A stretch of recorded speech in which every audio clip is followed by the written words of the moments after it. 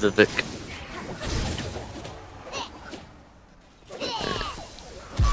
Oh, we do see the several Silver all pop for the Gnar though. Will they be able to get goes it? down. 2 ults go down, but are they even gonna get the Gnar? I don't think so. No, they don't get it. So they have 2 ults down. They have the Silver and Hecarim ult down, and we're gonna see a push mid now from two major teamfight ults used on a pick that didn't even happen. Yeah. This next fight should definitely go to Enigma. Like Team Runic should just try to back off. But it looks like they're going for the defense. Charm goes out on they do Ori. have a 1v3 versus Echo, but Echo does pop ult, so we don't have the Echo ult on the table anymore. They're really short ults here, so all they have is the Thrush ult and the Ori ult, and it's like if Thrush can get a good hook and I guess get the ball in there, but I mean I think Team Enigma is in the driver's seat here. It's just if they're gonna decide to take control. But we do have a slow push going in bot, so we're gonna see Jinx go down there and try to clean that up.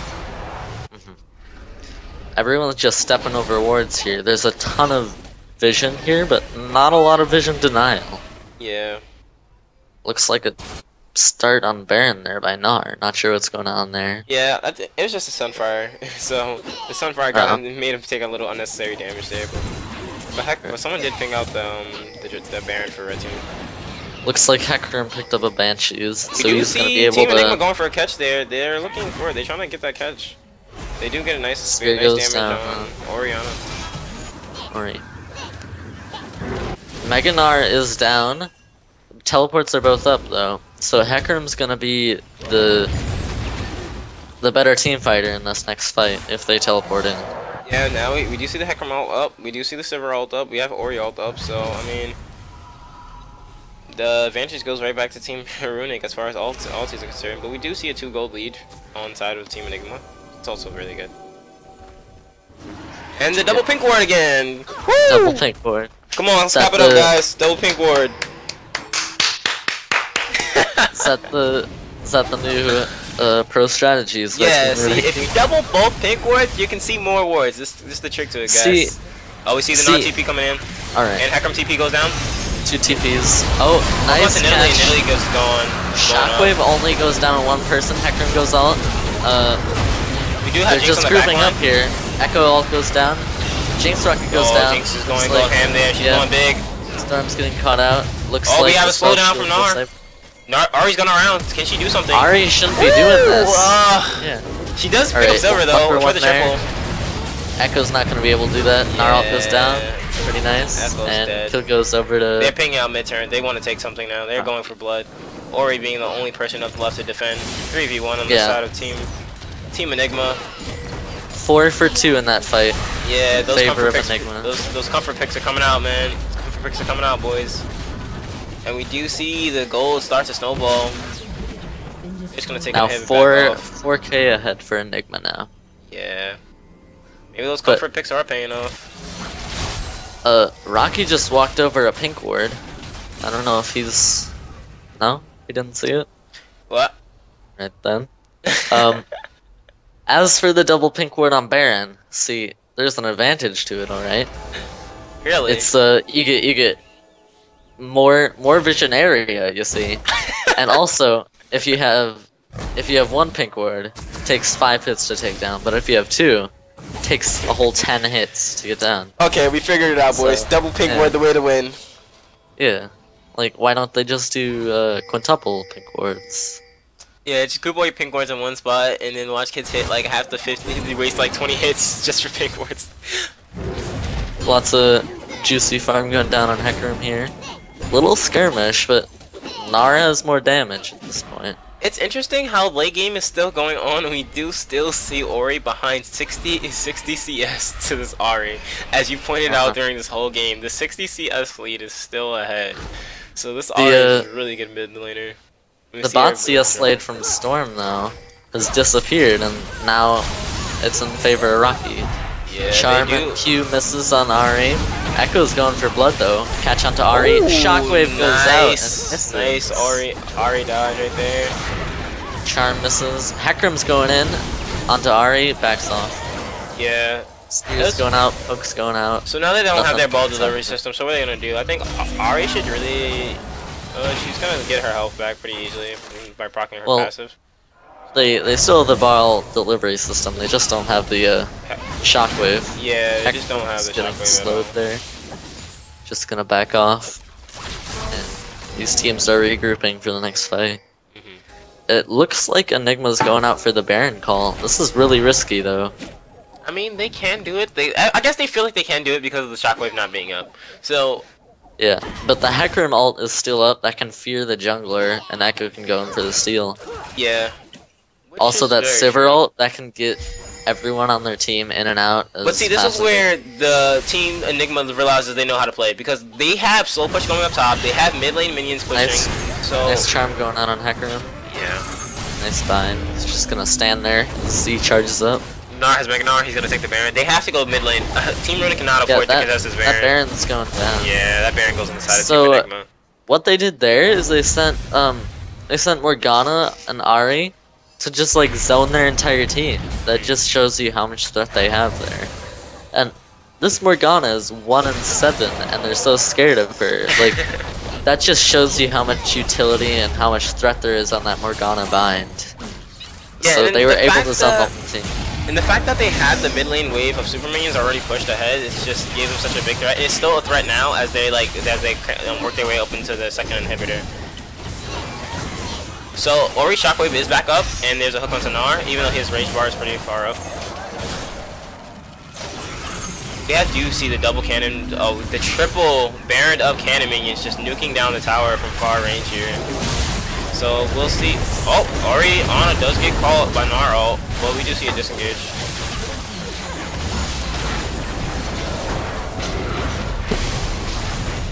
We do see Thirst low. Hecarim ult goes down. 3 people.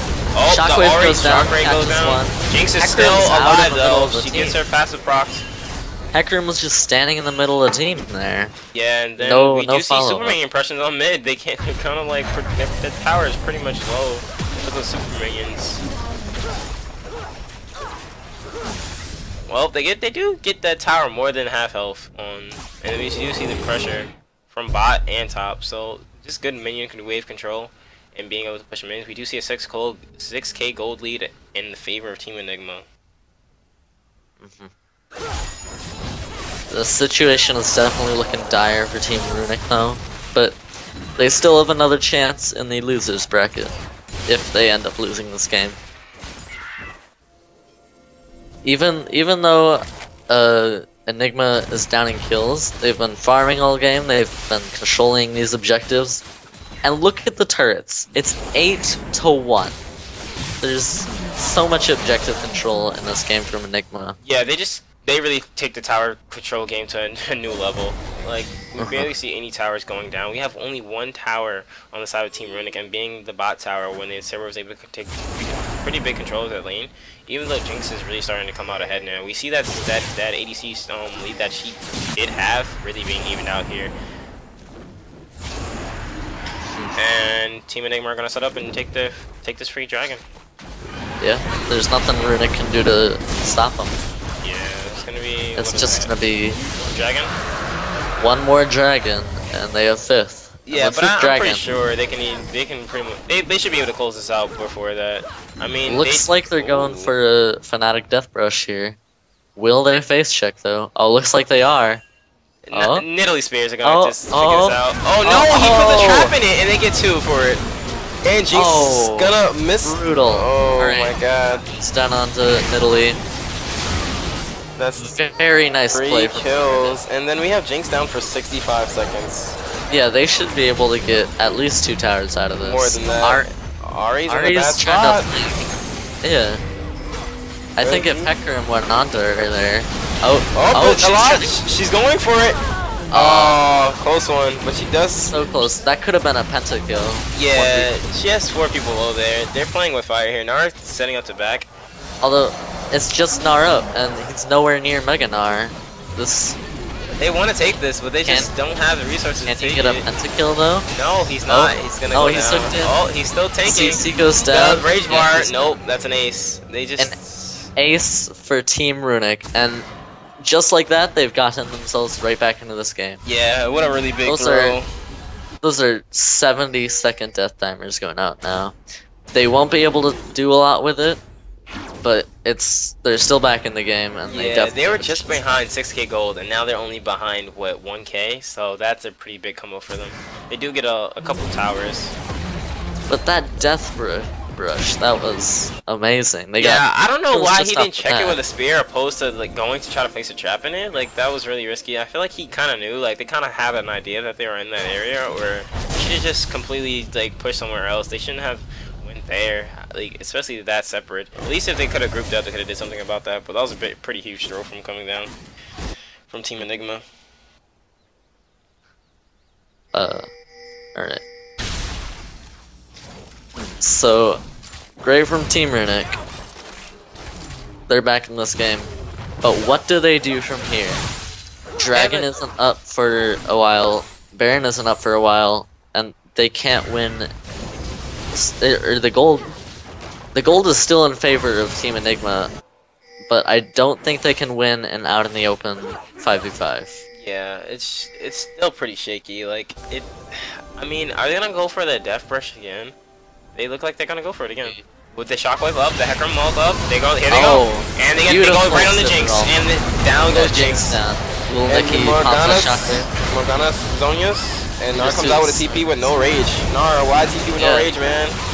No rage. Nidalee is gonna go down here. She does manage to pick up Storm now. Yeah. Hecarim may go down here. Yeah, looks like he will. Gonna go down. So 2 for 3 with minute death timers. Oh, it looks like 2 for 3? This fight's a really long fight. Right. Oh, good ult by Echo.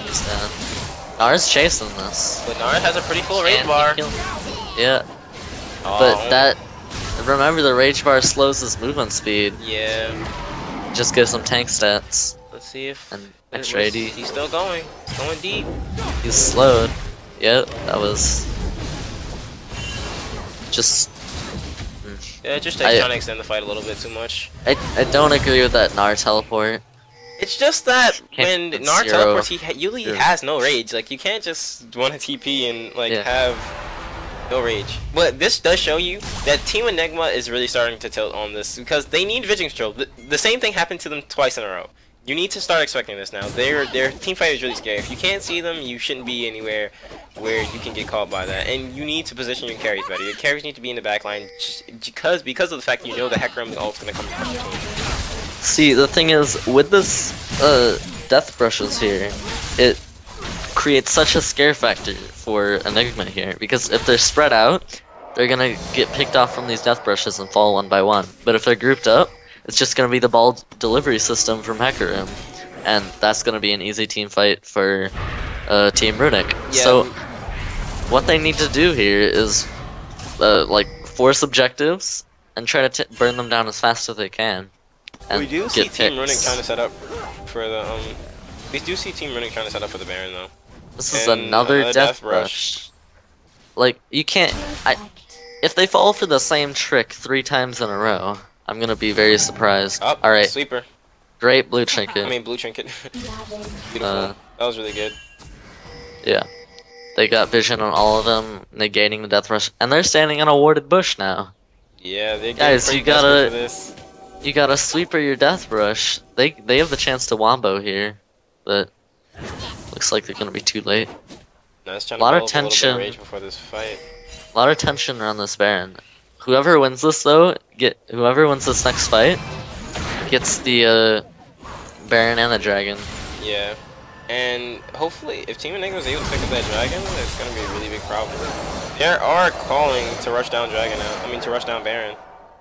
Now, I think the smart decision here would be, or actually, yeah, they're doing the right thing. Yeah. But they're taking so much poke and there's so much stoning from Morgana and Ari. Looks like they're gonna force them off though. Yeah, they do play it safe. Oh, we do Super have goes out. popped. Echo's trying to engage. Oh, we do have Nar in a perfect spot. They're in the jungle, clutched up, while Nar is Mega Nar. What is he gonna do about that? Oh, actually, you see a lot of flashes come down. Fail jump over the wall. Everyone disengages. Yeah, that Nar ult was really like, if Nar would have got a better ult, we do see Hecarim actually backing, but he does have TP, so he should be right back pretty soon. Nar's going for the chase still. Yeah. Poke goes out onto Ari, but she dodges it. Poke goes down. Yeah, a couple of Nibble Spears come out. They're chased off. This should be an inhibitor. Oh. Charm goes down on Ori. Jinx Rocket goes out. Silver's getting poked down. Hecarim goes in. Alright, nice. And Morgana's Zonia's. Yeah, Morgana's dead. Yeah, she's dead. Heal goes over to Nikki. Akram's going for blood. He might get kited out here. Sivir picks up that ward. They need to try to get some health and then try to do something. They need to either take away that 5th dragon threat or they need to get Baron. With 5 people, they should be able to get Baron because of the fact that they're Nar's down for a while and he doesn't have TP available. Looks like it looks like Vivek and Nikki are going to try to secure this dragon though. Will they be able to do it though? Nidalee is there, and she's the one with the smite, so Vivek's smite has to be on point here, preventing that 5th drag. Yeah, they're gonna try to trade. Oh, Hecarim does come in with a TP. His ult misses. Oh, but he gets to get the kill on. Nice. So they trade nothing for a dragon and a kill. Yeah. Ari with that low mana. 70-second death time on Ari here. Yeah, that's an easy Baron. We do have this game being very long than usual. This is a 51-minute game right now, so we do see the death timers being really long. This game was so close to over though. Nice Jinx Rocket, so close. And we do see the favorite going in Team Runic now with Baron and a gold edge now. Can they start breaking the gates open to get into this base and end this game? That is the question. And Ori ult is used. Congratulations. Welcome to North America, guys. I missed it. What happened? Orianna has no ult. Alright. Well. It's great. Thing is, the enemy team doesn't know that. Yeah. So, there's still a little bit of pressure there. And the cooldown isn't that long. It's almost a third done. Yeah. That Ori ult was pretty sick, man. 5-man on the oxygen. Just as an update on the other teams, this is the last game to finish the first round. Pepe Collectors won against Rumpled Foreskin, and were defeated by WelcometoYEEBEEgames. Darkwave defeated the Cupcake Baker Squad, and are facing Time as LP, who beat Affinity eSports. Intelligent Memers beat FaZe the Wind, who are facing Darkwave. Intelligent Memers. We do see the Hecarim engage coming out. Like, he's reading out stats, but Hecarim does get caught, and he's pretty low here. But he still decides to go. Dumping out a lot of damage, and Orianna does get her ult off. She does have it back up just in time for the team fight. Team Runic are trying to pick up some easy kills here. And it's only Hecarim down. Echo slow goes down. That could have made. And then the Sivir comes through and gets some damage. This is end. The GA down. Yeah, this game is pretty much over, guys. Orianna's taking the turret though.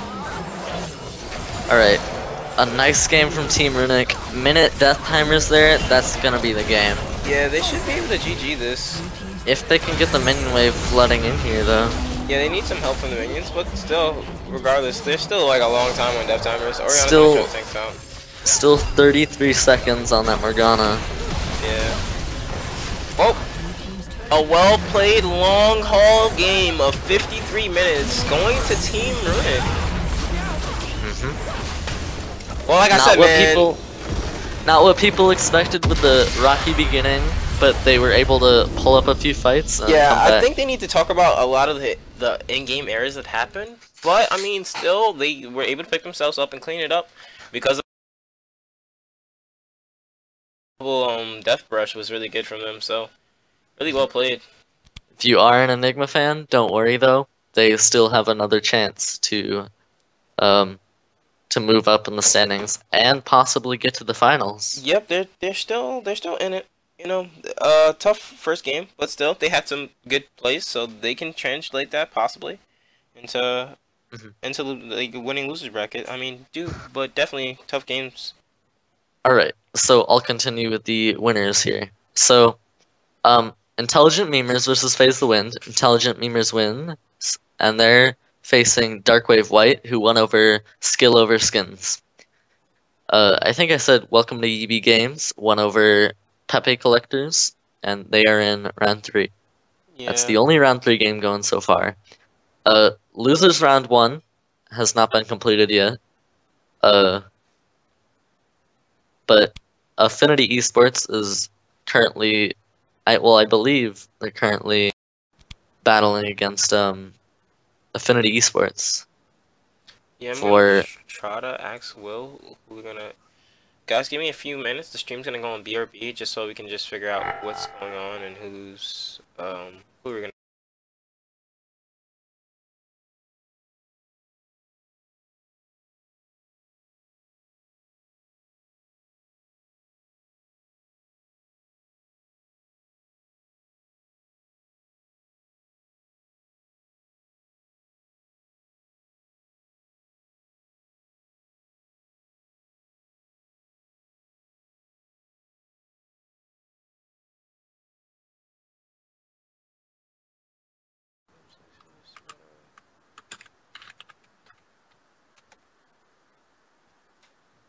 Oh, looks like I got an invite from a. Who is Hold this? on, I actually got an invite from somebody. They want me to moderate or something. I don't know what the hell's going Hold on. Who is this? Is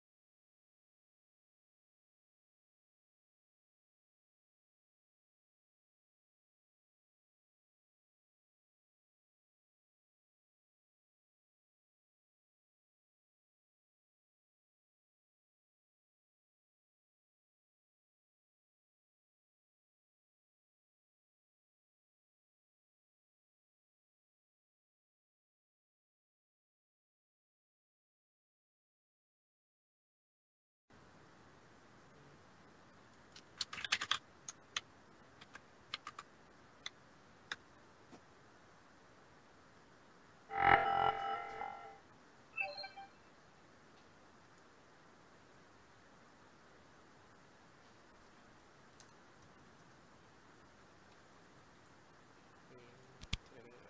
I did get an invite, but can't join. We're back on stream, by the way. Can't join.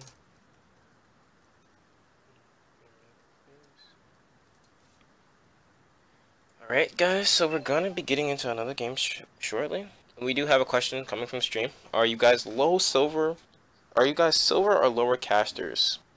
are you all? He's asking, are the players silver or lower like the casters? First of all, I'm the only silver scrub here. Um, Genesis is gold, Yeah, I'm gold and too. the Close to plat, so. the teams though are um a whole range. Like anything's acceptable in this tournament. There's like diamonds. I don't know if there's any bronze in this tournament, but Yeah, I mean, everyone's welcome. all types of people. How can you join the tournament? I'm gonna actually put a link down to the website where you can. The next tournament will be on July 18th, I believe. Yes, I think so. So Slicer, if you can do me a favor and drop the website link down in the stream chat for me, that would be really awesome. I really do appreciate it because someone. I mean, it's too late now to get into this tournament, obviously, because the tournament's going on. But I mean, for future tournaments, you can go to the website and sign up. mhm. All right. I did get an invite. It's still not working. Please remake.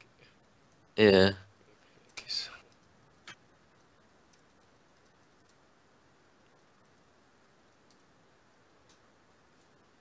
Yeah, we do have these little problems.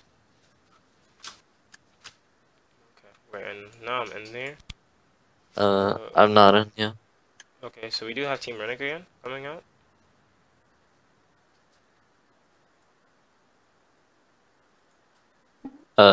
I still need to be invited to the game.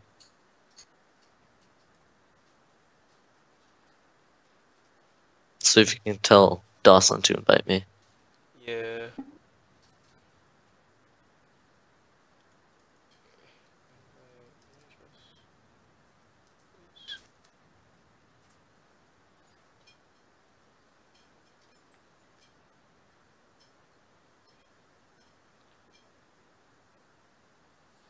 Man, don't bash the casters, man.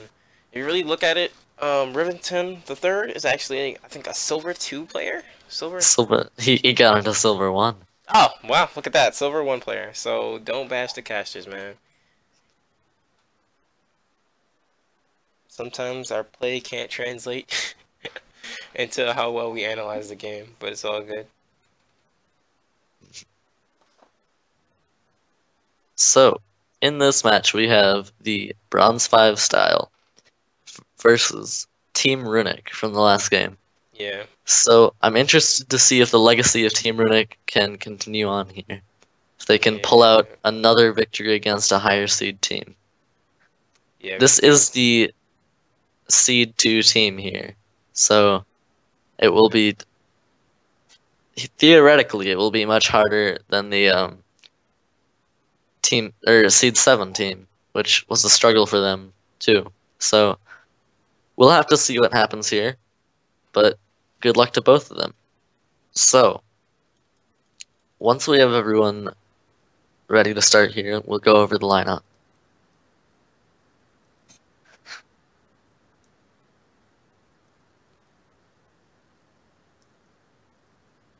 Who are we waiting for? McDog?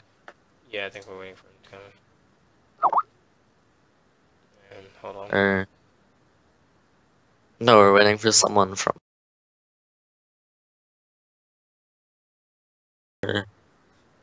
Lil Nicky. Yeah. Lil Nicky, if you're watching this, you're needed here. Little Nicky to main stage, please. Little Nicky to main stage, please.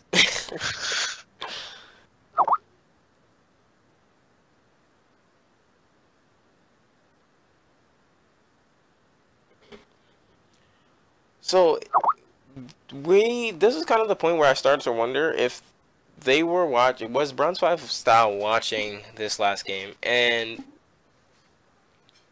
if they prepared a draft for this. Yeah, have they prepared a draft? They've prepared it all. Yeah, we've seen a really big team fight come out from them last time with Oriana Hecarim. So are they gonna go something towards a very heavy team fight comp, or are we going to see something else from them? We do know that their mid lane farm is pretty weak and can fall behind early, but is able to perform by getting good ults off. So, I mean, that's a good quality. Team Runic is asking for a brief break.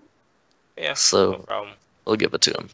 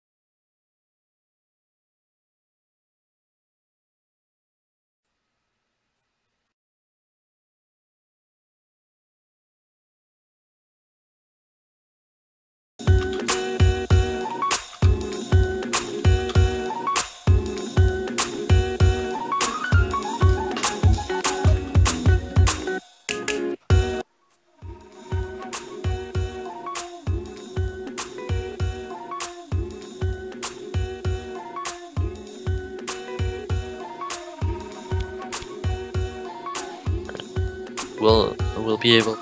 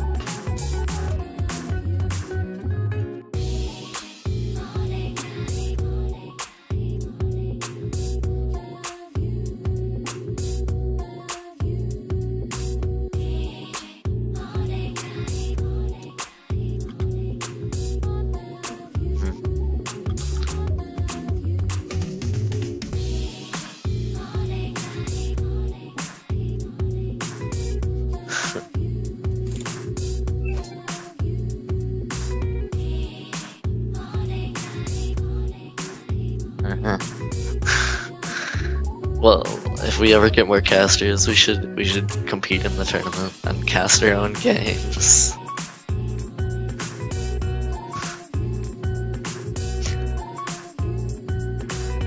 I hate that I have the world scene.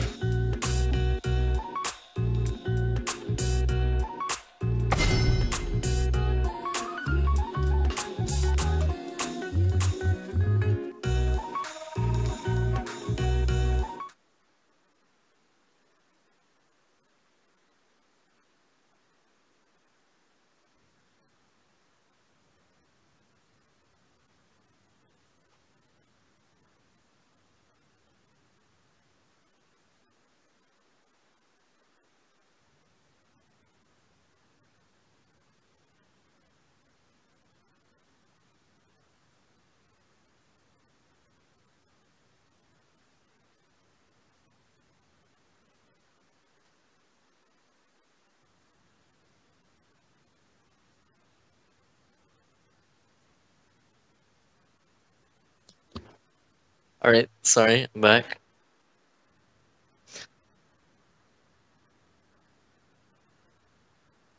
Mhm.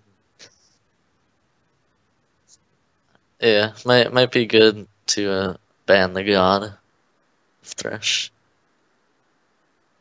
Hacker and ban coming out for the Teds. He showed up great on that last game. Same bans from Runic so far though.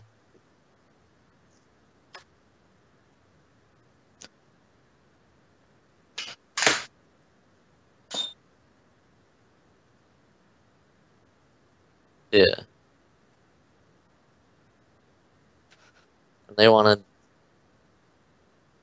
to take out the Rise. So first pick Alistar going down. He's been pretty highly contested in the LCS, but he doesn't have the best win rate.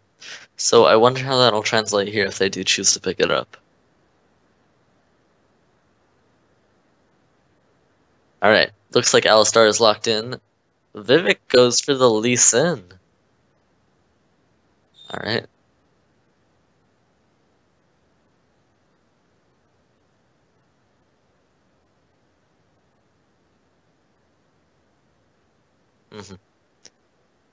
I wonder what comp they're gonna go with here with that Lee Sin.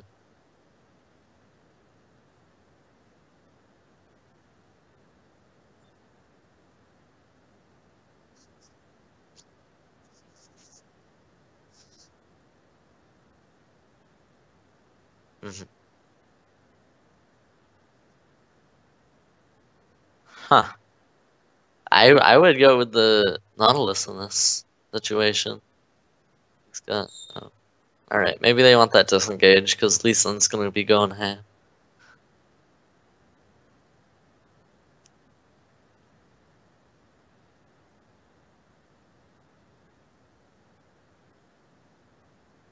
Graves.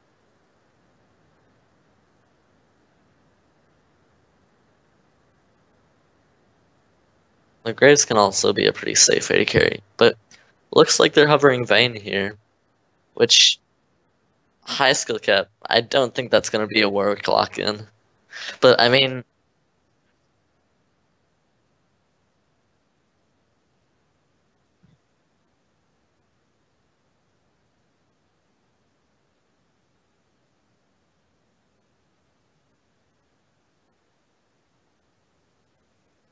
it's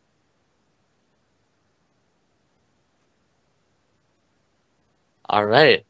It is the Warwick going in there. Uh, I'd be surprised if he didn't bring Devourer.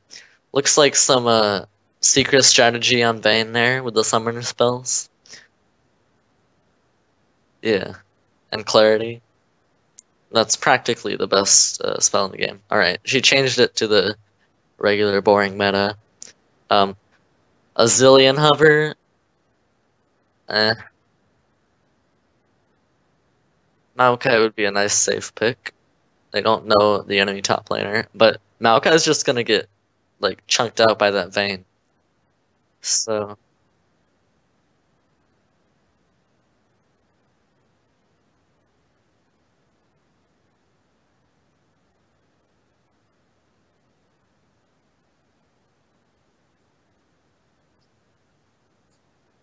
Bronze Bronze 5 truly living up to their name with a Twitch and Warwick. Um,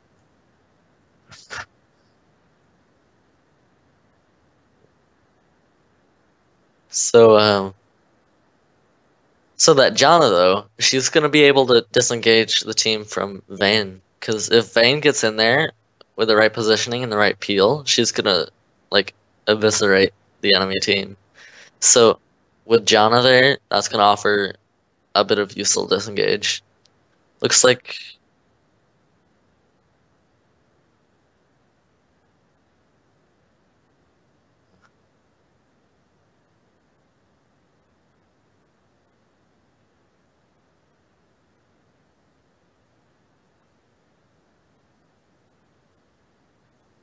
mhm.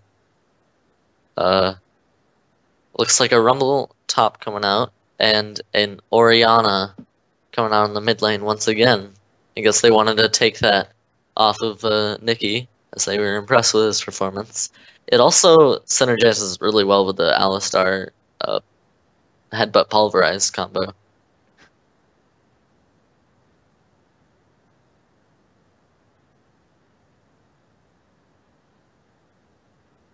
And Azir.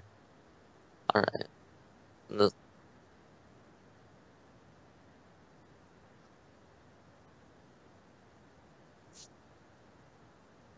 Although Phoenix is very mechanically skilled, so I wonder if Nikki can pull this off, but looks like it is going to be locked in. Um, so who's excited for this game? I know I am. Um, eh,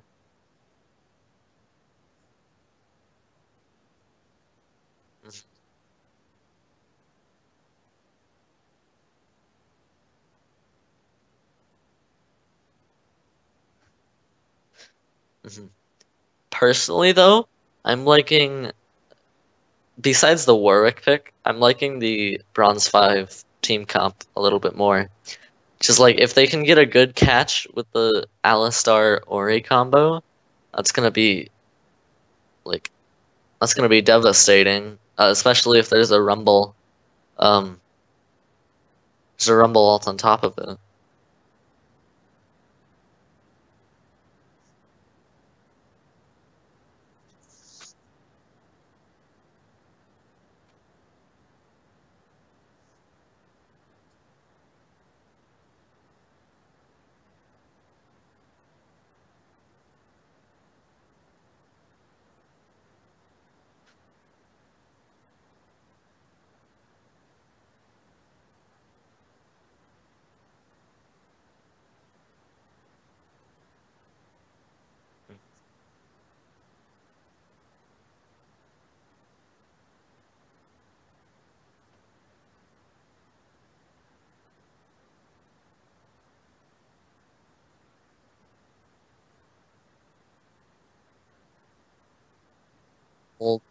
Hold on a second.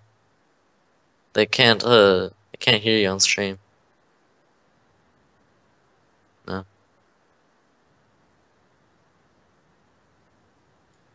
Alright, I think we should be good now. Alright. Yeah, there we go. Music analyst noise. There we go. Sorry guys, we had a little technical difficulty with my mic going on there. Yeah, derpy derp derp. But I'm gonna play a little bit of music while we wait this minute 30 to.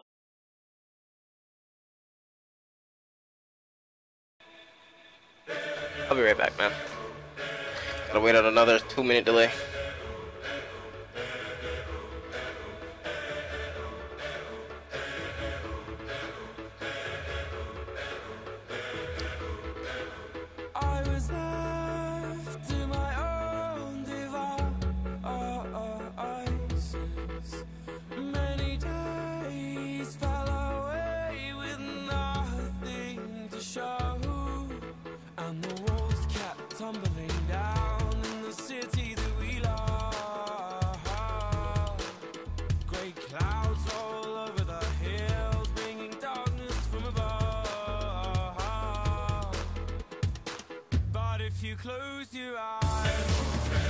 Alright, well, I get this time to be alone with you guys. So, what I'm wondering is if we're gonna see a Tam Kench in this tournament sometime. I don't know, Slicer, if you can look up if there's been a Tam Kench in the tournament so far, because I'd be really excited to see some stats on that.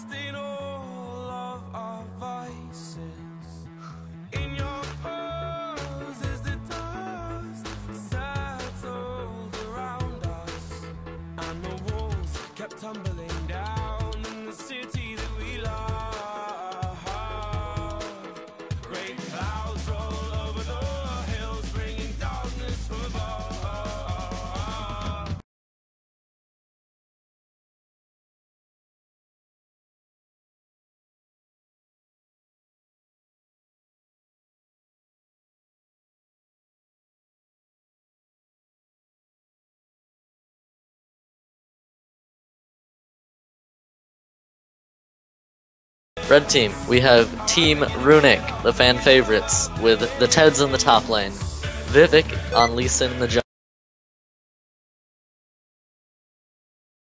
on Jinx, and Thresh's God on Janna. On the blue team, we have Dawson Dixon. On Vayne, we have the one known as X on Alistar. We have Kefka is a clown on Warwick in the jungle. Who is this on Ori in the mid lane, and Method on that Super Galaxy Rumble in the top lane. If we can just get a replay of you saying the one known as, like, that was gold. Like, the way you said that was so hilarious. If someone could just clip that out and make that into a meme, that would be so troll. The one known as X. Okay, we're on the rift. It always goes to some random minute before the people actually spawn in. Yeah.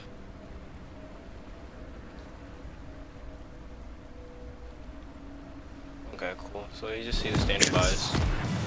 No one's doing 100 machete. Everybody's buying, trying to buy as quickly as possible. Everybody's saying GLs, HFs.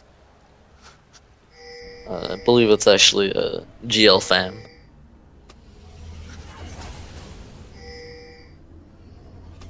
Alright, you need to cue my OCD and like make the lane matchups on the tab,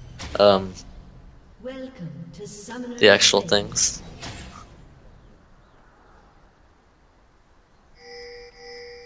So hashtag Runic wins in the chat. We have a lot of Runic fans going on here. Let's see if Runic can pull it out even though they're the lower seed here.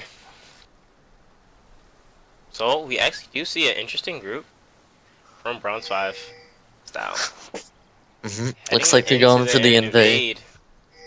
Oh, there's Jinx. Oh, Jinx, yeah, that's a dead Jinx. Jinx, use a flash. Rocket yes, misses. and a flash coming down from Rumble. Right, another rocket hits, but no follow-up from Bronze 5. And just gonna be a disengage. They get a ward on the blue buff. They did get a flash on the ADC, so that's pretty good. They traded the top laner flash though, so yeah, so one flash for flash. About an even trade, although yeah, even about. Looks like bot lane is gonna be starting those Krugs. Ted's is gonna be picking up the red side KFC. The Team Runic is gonna leash Vivek on the Grop, and Method is gonna leash Kefka on the blue Grop. Some early trading going in on the mid lane. Yeah. Zero coming out slightly ahead in that trade. Let's see how well Orianna does with farm this game, because we see her have a lot of trouble farming against that Ahri last game.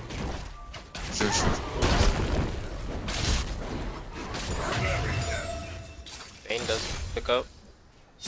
We do see Lee Sin going for an invade.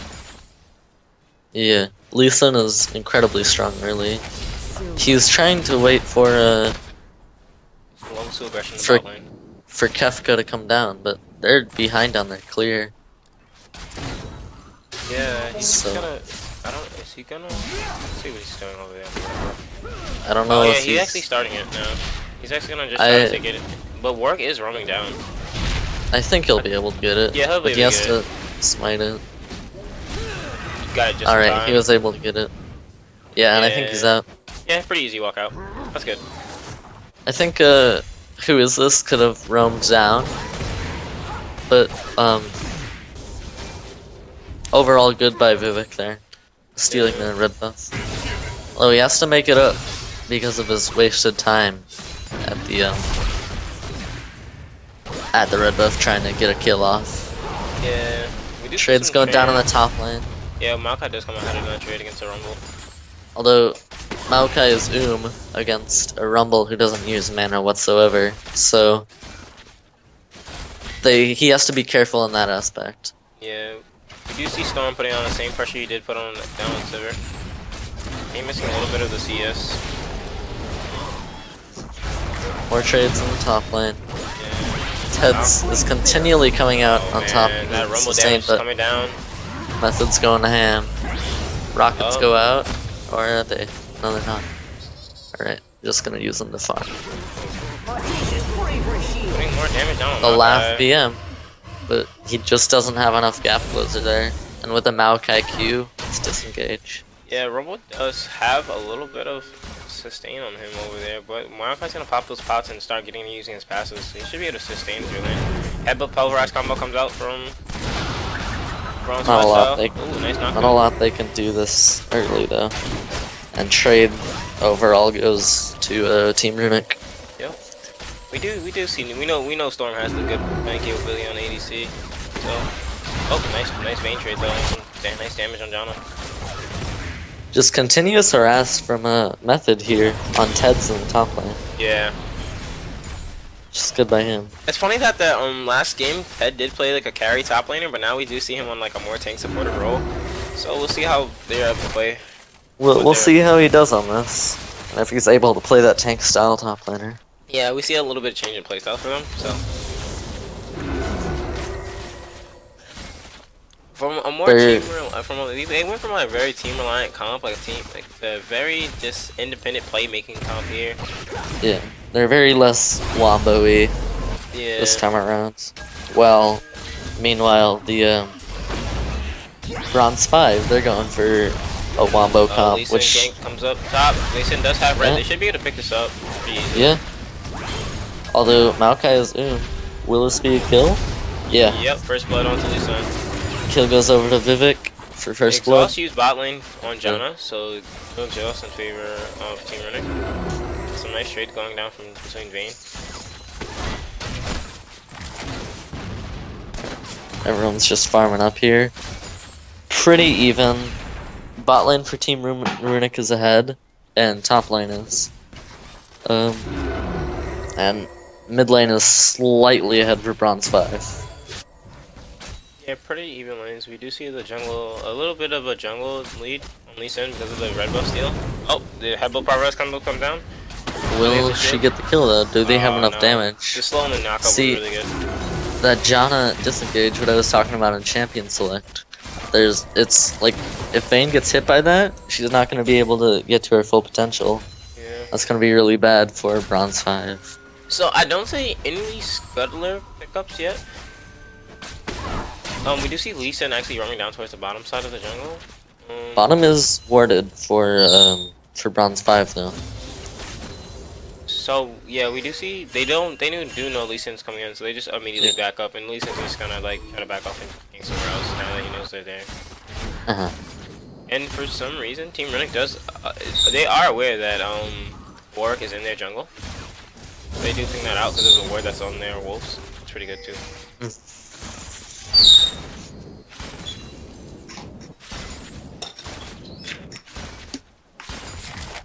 I just now did realize that there's a really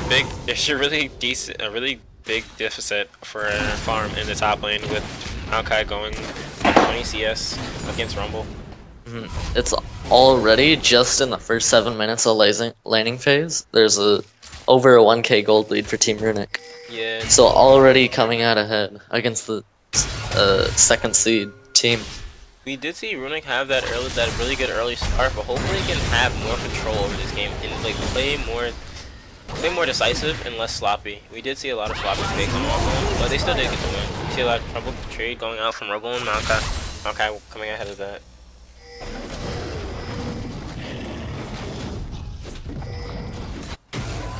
We do see some vision control coming down from Alistar, trying to get a little bit of vision control, so aware. He does not have a sight zone yet, so I have to wait. He decided to go with Moby Boots actually first.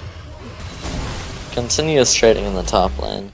And Rumble's losing a lot of farm because he's going hyper aggressive on Ted's. So Ted's obviously winning this lane. He's also ahead quite a bit because of the gank there. Mid lane, who is this, has pulled ahead in CS by about 8. Yeah, that's good. We see her actually down by a lot now. She's actually taking control of the farm, so that's good that they're correcting the mistake. Glory comes down, level 6 to clear some wards. I feel like Janna does not have 6 yet, so she really doesn't have anything to stop that except for her Nado knock up, so.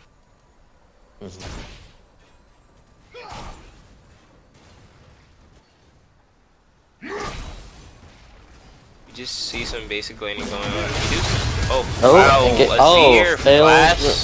Failed Shurima shuffle. Oh, Lee Sin does hit the thing, and a flash kick! Oh, Lee Sin gets the insect. I just realized what they're doing at this comp. They have the double insect.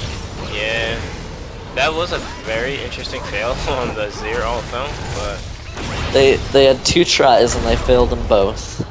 A little miscommunication from Vivek and Nikki there in the mid lane. Rumble is putting some pressure on Maokai. Overheating. So this could be a kill.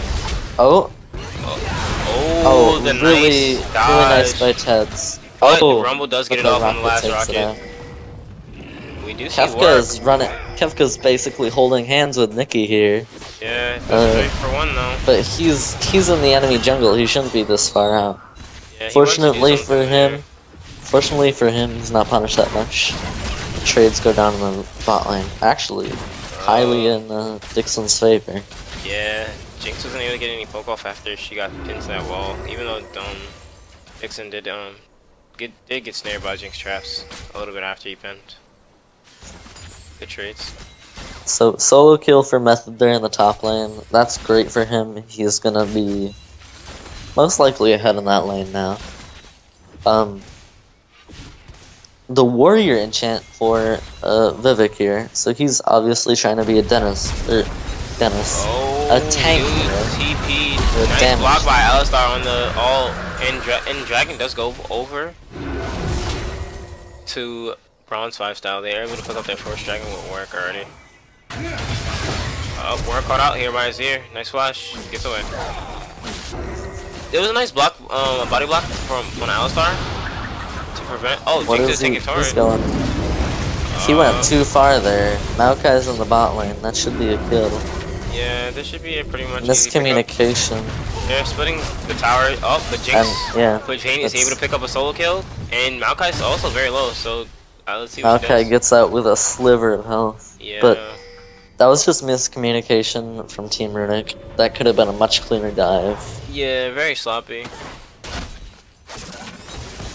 Alright, nice poke onto Dawson. Just a pretty calm game. We do see actually Storm falling behind to Dawson now. There's a little bit of the CS advantage coming out. And we didn't realize that Dawson does pick up a kill opposed to Jinx that just picked up an assist. The kill actually went over to Maokai, so. Very sloppy dive by Team Runic. I don't think they were really prepared to do that, but we do see Dragon Control going over to the side of Bronze 5 style. So we'll see how that plays off. Warwick does actually pick up the Devour now. So he's going to actually start trying to farm and take Scuttlers, which will give him 2 stacks on his Devourer to actually get up to 30 really fast. It's also a warrior enchant from Vivek, so he's looking to be a damage threat. And we have Lee Sin again on this Rumble. I don't think they'll be able to get much out of this though, unless he can insect. There it is, that work, man. That work Devourer, that ult is pretty sick. He's going Rumble's deep. Pretty low. But Rumble's able to get away. You cannot be diving people under towers without knowing where this Warwick is. Oh, Flash goes out from Maokai, and then he does still miss, and is not going to be able to kill. So much greed from Ted's here. Guys, if anyone knows, like, was Warwick not hitting Maokai for a few seconds? I think he was hitting minions for a few seconds there. Why it took so long to get killed, but they do secure the kill. And that was close. That was close, but not close enough for Ted's, unfortunately. 2 kills go over to Bronze 5, and they get out scot-free.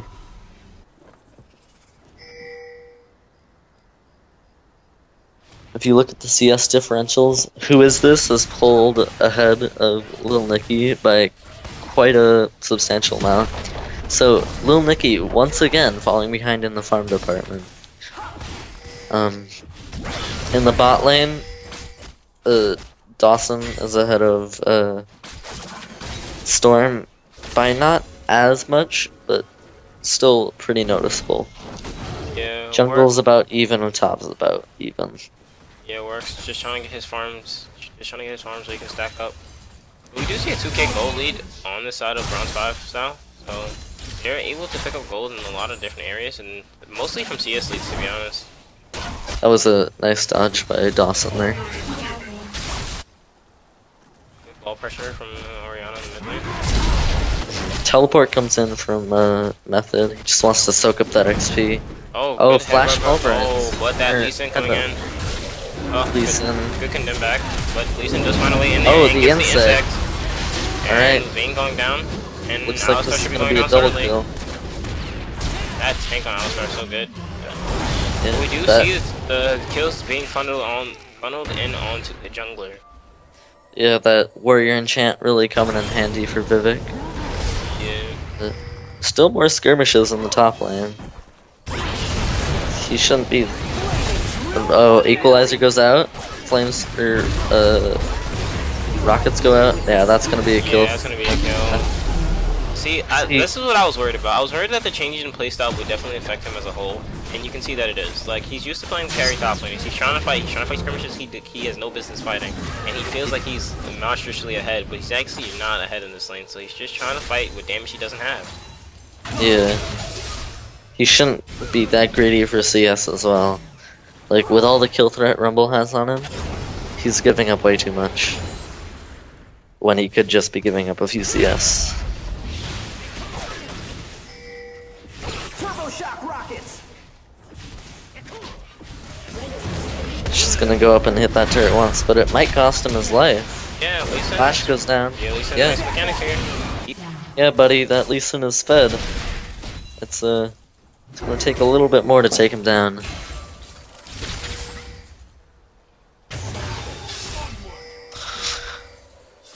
So we do see his Lee Sin pretty much snowballing this early game, but the thing is, I always have the problem is when Lee Sin gets ahead early, is he gonna be able to translate this into mid and late game? Because Lee Sin does start to fall off somewhat as he approaches late game. Yeah. So with these 4 kills onto Lee Sin, they have to translate it into like really early advantages. Because They should be on top of these dragons. They should be forcing down these towers as early as they can, so they have something to fall back on. Like, exactly. But it's also a thing that if this game goes past pretty much 35 minutes, I think that Bronze 5 Lifestyle's gonna be able to pick this up pretty easily because of the fact that they have Warwick, which is Devourer. You have late game Vayne, you have late game Orianna, you have late game Rumble. Everything's just really like snowbally as far as late game comes along. So with time, the only things Runic has to compensate that is the big Maokai. He's gonna be turning into a brick. Oh, teleport comes in from Maokai. Looks like they're gonna go on to Warwick gets pretty caught out here. I think he's out though. Yeah, he's pretty much out. Headbutt from Alistar. Nice, but I don't think it's gonna be enough. It's gonna cost Alistar his life. And a dragon. Nona's X is gonna go They're trying down. to make this early lead count now. Alright. Nice moves by Runic. Teleport in for the pressure, and they pick up their first dragon in the game. 5 trying to get some push in mid, trying to translate it to a tower, but I don't think they're gonna have to be pinged off. Words cleared there. And, overall, good movement by Team Runic. Yeah. They are still behind in gold, though.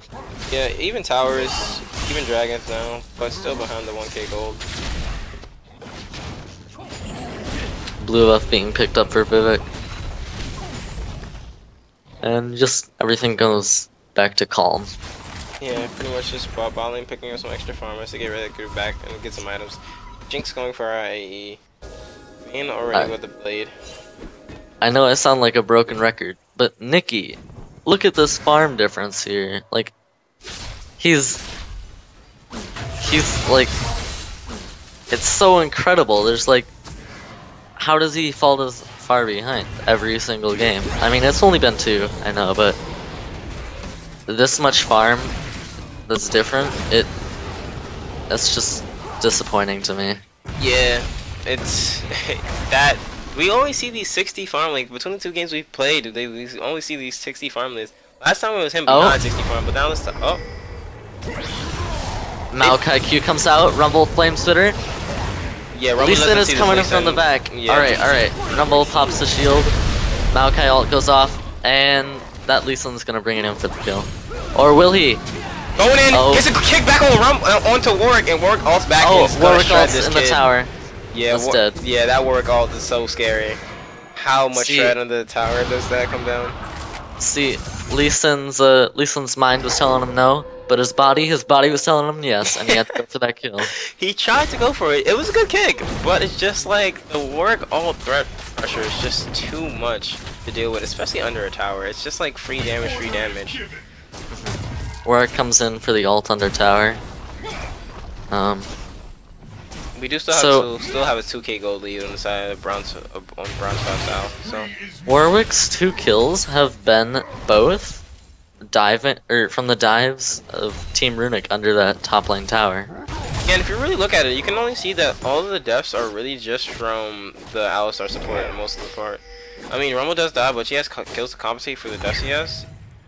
And Vayne is still just taking a slow road. Orianna are not really being an involvement in anything lately. It's just 0-0-0, just a bunch of donuts. Same thing with the Zaire. So at least these 2 are really. It's going to be really interesting to see how they start playing out once they start getting involved in the fight. Oh, nice insect. Alright. But it was a kind of reverse there. Lack of communication. Yeah. Kill should go over to Vivek here. Yeah, Vivek's going big this game, man. 7-2. He just got He just got bounced around like Who's ever this watching game. this game? Oh, we do see Dixon getting a really for some insane damage onto Jinx. Right. Heal With the goes flash out. and heal goes down. Shield on the tower. Teleport comes in from Rumble. 2 teleports were wasted, I guess. Maokai was there, but We're going action in the mid lane. Can he get another Q on Warwick? That's the question. he's in this Warwick tower range again. Warwick does have. Oh, what is Warwick planning to Oh, do? the Q misses. If it had hit, that would have been a kill. Alright. So, some vision clear coming down. let's go over. So, Oh, the action never stops here. yeah, we just like to shoot random ultis and miss and still try to Alright. engage, and he's still trying to force this engage, which he's So missing. much burned from Method there. Now his ult, his teleport, and his flash are all down, and for nothing. Continually. Interesting build choice from Oriana with the with the Morellos and the Holy Grail. So that's really interesting there. 2 different mana regen items. Guess she just wants to spam all day. Yeah, that's really interesting. I don't think that's worth, but we'll see how it plays out, I guess. But a But, lot like- of farm on her. 202 farm coming down. If you look at Runic's team comp, like they have so many displacement abilities, like Lee Sin kick, Azir ulti, Jan ulti. Yeah. Like, is this League of Legends or ping pong? So Maokai getting a little aggressive with this rumble here. Lee Sin is Yeah, coming Lee Sin in is there. again. Q lands. Yeah, this rumble's gonna go down. Yeah. Rest in pieces, Rumble. Rumbles. It's gone. Do they do the laugh though? Oh, he's body blocking. Oh, he's trying to actually Oh, get some of this gold action in the onto- bot lane.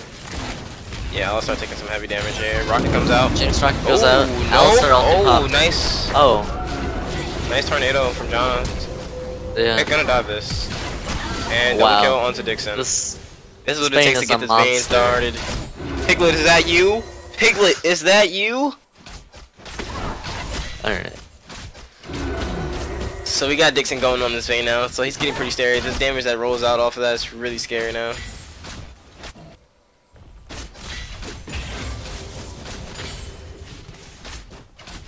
So we do start to see them trying to increase this gold lead to about 3k on the side of Bronze 5 style.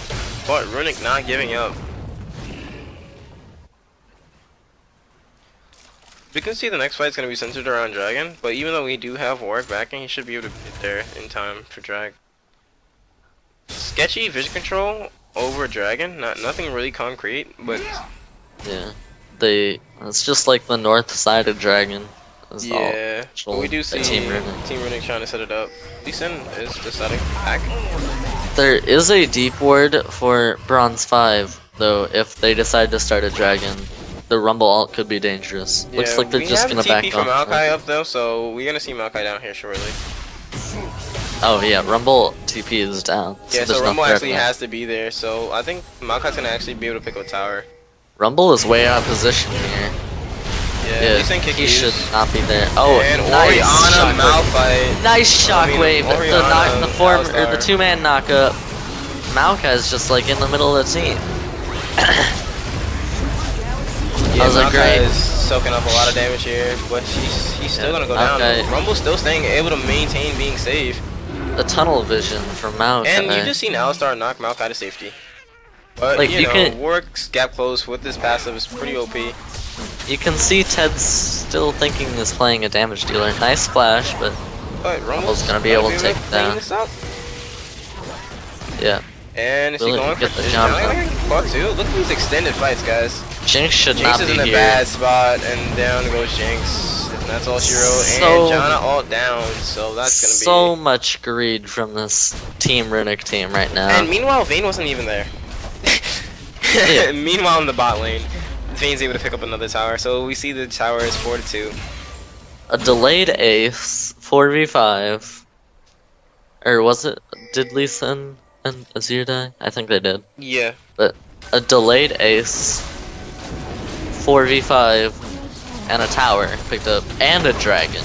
Like, Team Runic is losing so much just they because of that. went behind like 7k gold off that one fight. But you have to give credit to who is this and known as X, because they both got 2-man combos there.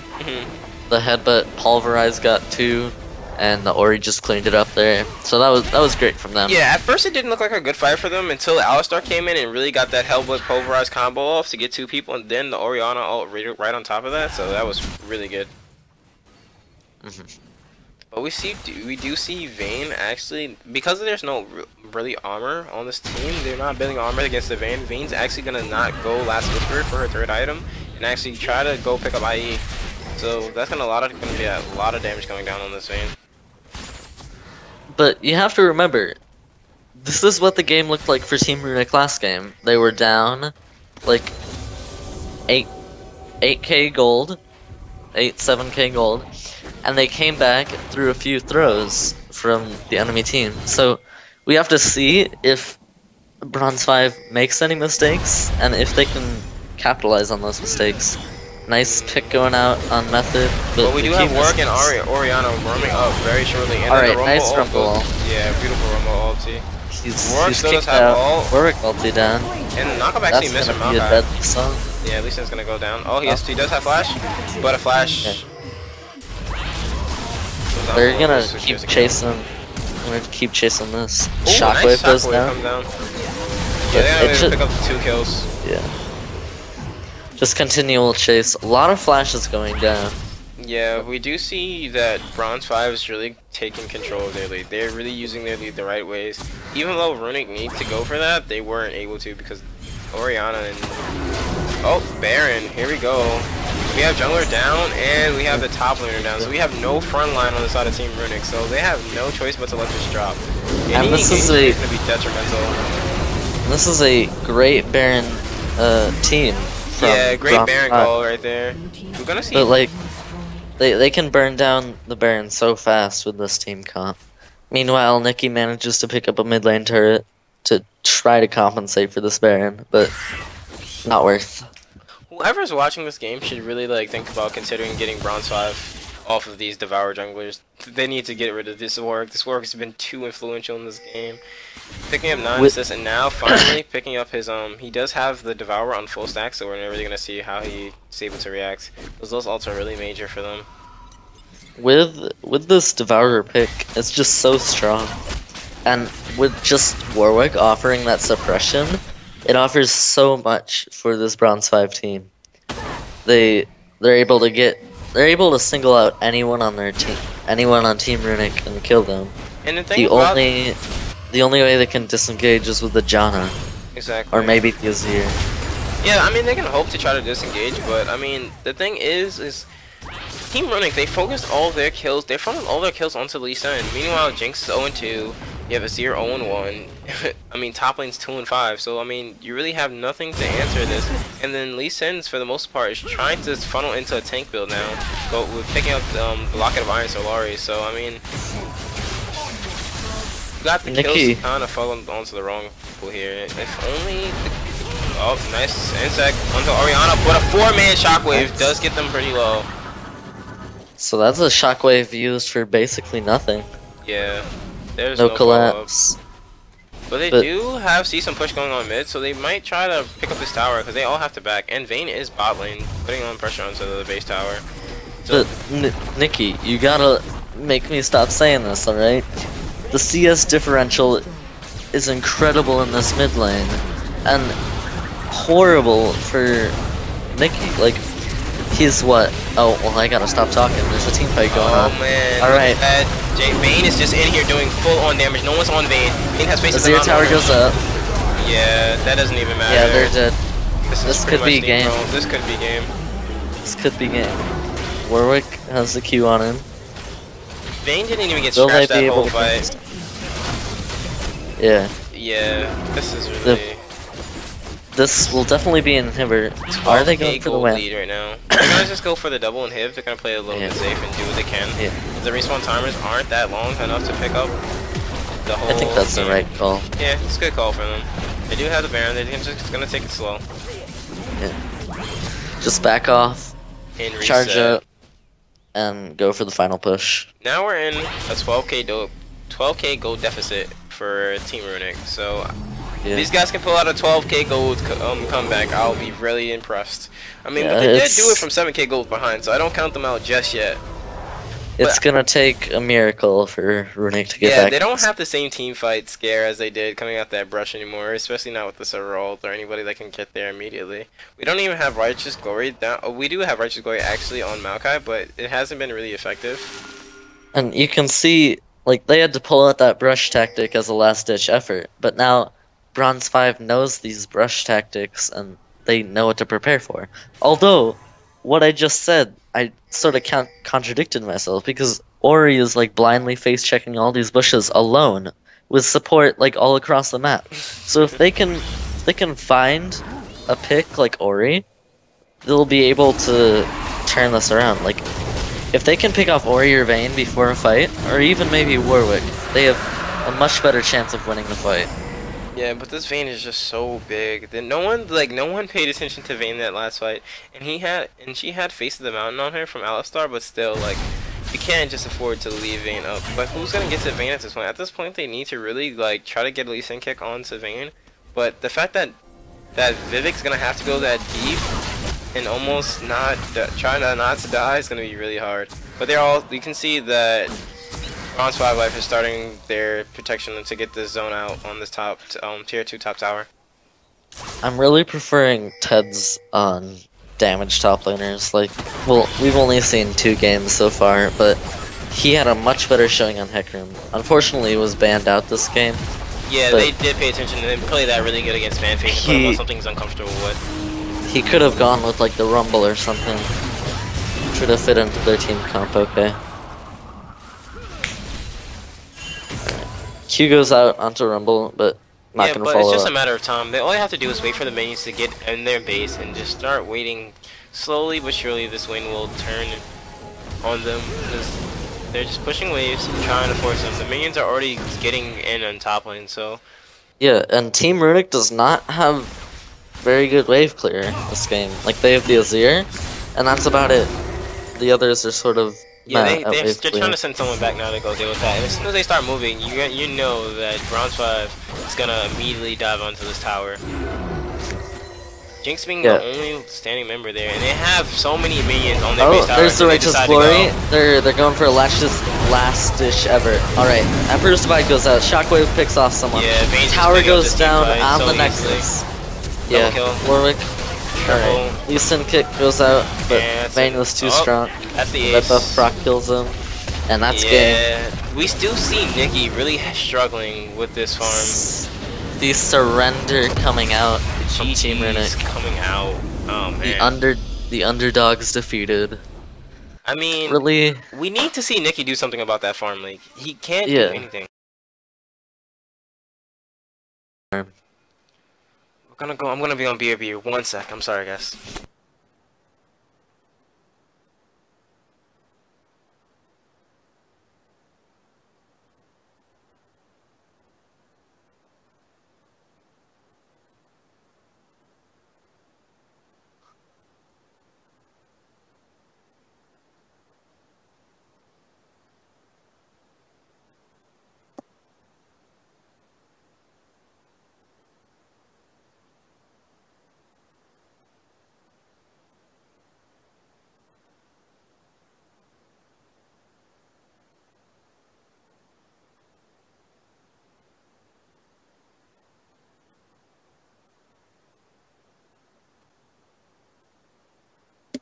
Alright, well, I'm gonna take this time to go over what has happened while we were watching this one-sided game here. It was pretty close in the beginning, but Bronze 5 definitely pulled out ahead. So Intelligent Memers versus, and they will be versing either Time is LP or Enigma eSports in the losers round 3. I'm gonna try to get a visual on the bracket so I can see what the hell's going on here. Okay, I heard you announce everything. Let's see how. So we got Bronze 5 Style walking in there. The game I'm looking looking up very forward to is WeeBeeGames versus Bronze Style. Hopefully they're able to pull the YEEBEEgames able to pull out a win versus Darkwave and Bronze 5. Alright. We're going to be spectating Darkwave White versus Bronze 5 Style next. Okay, cool. So I'm gonna hop into that lobby right now. So we do have Darkwave versus both of the top tier teams. A pretty hard matchup for Darkwave at the moment versus Bronze 5 Style. So we'll see how that play out.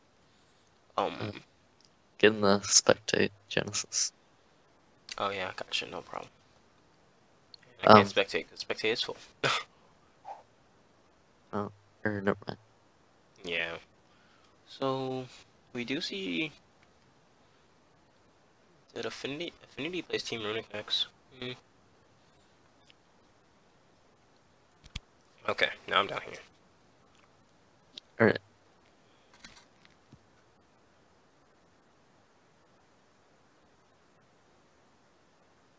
These guys are trying to get the matchups here. Yeah, they're trying to get the matchups they want so they can be able to draft better. Alright. Dawson, you're cleared to start.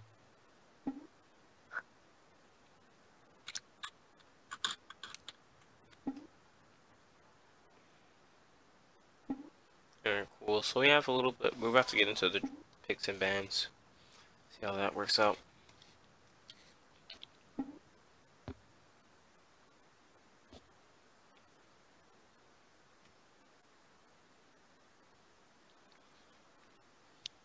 So, Bronze 5 Style is the higher seed going into this game, but Darkwave has had more games played already.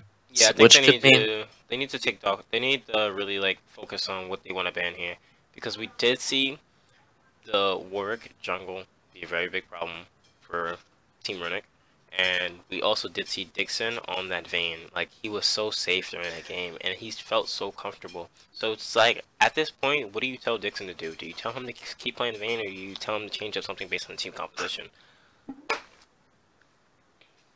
So everybody says they're about ready, and here we go into pick and ban.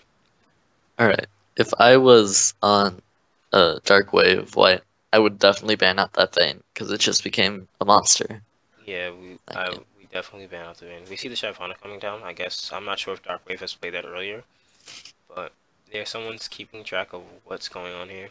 They do ban out the Alistar. That was a really big problem. The Pulverite has headbutt combo, which is a really big problem against Team Runic. We do see the Rise Band constantly. They're just trying to get that Rise Band out of here, man. Azrael band. Alistar, Ezreal. Ezreal is a monster with the Rune Glaive, so they just want to get that out. Especially with the buff to Rune Glaive on 5.13, so. So, unfortunately, we don't have the stats for Darkwave White's last few games, but maybe Shyvana was a big power pick for them. Yeah, it could have been. Oh, Tam Kench. Kench ban? So that has to be a very personal ban there. Maybe they used it last game and they don't want to deal with it, so. Well, I talked to Slicer earlier, and he said no one's played Tam Kench yet in the tournament. So, maybe they just think it's an OP pick. I don't know what. I wonder what really made them ban Kale.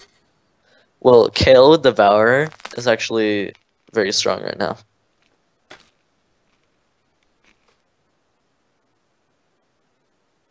Because with that E, makes it incredibly strong. Yeah, then the Ruinance Hurricane Nazareth 2 type build that usually comes out with that, so. So Vayne going in for Dixon. We've seen one game on this already. Nautilus, man. That tank line. But that's usually not a problem for Vayne, though. Picking up this Vayne, they left up power picks. These will be melted by Vayne, but they have lots of lockdown. Nautilus has that all he has to do is point and click. But do they opt to go for the Thresh instead? I don't know. I like the Nautilus a lot better there, but I guess the Thresh is a better pick for them, so we'll see how that goes. Yeah, Nautilus with that point and click. Yeah, it's probably we haven't seen a Nautilus Callista yet, so that's pretty interesting. Or a Callista whatsoever. Yeah, Callista's really strong in 5s. I don't know why no one's been able to pick it up yet. but It's not being Braum prioritized. hover at the moment. Braum is hovered. That And works Warwick goes, okay with me. there's a Warwick again. Just another Warwick game. I don't know, whoever's over Dark Waves picking ban phase really needs to focus on, really should have focused on banning that Vayne away, at least a Vayne. But they gave them 2 of the picks they paid last game, so you can tell these are both comfort picks for them. And now with the Braum, let's see if they decide to pick up the Orianna later down in the pick and ban phase.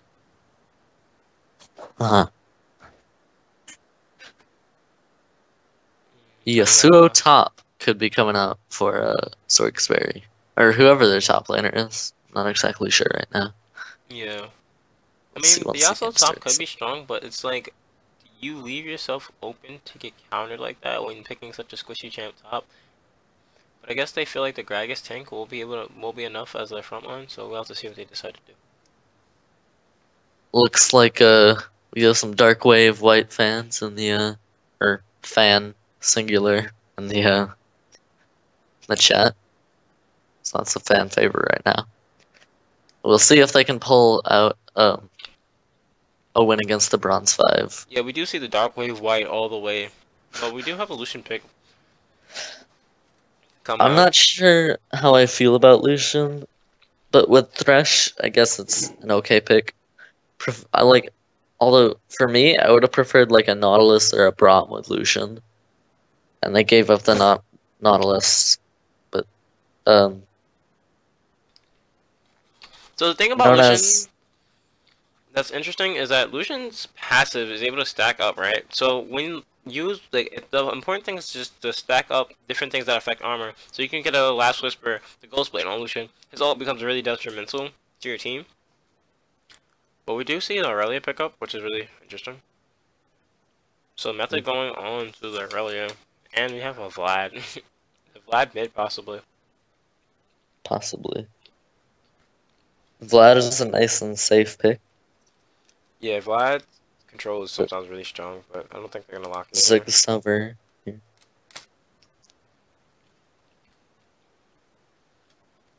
Yeah, just come on. 5 seconds left on the clock.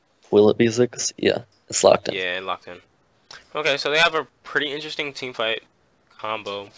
So I wanna solo oriented carry, but go ahead. I wanna see someone with a knockup coming in from Dark Wave here. Or Dark Wave White, because they've only got that Gragas ult. And Azir won't really satisfy it, I don't think. Yeah, a lot of squish here, but that Yasuo top is gonna be really like bad versus that Aurelia after 6. Because Aurelia thrives on being behind and just turning the tides on you really easily. But both interesting team comps picked up for both teams. I want to see how they're gonna play this Warwick Vayne again. Yeah. But a very interesting hard engage comp being that they have the Braum ult as well. I don't really know what to say here. Cause I don't think these team comps have they're very centered on something. Like, I guess sorry. I'm a bit tired. I guess Bronze 5 wants to be focused on like picks and stuff. And Dark Wave White is gonna be going for more of the team fights with the Yasuo ult, Gragas ult, Thresh CC, the Lucian ult, and the Azir ult. Yeah, the thing with the Azir is that if you can get the Gragas ult to kind of pick someone off, you can get Azir into a better position to ult someone back and then just set up Yasuo even better. So we have a lot of interesting team composition coming out with that, but the fact is, the last time we seen Azir played, even though it wasn't by this team, we've seen a little bit of the lackluster plays and like, you know, not really nothing concrete and definite because of the mechanical ability it takes to play the champion. So yeah. I mean, it's kind of sketchy. At this level, I wouldn't say that it's a definite they're going to be able to set it up. But if they play their team comp well, I mean, it could be really big for them. But I still think they should have banned out the Vayne and the Warwick, which is a really big problem. and we've seen that it's been really good on the side of Bronze 5 Life. So we have to see how it plays out. Yep. So they're continuing to go with this Warwick pick. I wonder like why, because there's I mean obviously because the Devourer is very strong right now. But there's these like Rek'Sai is up this game, Echo is up, Nidalee's up. I mean, if they have, you know, if they have something, it's like, why change it if it works? You know, they see what they want to do, and they see that the Devourer is strong. Not many people are adapting to the fact that the Devourer has changed. So we're seeing the meta a little bit changing back to the little bit of, remember when the Field Flare first came out and how all those changes brought forth Warwick, brought forth Trundle, brought forth a lot of these attack speed junglers, Nocturne, Odeer, so.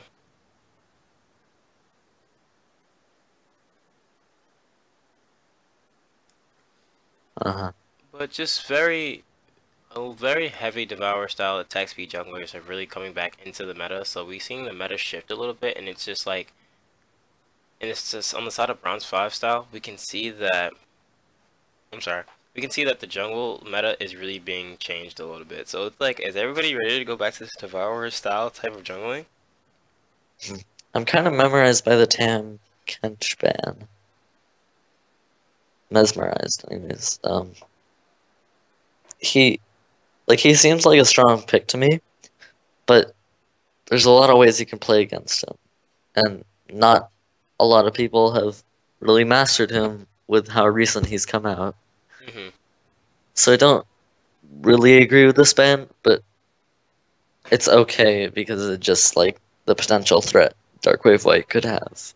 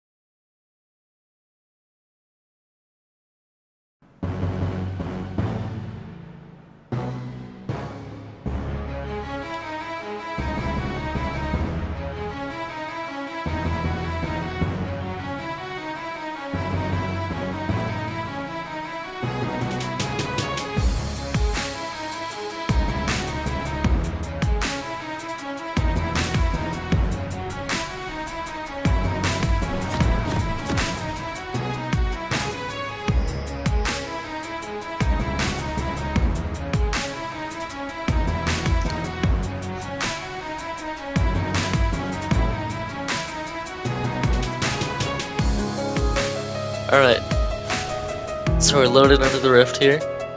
We've got... They went for last game. Skirmish lines coming out from Darkwave White. Looks like Lucian will be met by Bronze 5 Life. Here. Looks like it's just gonna be the ward, and they're all gonna be walking over there. They're going to the same invade that they tried to go, but it is actually warded this time. So we'll see how the. So Darkwave White doing their homework.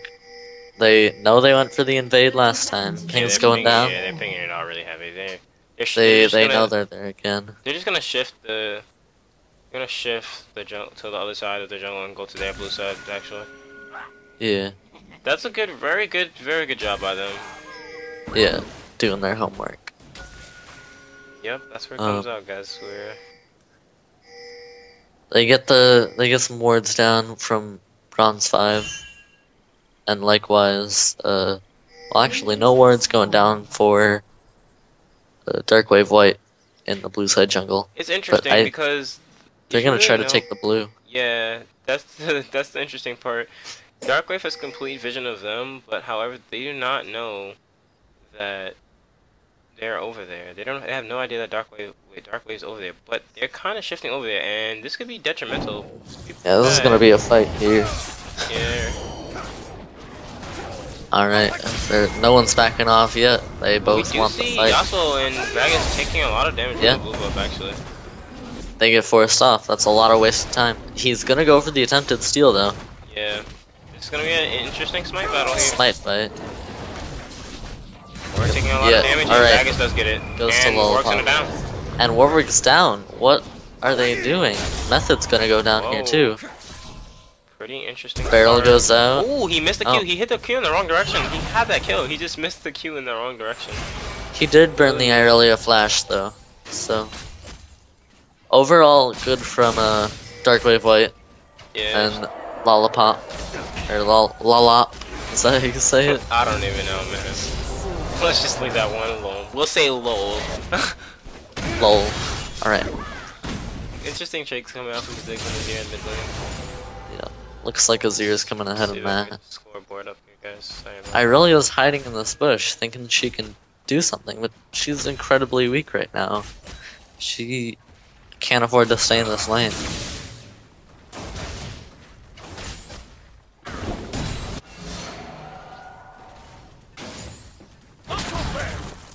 So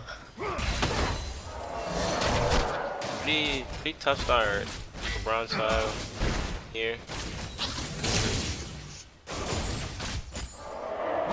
Standard farm coming out from bot lane. Back and forth training in mid. Now, despite all the time Yasuo lost invading there, well, I guess I really had to come back to lane too. Never mind what I it's said. just that Yasuo was able to take some of those hands there because he had a kill, so he picked up an extra door in the mid, so he does have some early damage to actually prevent him dying to that. Aurelia at 280 time soon, so that's a really good buy for him. Nice flay there from Ice Phoenix. I don't know if I would have actually taken the double Dorans on Yasuo though. I would have probably just started the longsword and trying to get prepared for like an item such as like either static shiv or blade tuner. Yeah. But I mean, I prefer to get if you can translate that into another kill, then it'll be completely worth it. Yeah. It's just that level 1 was pretty explosive with the blue buff steal and the first blood going over to Darkwave White. And a 1v1 going on in the top lane, but buddy Yasuo, you gotta get out of there. Oh my god, and Yasuo just turned his early advantage away to this Aurelia. And Irelia now ahead in farm and ahead in even in kills. Yeah. We know what happens when Bronze 5. And a solo kill for Sykes. I don't know. I'm just gonna call him Psy. Yeah, anyway. Psy picks up a nice solo kill there on Ziggs. Ziggs playing with the fire a little bit. Didn't even use barrier, so pretty interesting start. Pretty cocky from who is this? But yeah. Alright, nice W there from Braum. Yeah, it takes a little bit of damage, but still manages to stay pretty safe. This game already in favor of Darkwave White, just a mechanical outplay this here. It just makes me wonder what's the mindset that Bronze 5 Life is taking? I'm pretty sure they're really calm about the way they're playing this game. Little early errors, but I still think they have an edge over this team. They definitely have a chance. The game is far from over. Yeah, right just an early beginning. We could be anybody game from this point on, but just a good start from Darkwave White. Really impressive against the higher C team. A much bloodier game we've seen today than the other two. Just continual trades in the bot lane. Not much major is happening. More trades on the top lane. On top, Aurelia does have all. He's going deep. Oh, here's Lol here, trying for the counter gank, or the gank anyways. He's just gonna make a early disengage there. More trades going in on the bot lane. Oh, nice hook from Fresh. I think he should have gone into that with a flay. Yeah. Could have been a kill. didn't want to risk I think it the though. play was used like recently, so I don't think he had to even add it up. So that might have been why. Yeah, so it does get 6 here, so now he has an alt threat, but really just stays calm. She's going for the fight. Yeah. Not really worried about Yasuo at all. Playing really aggressive against him. Nice by Nice damage mid. Ziggs all goes down to clear the wave. Yeah, not much damage down.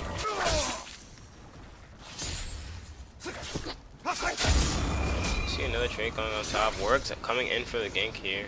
But he backs off. On it. Not 6 yet. He's just sort of zoning him. Yeah, I think he's out. He's very close, probably very close to hitting. He's probably gonna do blue and then come back up there. But Yasuo will drop a ward just to be safe.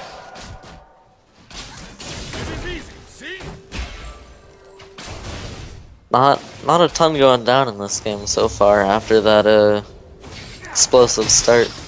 Yeah, just a little With the bit two solo much of a kills. calmer play. Banks keeping up a decent CS while being forced on the tower. Possibly even a lead under here. She can pick up all these with me using the tower.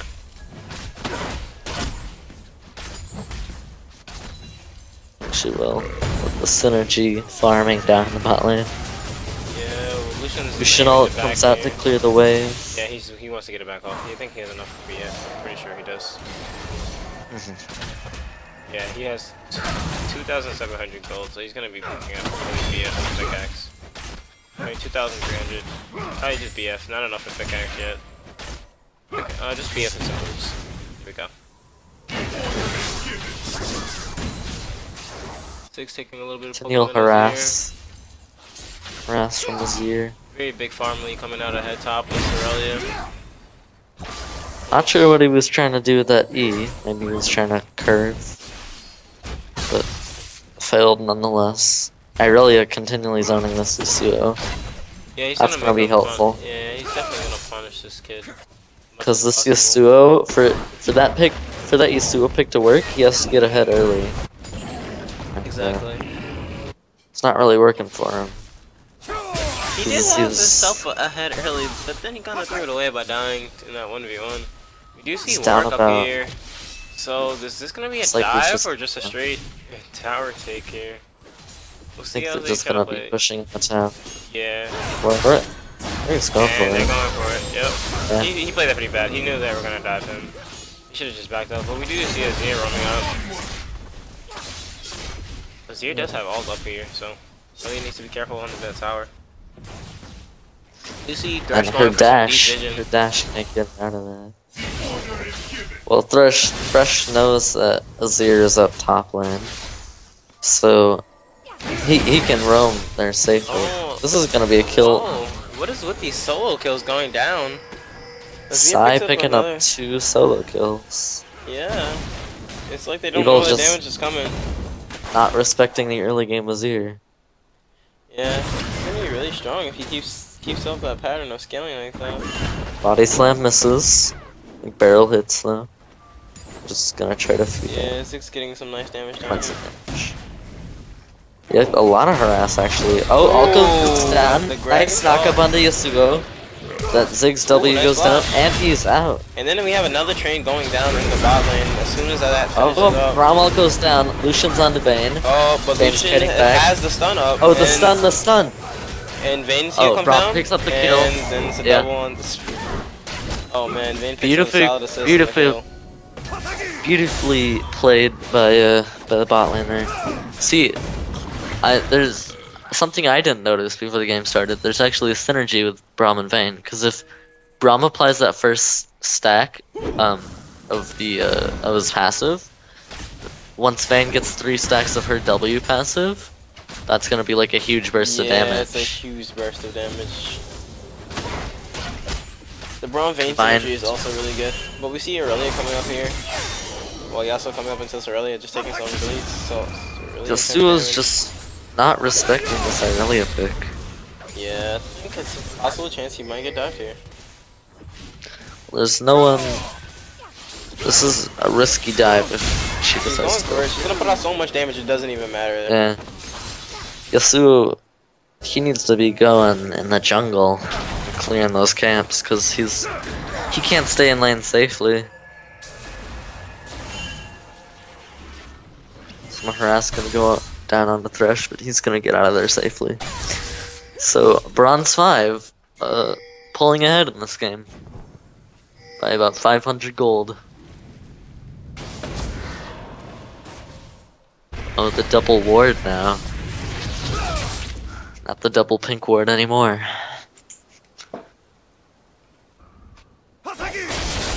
Alright, looks like the finals Again, are... another trade coming out from this Yasuo against the Cerulean. He's already half health and he just got back to lane. But we do see Azir roaming up. But bot plays coming down bot lane. Goes up a Thresh. Lucian maintains to stay safe, but they will be picking up a dragon as War gets down there now. Looks like we're going to have the finals coming up after this game. Really? So, or at least the semifinals. Okay.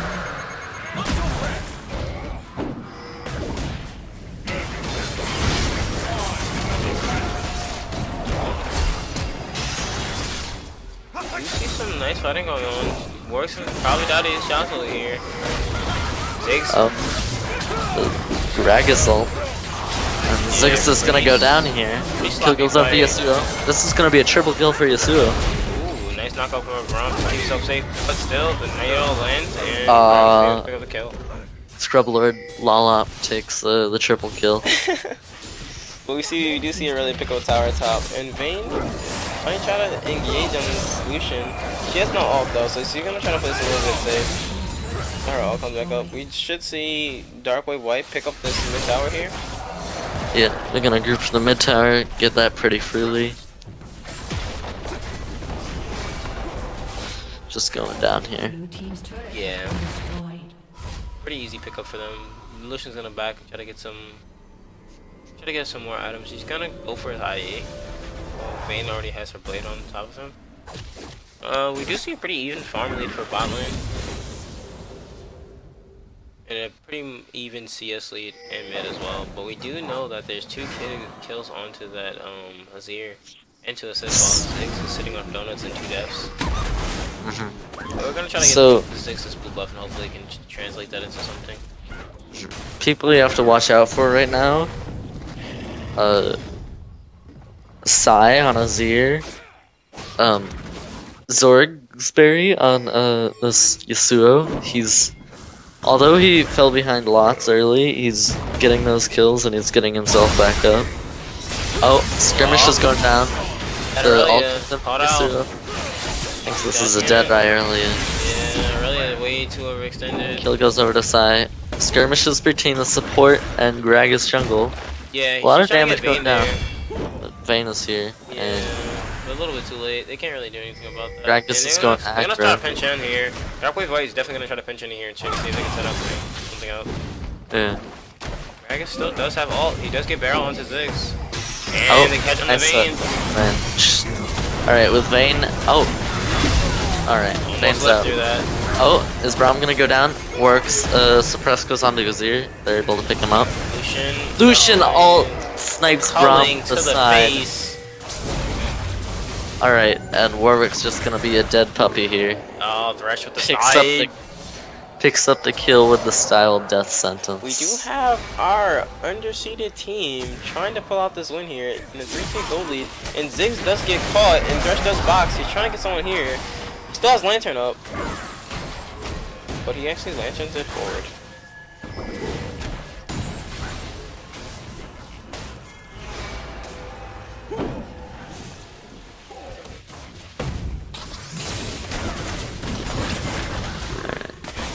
Well, I'm taking a few turret shots there. Look at the split push from Irelia though. Yeah, Irelia's really trying to make something happen for her team. As long as she can get a 1v1 up in that lane, she'll be completely fine. The question is, which one of them will win the 1v1? Azir or Irelia? Looks like neither of them right now because Irelia's backing off. Yasuo roamed up, but he's just gonna take the KSC. Braum clearing wards here. As Kefka takes the red buff for himself. Yeah, so we're just gonna see a little bit more Chilla come out now. A little bit more farm coming out. Dark Wave White trying to stay ahead and keep their lead because they have a really good lead. We'll see how they translate into as we start moving into late game soon. Now, does the Azir ult work as a knockup for Yasuo? Yes, it actually does work out as a knock. Alright. Because of the fact that it's not even, like, people don't know that a lot of the time, for Yasuo to ult, you don't even need to be technically a knockup. As long as it's a displacement, it pretty much works. It even works with Trundle's Pillar now. Huh. Trundle's Pillar, Maokai's Q, a lot of things that people wouldn't expect. And it also works on Thresh's Way as well. Yeah, I knew that one. Yeah. So... I suppose it works on Anivia's wall, too. Alright, nice. Emperor's Divide. Once again, Aurelia is getting caught on that side of the jungle. But we do have Ward coming out here. Aurelia is able to get out. Oh, all goes down from Gragas. Just slaps him on the head with the barrel. Ward's gonna take some heavy damage here. And yeah, Warwick going way too deep there. he doesn't have that Devourer farmed up enough yet, but he's gonna smite the Krug for some extra help. Smite the Scudlerman. Yasuo going in for the 2v1. Lucian comes over to the side. Thresh is here. The Flash. He's gonna pick up the kill for himself. Yeah, that's 3 people down, 1 person low. So they're gonna really try to take this tier 2 mid. And Yeah, they're gonna take this tier 2 mid. Dragon's up in 30 seconds. They can just ward that up. So now, somehow, I haven't even like counted these kills going by, but it's 6-13. Yeah, in these kills favor are really of Dark Wave White. Really ahead now. It's really getting really out of control. It's a 5k gold lead for him. So Zir Tower is just gonna go down pretty quickly. Oh, Irelia burns an ult. Yeah, Irelia burns ult. Try to stop that back, but she doesn't actually get it, so. Fortunately, it's a short cooldown.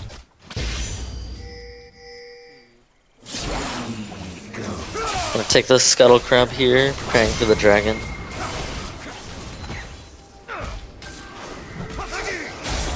Should be an easy dragon for Dark Wave White. Yeah, they have a lot of gold leads, so if they can force a fight here and force Bronze 5 life into another bad fight, then they'll be able to snowball later ahead. But they're not even going to contest the dragon. They're just going to try to push him mid and exchange the towers. And they do have a really split push on top. They're gonna get collapsed on though. Yeah, it's not worth it. This could be a Shurima shuffle. And gets caught out there, the Coin comes down, Azir dashes in. Flash Gragas ult. Brahma's down, Warwick's down, Ziggs goes out. Irelia is still split pushing top, and Ziggs is trying to flee to her. But yeah, you do have Gragas. Oh, Gragas goes over the wall. Slow goes out. Azir damage comes through, and Gragas will be able to. Oh no, he won't. Ooh, Gragas, nice barrel. Alright, looks like that's gonna be enough for Dark Wave White so far. Picking up more kills, they're snowballing the crap out of this lead, 6-16. Oh, Irelia wants to fight. Azir should be coming in here. Oh, Vayne is here. Alright, that's a dead Thresh. Oh no, it's not. It's out. Oh, Vayne gets pushed back. Oh. She's trying to get to the Thresh. She does get to the Thresh, she gets a shakedown going on it, so that should put her a little goal ahead. Aurelia is definitely gonna die to this Gragas, and Gragas lives. I'll see you next time. Warwick trying to fight with this Yasuo, but can't really extend with that damage right now. Vayne does get out of there somehow though. Good plays by Vayne. Alright. Vayne's really gonna have to try to carry her team out of this one, man. Everyone's really behind. Piglet, can you do it? We saw the Vayne pick come online in that last game. We saw how much it did for them. So hopefully they'll be able to pull out the same trick in this game. Yeah, but the later it gets into this game, I don't know. It's a little. I think they have pretty much the Yasuo and Azir to go late game, and the Gragas getting tankier by the moment. So.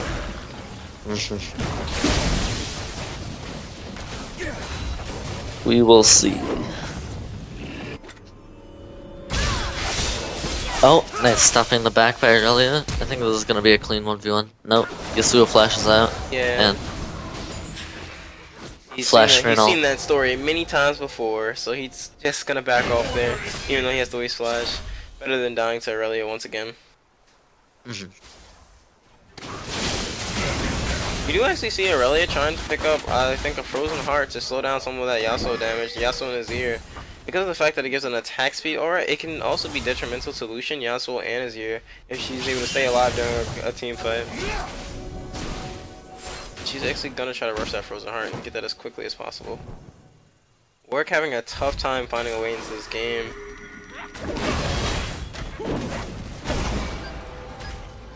You see Vayne trying to pick up red before this fight can start, but Darkwave White being really aggressive and assertive in what they want. They ping out in hip, so they have their eyes set on the hip, but they see the top towers are still up. Top tier 1 is still up at 22 minutes. So they want to try to get these tier 1s eliminated before they start rotating out into that in hip.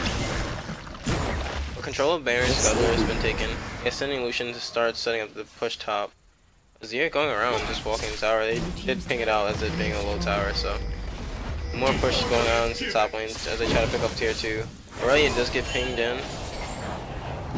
They do not see the Gragas though, and that was sitting in that bush. So Aurelia's a little bit caught out. Emperor's Divide into the Yasuo knockup. Yeah. Bronwall misses there. A lot of damage there.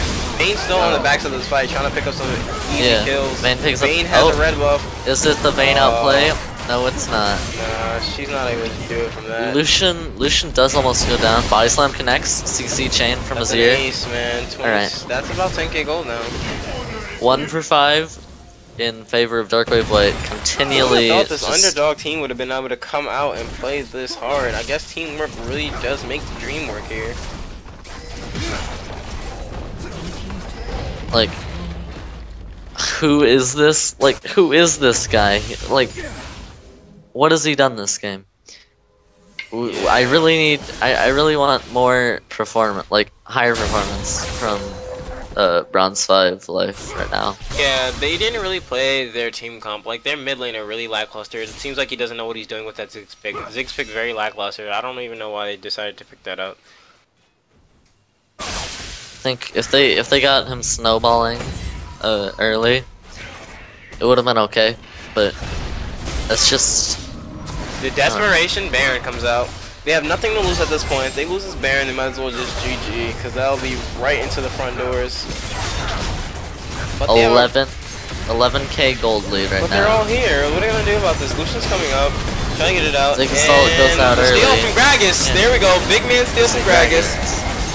It's gonna be another ace. Yeah, Vayne's on the backside, trying to get away, trying to make some plays out, but nope. Hero plays. That's all. Not here today. Soldiers. Ziggs manages to pick up Gragas on the back of that fight. Well, that's another ace. 3 people with Baron and an ace, and the surrender comes out. From Bronze 5 Life. Yeah, they tried to, man. They tried to make their own thing. Got a lot of surrenders coming out this, guys. A really disappointing loss from Bronze 5 Life, but they do have another chance in the losers bracket to make it to the finals. So, any Bronze Life fans, yeah, still winners, so that's really good. But we're gonna get into our next game soon, shortly. I just have to figure out who I'm hopping on board with. Probably gonna be taking another believe we're going to the semifinals now. Yeah, we're probably gonna get on board with Darkwave White again, because there was a really big powerhouse. If that's Darkwave White, I can imagine what the actual Darkwave looks like. So that's really a really empowering message against them. We'll see what happens. We'll be right back in a second. Sorry, guys. I wonder if we should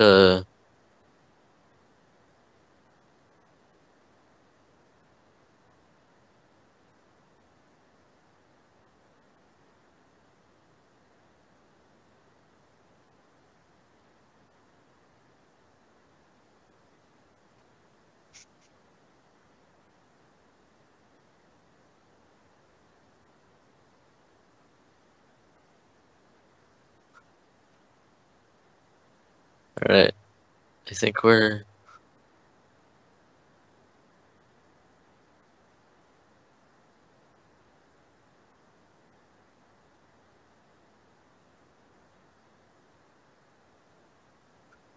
Alright, so recap for what happened during that game. Absolutely nothing. There you go.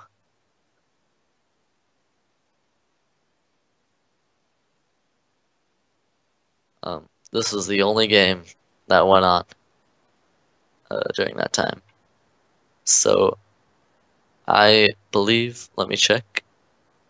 All right. So in the losers bracket, uh, Affinity is playing against the fan favorites team Runic at on a or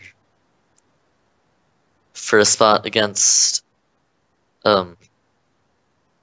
Intelligent Memers, which will then go on to fight YEEBEEgames, who lost to Dark Wave.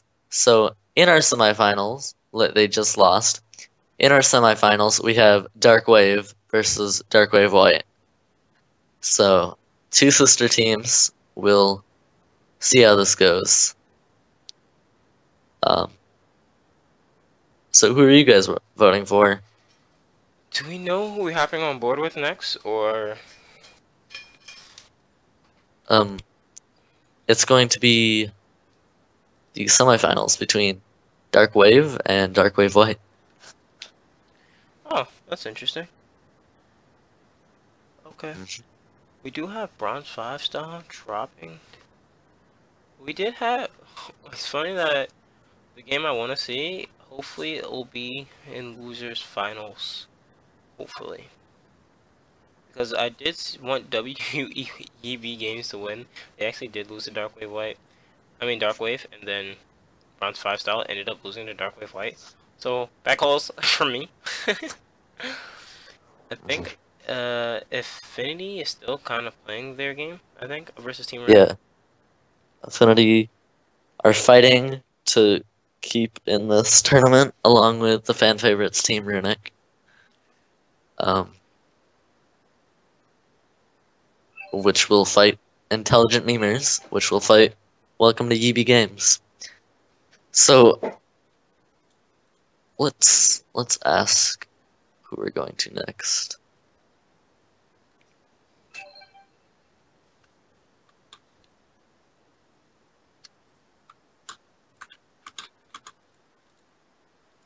Oops.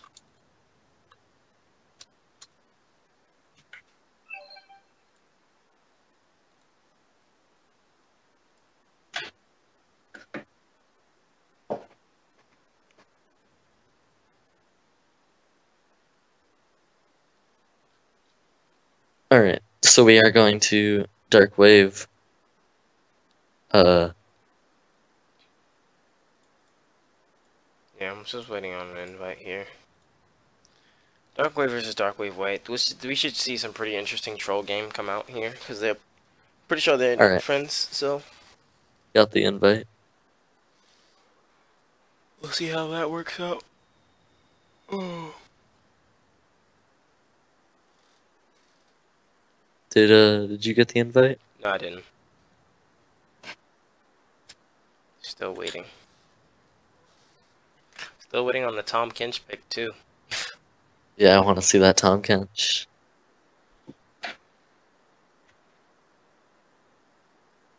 So just sit here and wait for an invite. Give me a second, man.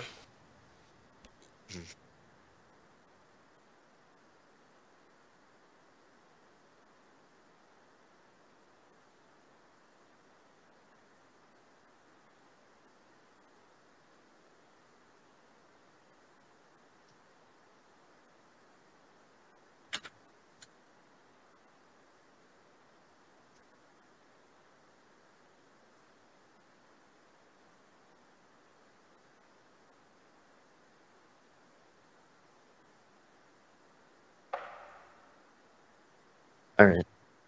They've invited you.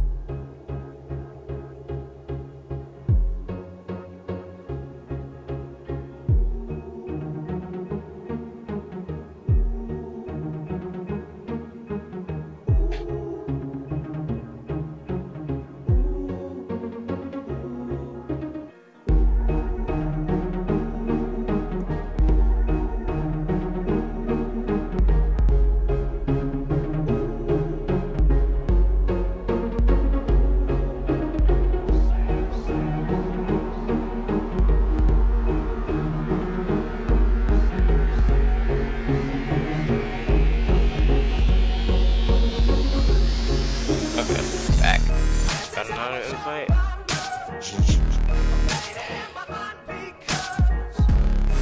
just gonna play some music as I get prepared for this next game. Be right back, guys.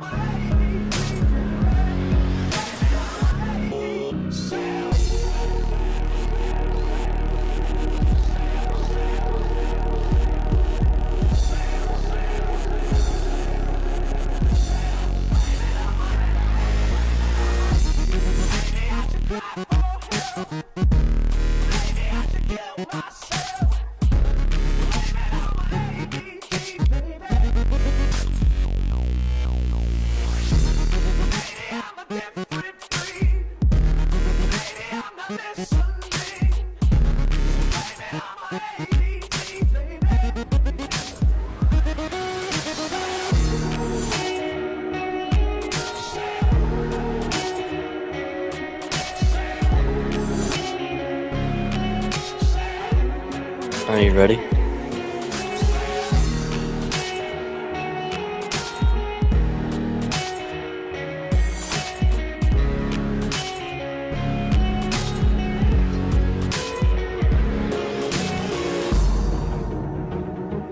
Genesis? Yep. Here. Alright.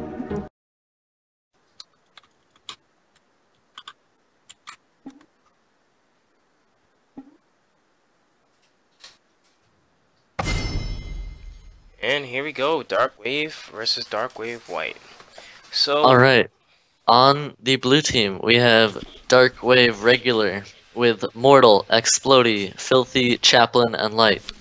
And on the red team, we have Dark Wave White with Lollop, Detna, Ace Phoenix, Zorgsberry, and Psy.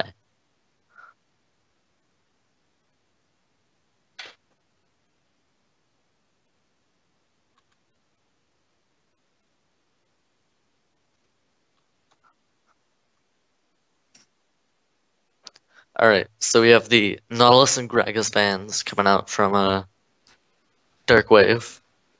yeah. Two great tanks. We do And have the Sivir and the Corki being taken away. mhm. And I did see the Azir being a very big problem for the Team Lens game, so they're gonna take the Azir away. Yeah. Really focusing down the ADCs here from Dark Wave White. They must know something we don't. I'm sure they have a lot of practice being both Dark Wave teams. Yeah, I hope I see a little bit of troll going on here. As much as a competitive match, I hope these guys really have fun with it. Both their teams are in the pretty much into the finals, so Morgana pick coming out from Mortal here.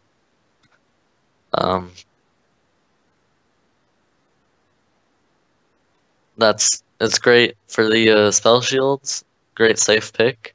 Looks like the Vayne Maokai. Insta locked. So nice point and click CC for Maokai here.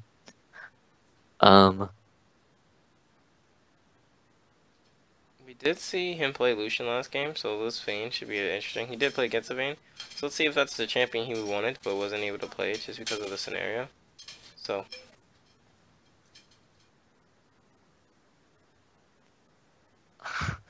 Alright. So Maokai and Vayne coming out for Dark Wave White. That's gonna provide a great all-around utility tank in the top lane and something to burn down the tanks in the late game with Vayne. Yeah, pretty much. So we should see Explodey. See what they decide to pick up. The Ash Grace Hover. Hold on, give him 1 second. If Detna gets hit up by one of those Morgana bindings, that's gonna be detrimental for her or him.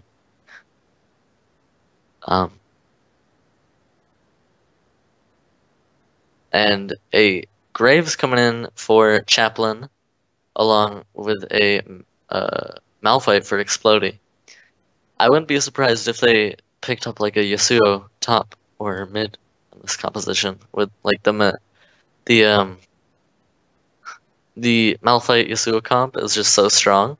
If you get an AoE onto even like 3 members of the enemy team, and have the proper follow-up, they're dead. A ballsy Tara cover there. Great, but it looks like it is going to be just the Thresh for the engage and disengage. And the Diana going out for Zorgsberry here. He may take that top lane, or it could be flex picked to the mid lane. We'll just have to wait and see.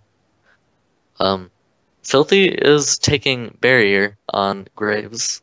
Might be subject to change, but we'll see. A Nasus hover. Alright.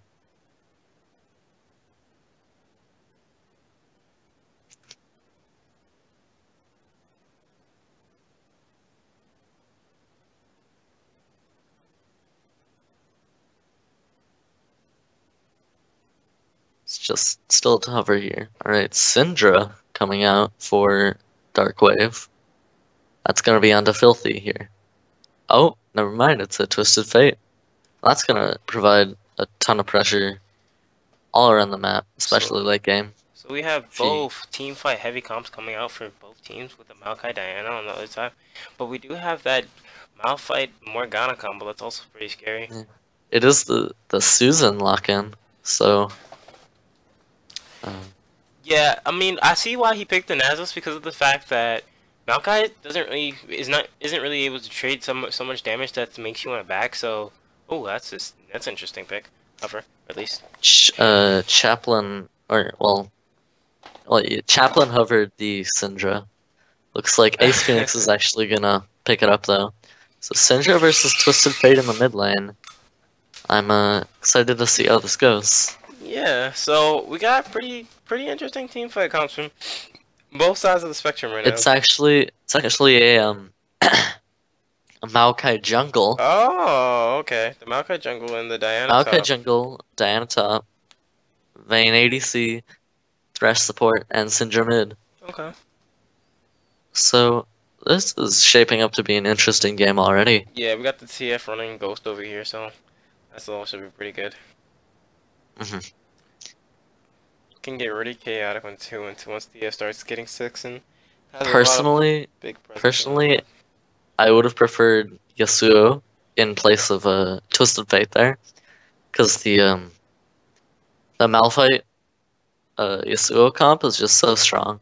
Yeah, it really is. Usually if Malphite can get a good ult, you can pretty much insta-kill anyone. Although the Twisted Fate pressure is going to it's gonna be pretty helpful. He's taking cleanse. Yeah, he wants to get rid of some of that CC that they have from either the Syndra. That's gonna probably. I don't recall if Syndra's ult can be cleansed. No, for her E, So, just to cleanse the stun on her E. That's really about it. But I mean. And the Maokai and the Thresh. Yeah, Maokai and Thresh. So I mean, not too bad because the Twisted Fate does get locked down here. He's pretty much gonna die. So cleanse not a bad pickup for him. Both supports are taking Ignite into this, so... Yeah, very aggressive bot lane, so yeah.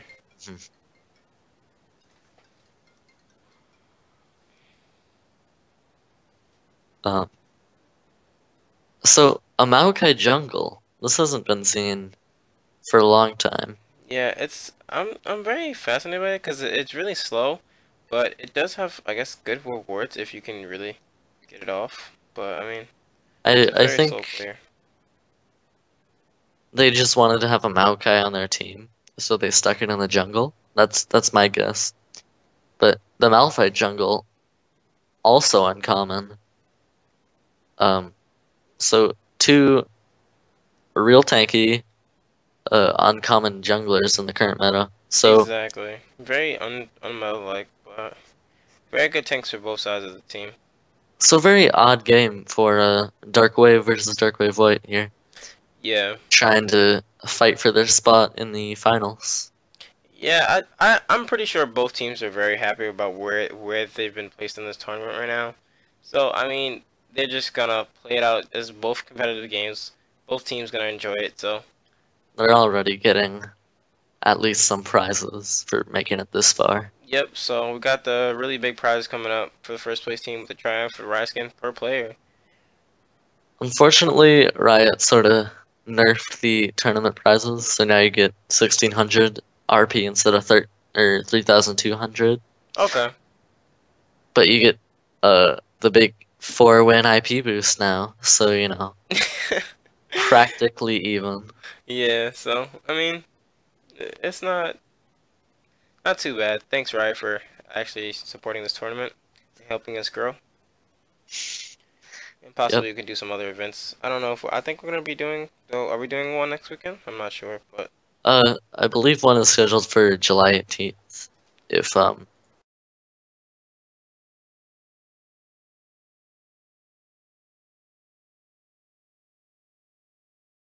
can and either for the Google it first one. or try to get it to the website Reverie eSports.com. Also,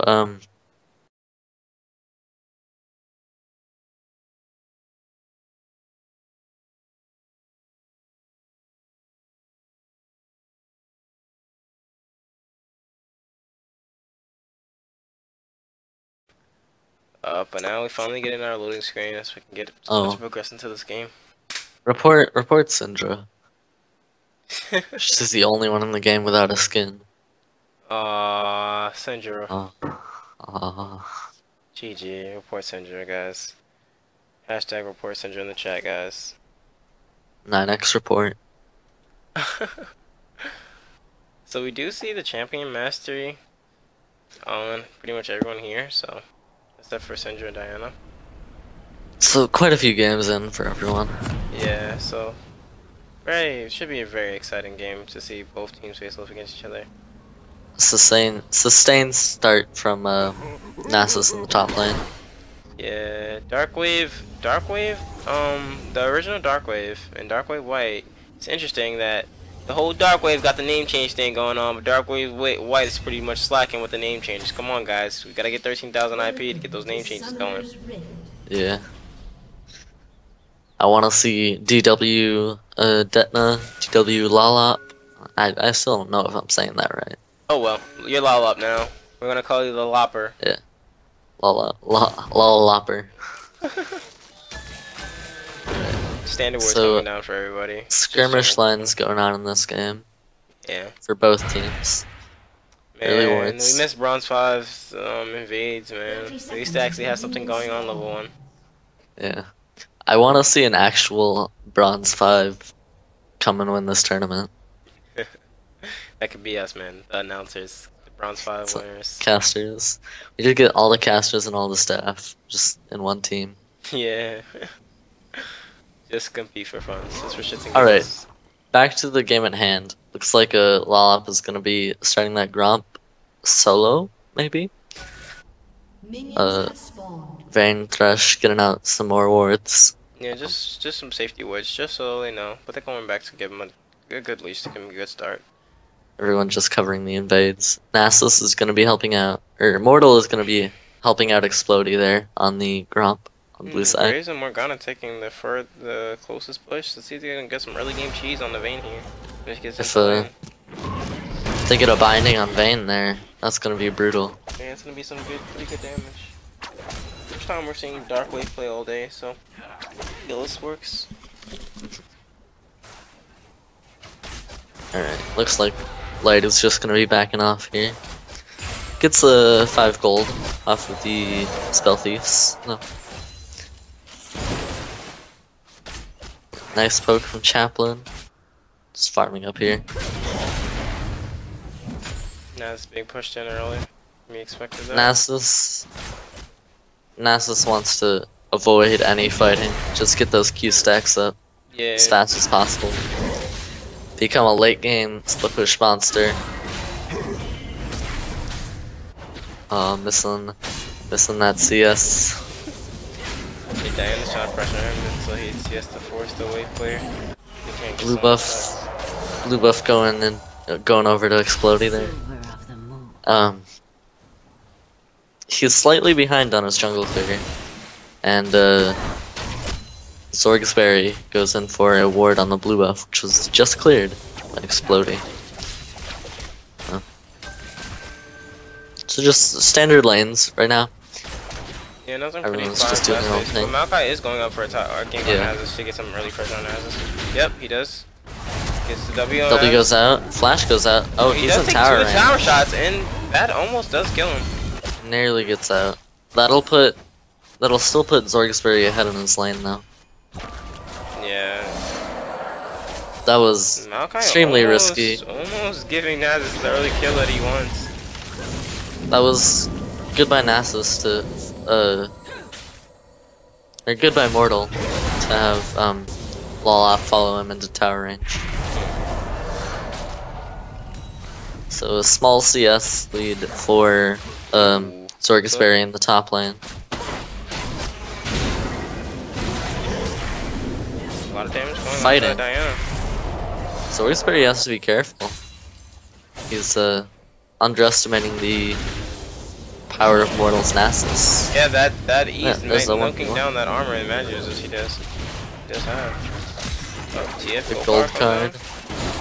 Looks like Sinja's winning those trades though. Ooh, Oh, nice nice dodge dodge by from Jet. Fresh look goes out, field goal, and they go back to farming.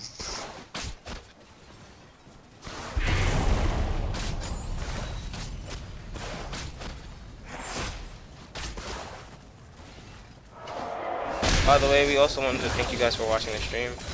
Also, thank you for supporting the Reverie eSports tournament. I guess I should give the stream a follow if you can. We'll go trade for my fan. Ooh, that dash like a little bit crazy. Two skill shots missed. There. Pain's just trying to farm up, get to her god state as quickly as possible. Yeah. That's doing some pretty good farm. Pretty decent farming over the top lane. Oh, sorry guys. She Y'all has get into it. 33 stacks, so it's pretty good. Yep, taking his time, just trying to farm up, being that late game tower he wants to be. TF playing a little bit down behind, with no health and no mana down here. But we do have a gank trying to be set up in the bot lane. The Malphite sitting in the bush. Lane game from Explodey. Oh, Flash comes off the main. Triple Flash tumble. Not a lot going out here. No summoners burned by Dark Wave though, so Dark Wave coming out ahead of that gank. Yeah, gold is still pretty even. 2 out of 300 gold ahead. I'd be a fan of the return gank here, but it looks like he went back. Malphite's ganks aren't really that great until he hits 6, so I'd like to see Explodey just farm up until he gets to that point where he can have effective ganks.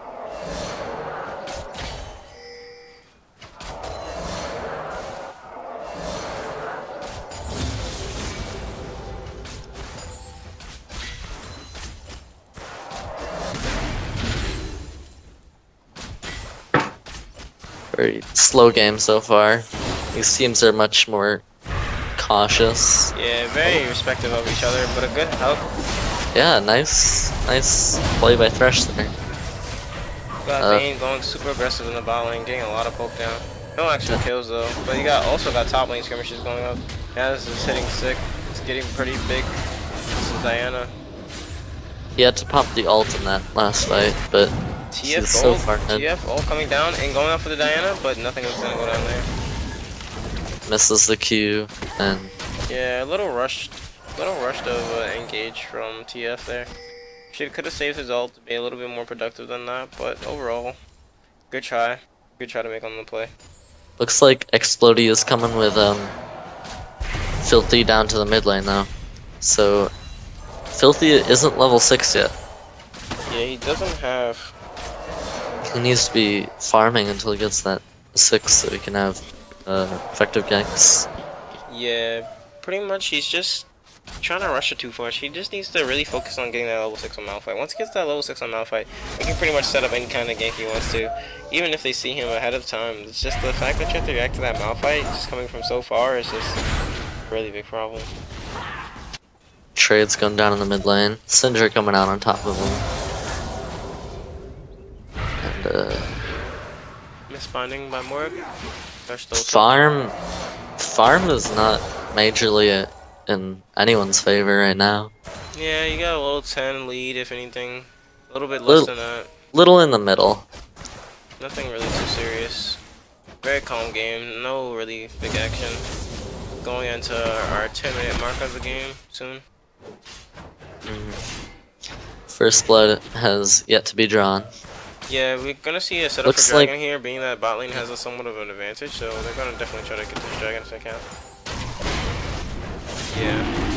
I don't think they will be able to contest it. They pull it out. Dark Wave That's White gonna is be gonna be able an to pick up this Dragon. easy first drag for Dark Wave White. Although they've left Nasus to get some free stacks in the top lane.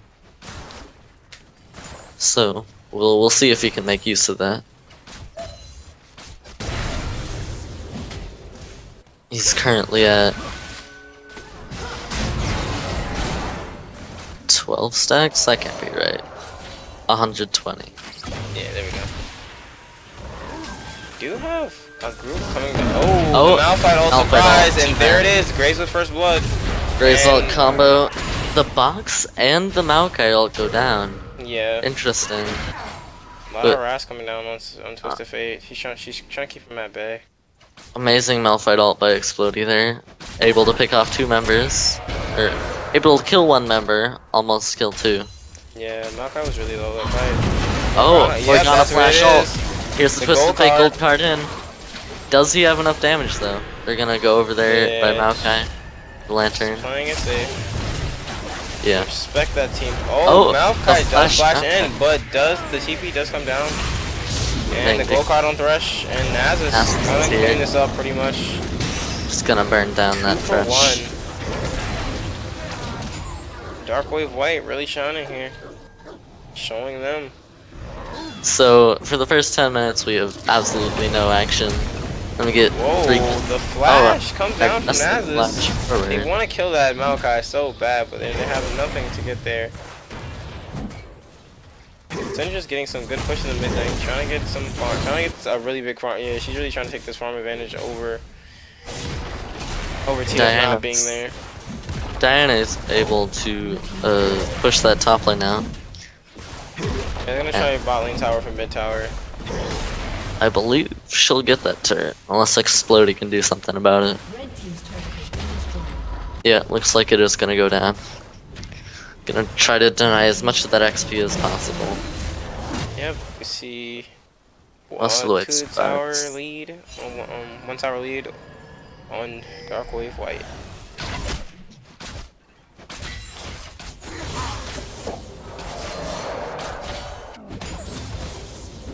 Alright, so 20 CS lead for Sai in the mid lane. All around the map though, it's about the same, besides that mid lane differential. Yeah, pretty even though we've seen a little bit of aggression come down. Still pretty even. But we're gonna see Diana pick up the Scudler just for some extra vision here. The gold is somewhat equalized by the double kill down in bot lane. Yeah. We're just gonna Oh, see. Explodey's in trouble here. That pushes. Flash down from Malphite now. You see Syndra trying to get a stun off, but not able to get it over the wall. He's clearing some deep vision like they have. Naz is going back to the top lane to just do what he does best. Harassing Stop the at the Malphite, backs. stopping the backs, preventing them. They're stealing him more. Stop the back a third time.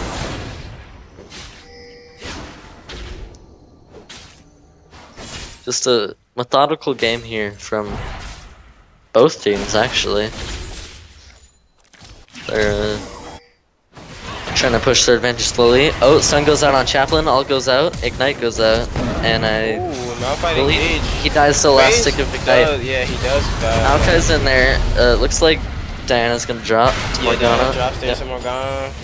Malphite's able to get away. I think they should be able to pick up this Morgana though. Oh, stun goes down to Yeah. Morgana, and Syndra should be able to pick that up. Or Oh, Maokai. looks like will they though? They're gonna go dive in.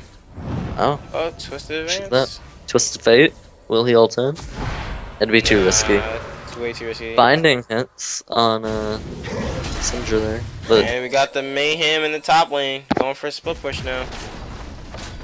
that split push Nasus, Red team's turret has trying to been make some destroyed. use of himself.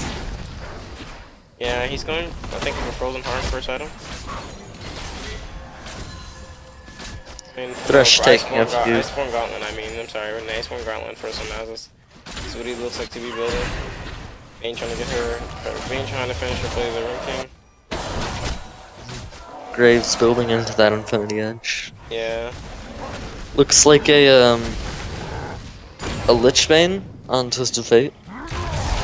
Well, Yeah, he meanwhile, wants to go to Syndra, Twisted Fate has well, Twisted Fate opted to go for the cooldown boots and that ward rather than. able to catch this Diana, has a slow on her. Diana trying to Yeah, pop something, this is but an easy 1v1. Nasus is Mortal. melting her with those Qs. Mortal can get a wither off. Yeah, another wither and a Q, and this should be done. Actually, doesn't get it. Is there a boots difference there? Yes, he does have no boots to Diana's boots. So Diana is able to punch that movement speed and get away from that.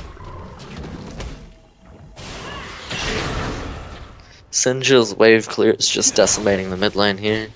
Yeah, she actually picked up a little bit of an XP lead. I mean, a CS lead while he was gone and trying to make plays around the map. So, but we do see the gold pretty much evening out here. 22 to 22k. Drag up in 8 seconds. Darkwave White looked to secure it and clear vision. Sweepers are down for Darkwave White though,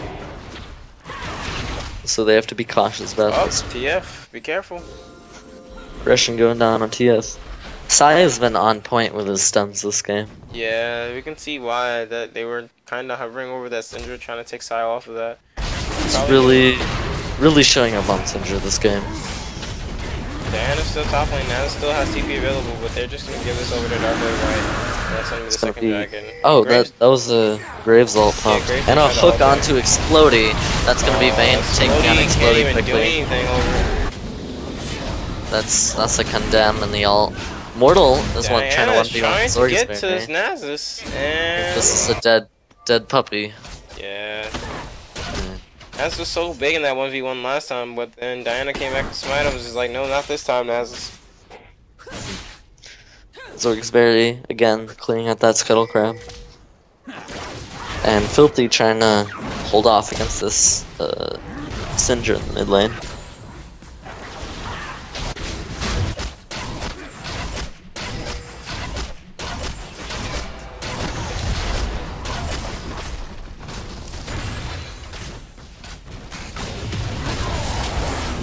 Alright, trying to force down this turret. Graves and Morgana are there for the defense. The 2 feet teleport by Filthy. Yeah, it's pretty good to get the kill on Vayne, but he does die for that. He does not have Zoomies yet. Although Mortal teleported in, he's able to clean up this entire fight. Yeah, they funnel those kills onto the Graves. They do have a problem with mid lane right now. That mid lane tower is gonna go down pretty quickly. Although they might be caught doing this. No, Syndra has it under control.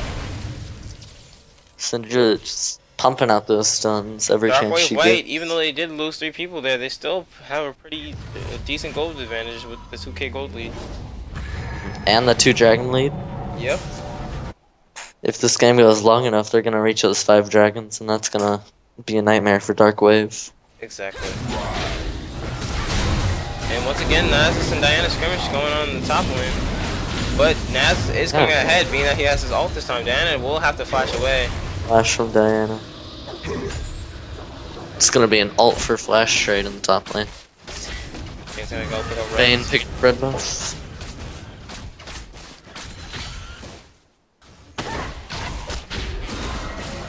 Diana's trying to do the Krugs. She'll be safe. Yeah, she'll be fine. She'll just pick up some extra gold just before she goes back to finalize the models for item purchases. Explodey taking out that grunt. You show him.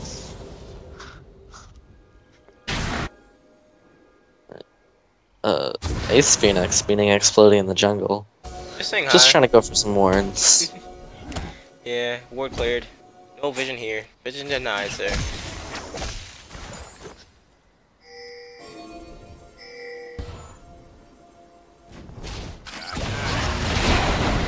Oh. Nice bind and ult from Morgana there. Syndra gets picked up really easily there. Caught out of position. And are they gonna try to force down They're this gonna try top? to get up and group up and force his mid tower, but Vayne is in the bot lane, just They're- doing a little bit of farming. Darkwave White's main wave clear is dead, so I wouldn't blame Darkwave completely if they went for this tower, but looks like they're just gonna be backing off.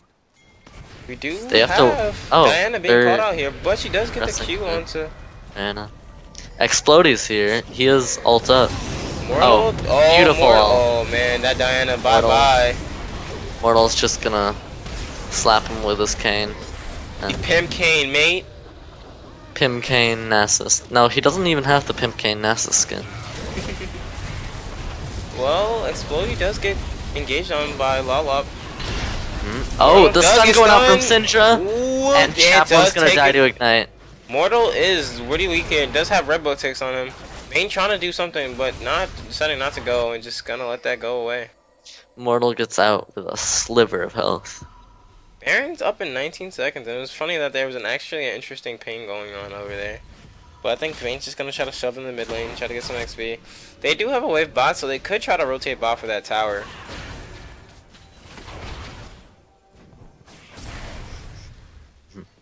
Mortal's just trying to lifesteal off of these creeps in the top lane. Yeah, he's just trying to get some more stacks. Look at all the ward coverage in the top blue jungle. There's so many there. Oh man, that's a Oh, dead that's just Vayne. if they can gap close here. Yeah, definitely so. Oh, Diana's Diana's here. here just to save.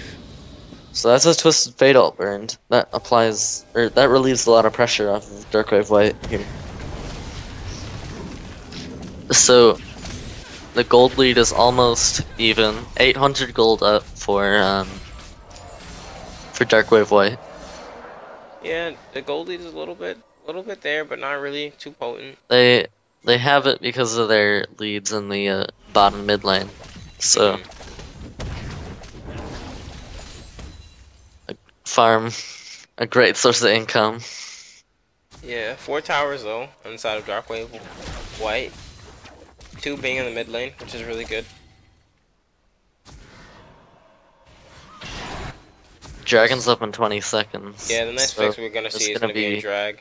Diana does not have TP. He's coming up in a few seconds, so she should have it for this nice fight. down on the Nasus. Just clearing wards here. Just about to be up. Okay, Diana does have TP now. She's gonna keep forcing this top lane and wait from the start. There's a little fight going on. Oh, Maokai is able to pick up the Scuddler with a nice smite. But that means he does not have smite for Dragon for a little bit. Yeah, that's gonna be a problem. So this is now Diana a does now teleport TP. comes in. Mortal Teleport does get comes caught in. out. Mortal does pop ulti. Diana's in here. I don't Vayne even know what's going going on. Alright, they're on Nasus. Now they just have to focus on the Morgana. Yeah, and That's Darkwave gonna White be was a- able to clean that up pretty smoothly. 1 for 5 for Darkwave White, and they get the dragon. So with that, they've catapulted their lead even farther. Yeah, 3k gold lead now, coming down. They should be able to pick up some more tower. I don't think they're going to be able to pick up a tower here, even though if they wish they could go back top, because that wave is just going to be pushing. They do not have enough time, so they're probably going to Baron here. This is a pretty risky Baron call, because they're all going to be coming up, and they're going to be heading towards there. Death timers are they're not there, that. and now TF does see.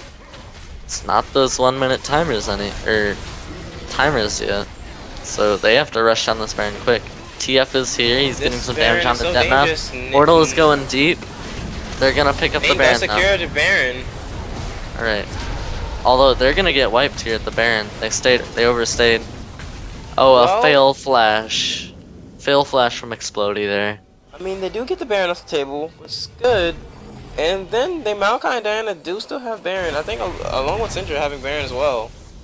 Yeah. So not a terrible pickup for Darkwave White. Still, I think that was a little too risky. Yeah, it was cut very close. Mortal almost was able to pick up a lot of kills there. But everyone's just gonna go try to farm, especially from that bot lane. The bot lane has a really major wave down there. So just like that, this game is close again. I mean, it was never very one-sided.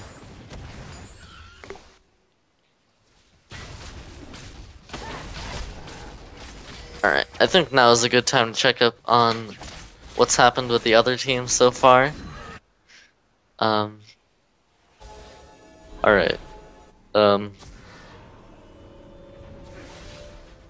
Explode sees 2. Team. Ooh, exploded ult away. No malfight ult. Okay, ahead, continue with the results, please. Alright. Seems Team Runic has defeated Team Runic defeated Affinity eSports. Ooh, we still see a catch onto Twisted Fate, and Twisted Fate goes down to a Syndra ult. Good play by Syndra. And another engagement to Diana and Morgana. They're gonna crack open the base here. And the gates are open. Dark Wave White look to easy inhibitor impose themselves onto their originals. Will they go for the end here? Are they this bold? I think they're going for the end. They have to Brand watch out. gets caught out. Malphite ult isn't up. They can definitely get a Nexus Tower here. Oh, they're going deep. They're going deep. Diana's gonna go down. So it's a 4v2 right now. Exploding's up. Vayne doing some damage. They need to get out. Filthy and Light are up. Up. They tried to do it. They couldn't do it. They couldn't do it. They failed. Twisted Fate's going behind. They do That Vayne get is a 2 dead Nexus Vayne. Towers down though, so not a bad thing. But I'm pretty sure that everyone from Dark Wave White pretty much is gonna die here. So that's pretty much an ace. Oh, but can they catch? Can the Thresh live? Come on, Thresh, you can do it, buddy. Ace Phoenix on the run for his life right now. Keep going. Ooh, falls a little short. And just shy of an ace. They're gonna actually keep chasing this. But an open Nexus for Dark Wave Originals. There are no wards to teleport to for Diana, so not a threat of backdoor there, really. Yeah, not too much of a threat of the backdoor, but still pretty tough loss on both Nexus Towers.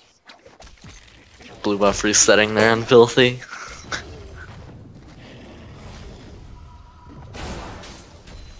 This game's still incredibly close. There's, well, in gold anyways, there's 3 dragons up on Dark Wave White, along with a 4 tower lead. But the gold lead is still only like 2k. So Dark Wave, if they can pull off some comebacks in the base, they can definitely win this game. Yeah, we see them, Dark Wave White, starting to group in the mid lane.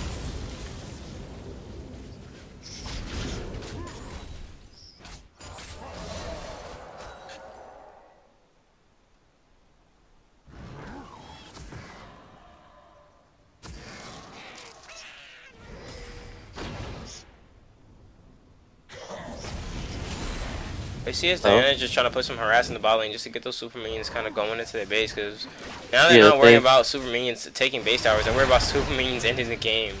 Because if they fight, those super minions are just gonna do work on the Nexus. Yeah. So nice Exploded goes in, catches 3. Vayne's very healthy right now, just sitting on the back line. Stuck in the front. Ooh, nice hook on Graves. Yeah, he gets this deleted. is pretty much over. They get 1 or 2 more. Oh, flash over the wall. They're going for the win.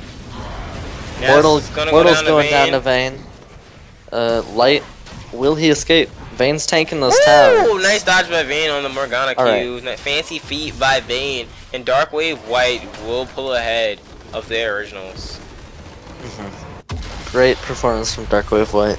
Yes, 2 solid games by them, guys. 2 that we saw. They are undefeated so far. And they started from the beginning. Fancy feet. White will be one of our finalists. Now, let's see what's going on with the bracket. Dark Wave still has another chance to fight Darkwave White if they can win the losers bracket. Okay, yeah, we do Right. have Darkwave White advancing into finals. We still haven't seen Team Runic and then Intelligent Memers come out. Team Runic Intelligent Memers is going on right now, and Enigma eSports, our first game, and Pepe Collectors are going on right now. Those will determine which two will compete in the loser bracket semifinals. Yeah, so we'll see how that goes. We're probably gonna try to get on whoever the winner with the winner, whoever plays YEEBEEgames, we'll probably try to get into that game because we haven't seen YEEBEEgames play yet. But we did see Bronze 5 style, so we'll probably try to pick them up later if they are able to advance into the game. Alright. Well, I think we should take we're gonna have an interview with the Darkwave manager. Okay. Sounds good.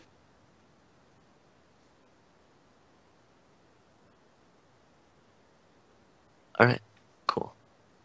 Is this of Darkwave White or just Darkwave? Or are they the same person? I'm asking. It's Quicken 2K2.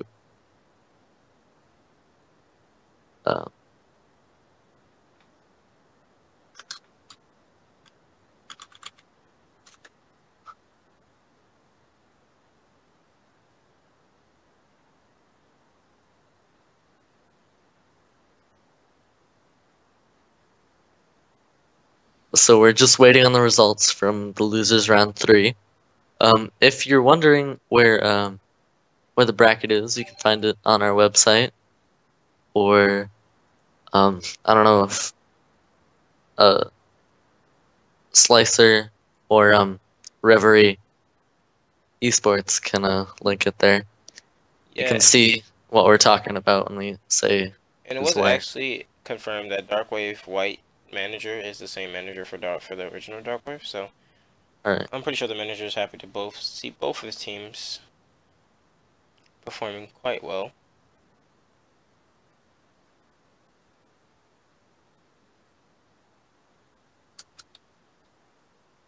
This Darkwave is knocked into the semifinals of losers bracket.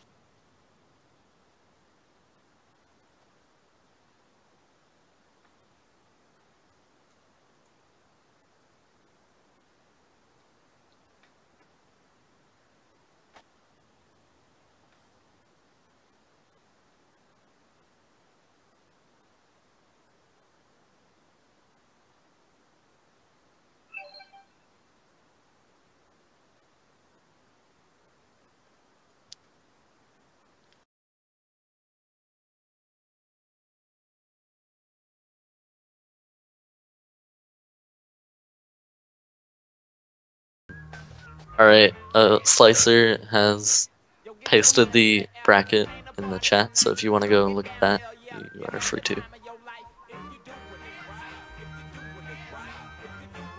Is the stream up? Yeah. Alright. I'm going to see if the manager will join us for an interview.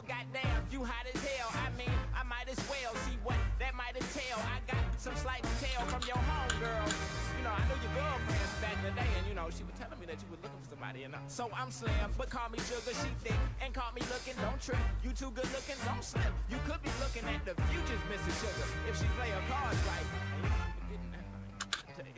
But yeah, I came to kick it, you know. My dog and Tippet Ali, Shahid Jarobi, my flow be the golden ticket. So you enjoy the show, and I'll be back to visit. But now I got to spit like a spigot. Get back to business, get your hands in the air. Alright, I'm out of here. Okay.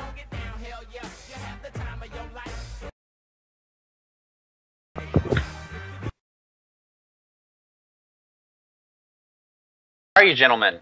Doing well, and you? Pretty good. I'm pretty satisfied with how my guys are playing out there. Yeah, your two teams are both of your teams are doing very well. showing up great in this tournament. Yeah, you know, our guys practice really, really hard. they practice, 4 to 5 nights a week. We just really started our Darkwave White is kind of a fledgling startup. We got 2 new members, so big shout out to Detna, who has not been with the team very long, but both teams are playing very, very well. I'm very happy to see them both making top spots on the team. Of course, there's a lot to learn, but I'm very happy with my 2 captains, and that's DW Ace Phoenix and DW Light. Looks like they're doing a fantastic job of shot calling out there. Mm-hmm. So, go ahead. Do you think Darkwave Original has a? Do you think they'll be able to win the losers bracket and come back for the finals against Darkwave White?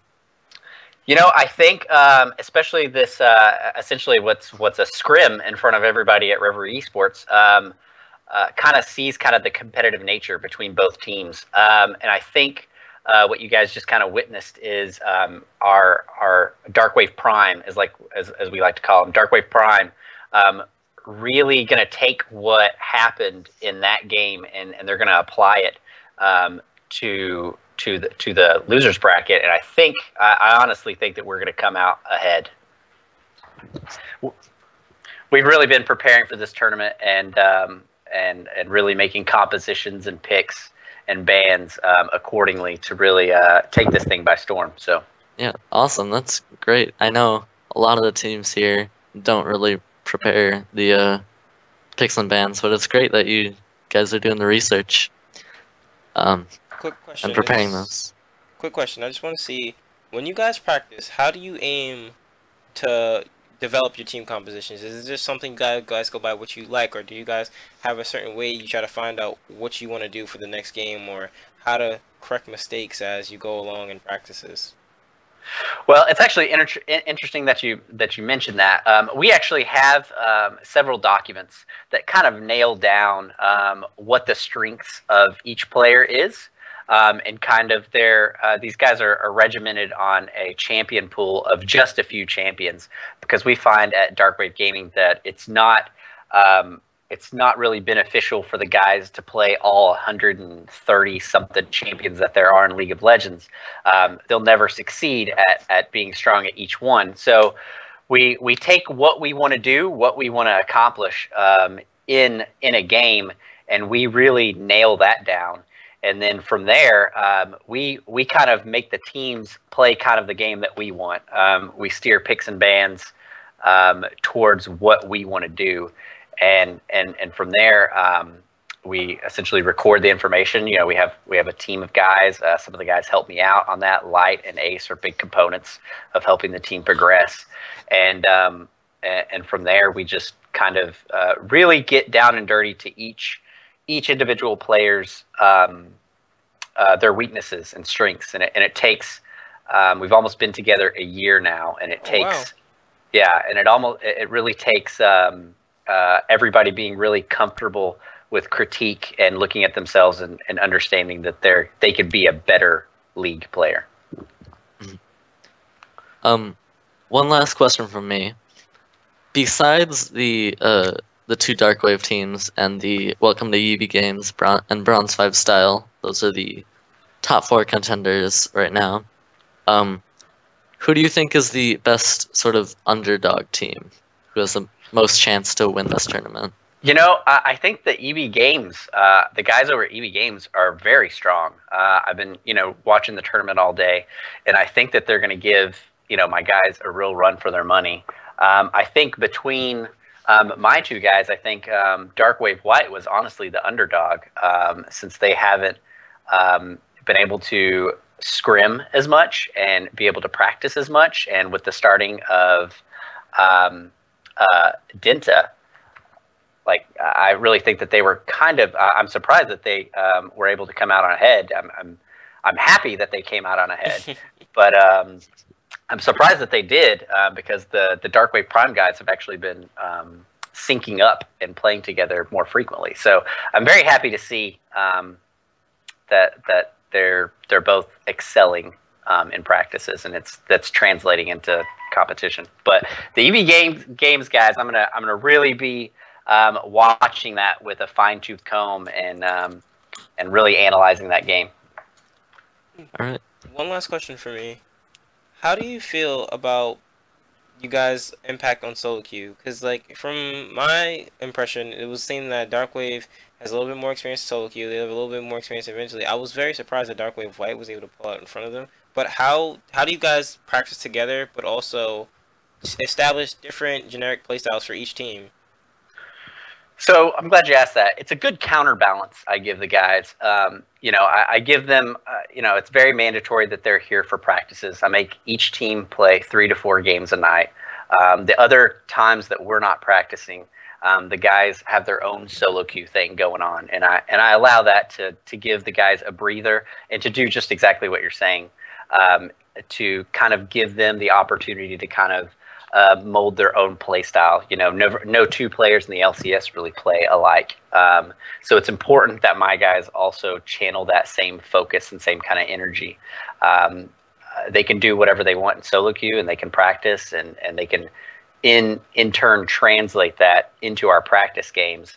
And where that really finds its mark is the guys taking those and kind of creating these new kind of interesting team comps that we can kind of push forward and do what we need to do.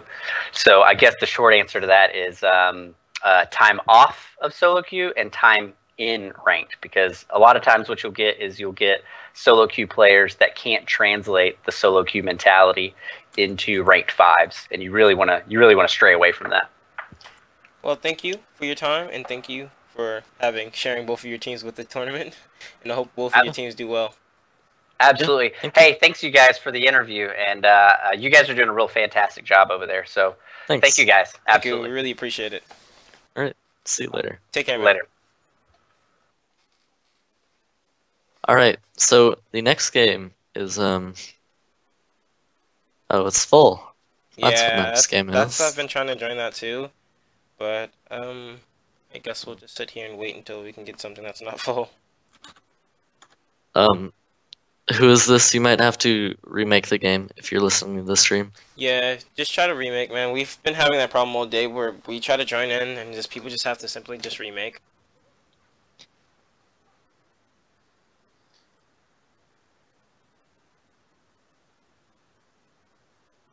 But it's good that we got the chance to get an interview. Hopefully we can get an interview with one of the players next time.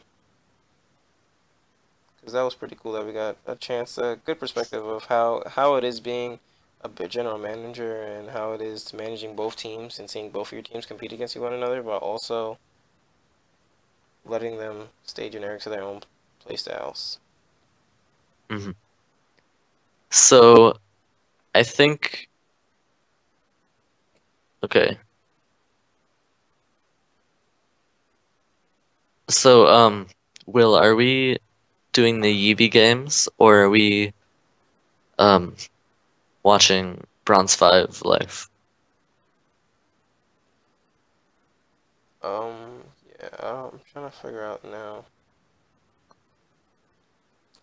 Cause wait, I'm looking at the bracket and I don't know what the hell's going on. At first it said it. Alright, join who is this? It works now. Okay.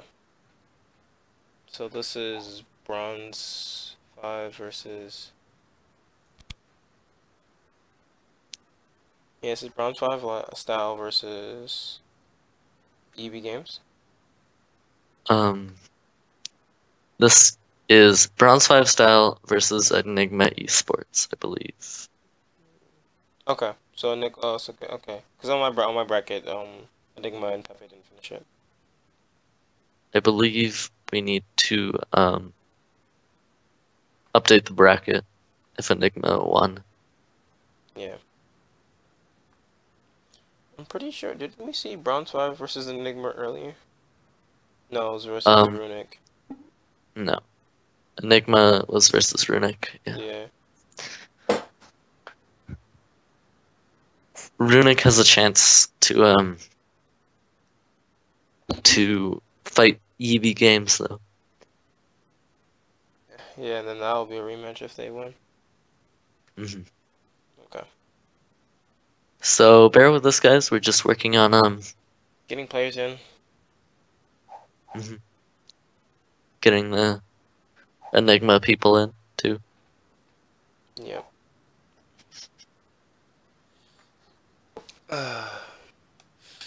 So we seen that when Bronze 5 style was playing, they tried to go with the Warwick 2 times in a row. Didn't really work out. The Warwick Vayne. Vayne did really well once again. We got Dawson on the Vayne. But we just couldn't translate it because of the fact that their mid lane fell behind with the Ziggs pick. So now it's saying, what are they going to do to fix that? They realized they had problems with the Ziggs. Apparently they won their last game, so they're able to make some changes to stay alive in the tournament. But this is do or die right now for whatever team's playing. And we're getting into like the real top 4, top 3 teams. We want to really get these prizes out. So it's like, who are we ready? And yes, we are. Hold on.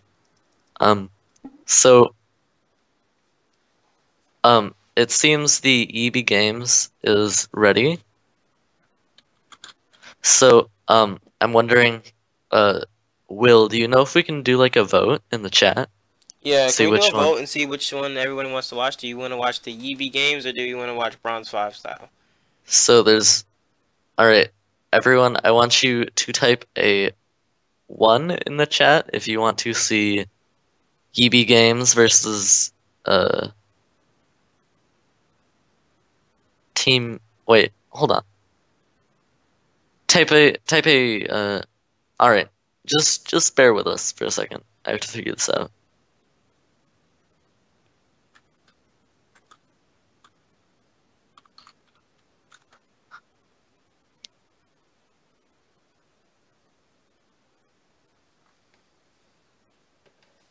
No, guys, not yet. Right? Give him a second. And people are just typing numbers in. Everybody wants to see more work. I see work OP. All right.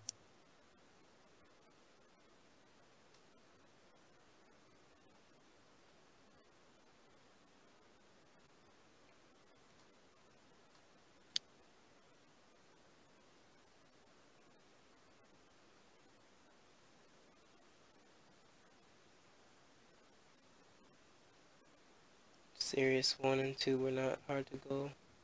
All right. So, everyone, type a 1 in the chat if you want to see EEBEEgames versus Runic, or a 2 in the chat if you want to see Bronze 5 style. Versus Enigma eSports. Yeah. Let's see what we got.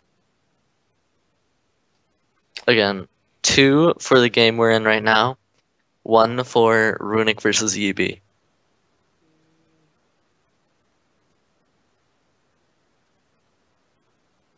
See a lot of 2s, 4 2s. Bronze 5. All right. Looks like it's this game. Yep, guess we're gonna stay in this game, guys.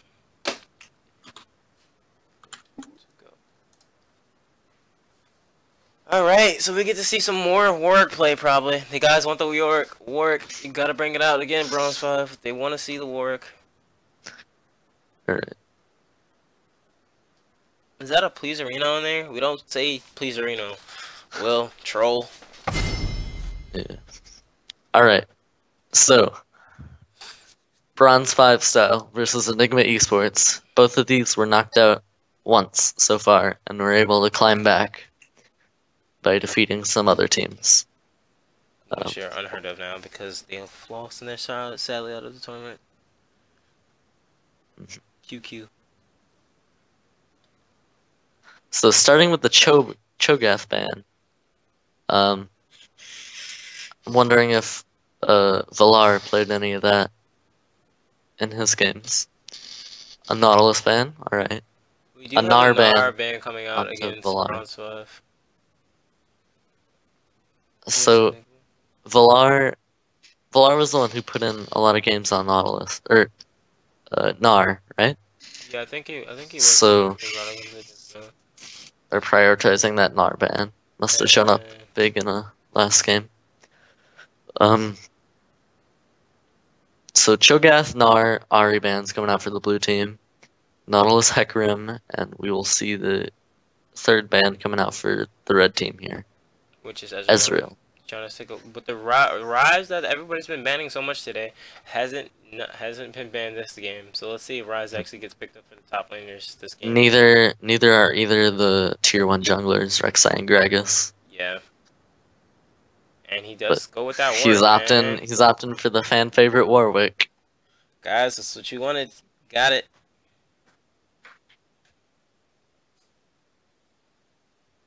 Alright. So Warwick coming out from who is this? We'll see what Enigma has to counter this. I feel like with them not banning that, they really do have a plan against that because he's been playing it damn near the whole tournament, so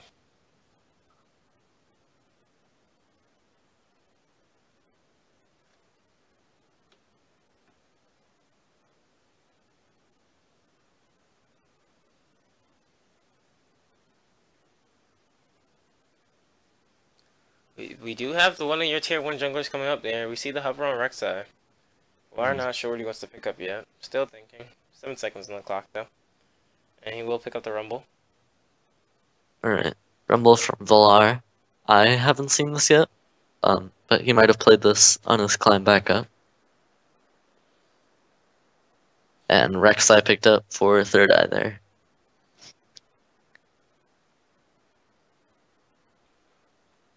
So we have the Rek'Sai Rumble picked up. Can't really identify what these picks yet, the pace on the comp, but we will see the Alistar cover. Alistar, so Tom Kench hype, guys.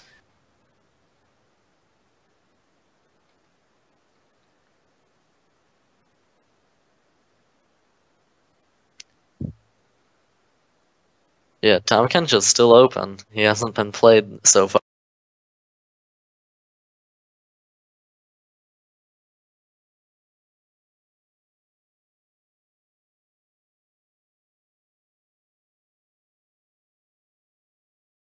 Alistar is locked in here.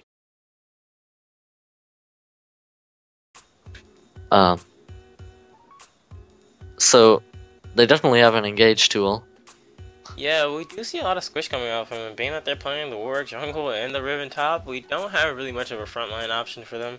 I mean, the Alistar really can be a frontline combo, but like it's still not the frontline you really want. But if they're able to snowball this Riven ahead, then the Riven's going to be a really big problem for them. Mm-hmm.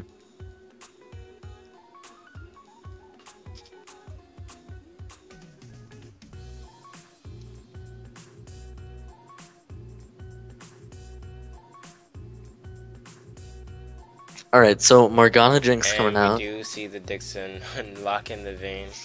Dixon again on a Vayne game. He showed up huge on these Vayne games so far. But I want to talk about this Enigma bot lane. With Morgana Jinx there. Like, that's a lot of lockup and a lot of snares, a lot of CC. There's two snares from Morgana, so the pick potential on her alone is great. Yeah, we got back on this chompers. Comfort of that Orianna, because I remember he played really well in that Orianna last time. So yeah. They do have the comfort of the team comp they want. So they do have the comp they want and the comp they've been playing the whole games. But what the hell just happened? Oh, Kefka is a clown. Quit. Alright, so now we have a problem, because in the event of a DC, we really have to recycle the picks and bans as they already have. You guys have to keep the same ban. Yeah. Everyone has to keep the same bans. No change in picks. Same picks. Change in picks or bans. Everything.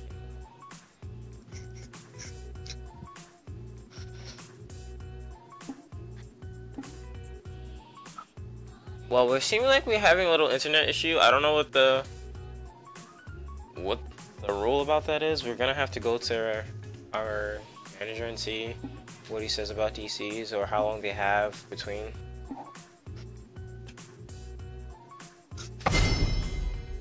Oh, okay. Looks like we're back in the game. Alright.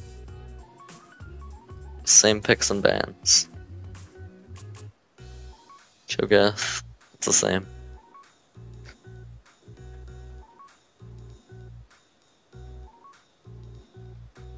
should be pretty quick.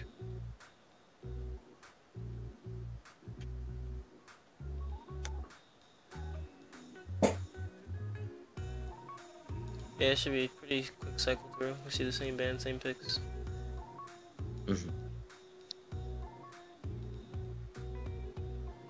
But I'm not sure, that hover over LB, was that considered a lock? Because he kind of DC'd right before he locked it, so I don't think the only thing that's there really up for grabs is the thing when it changes to LB. I don't think that last pick was considered a lock. Yeah. Oh, they're taking it earlier. I guess they considered it a lock? Yeah, I guess they considered it a lock. Alright. It's not too bad. As long as the enemy team doesn't pick up Morgana.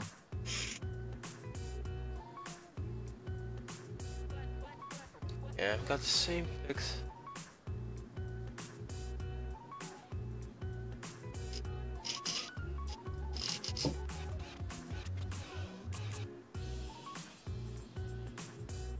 Yep, you are already on a pick. And then this last pick is Morgana. And we'll be set to enter this game. Yep. By the time this game is over, the Yeebee and Runic game should be over, and we can see the losers round semifinals. That will lead to the losers round finals, which will lead to the whole finals for the whole tournament. Yeah. See which team can come out on top. Yeah, so right here we're gonna be in game after game. So as soon as we finish one, we're gonna go right to the next one. Hopefully we can get this moved on.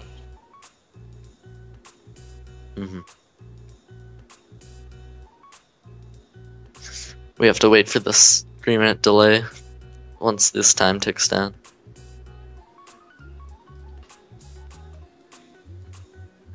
So I love this Alistar combo, like the headbutt pulverize chain knockup, and with Riven here, if he can go in and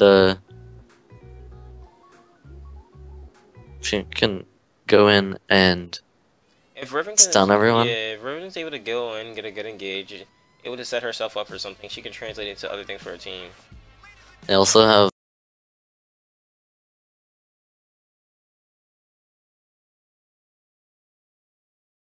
able to pick out anyone they want. That's gonna be really helpful for LeBlanc, actually.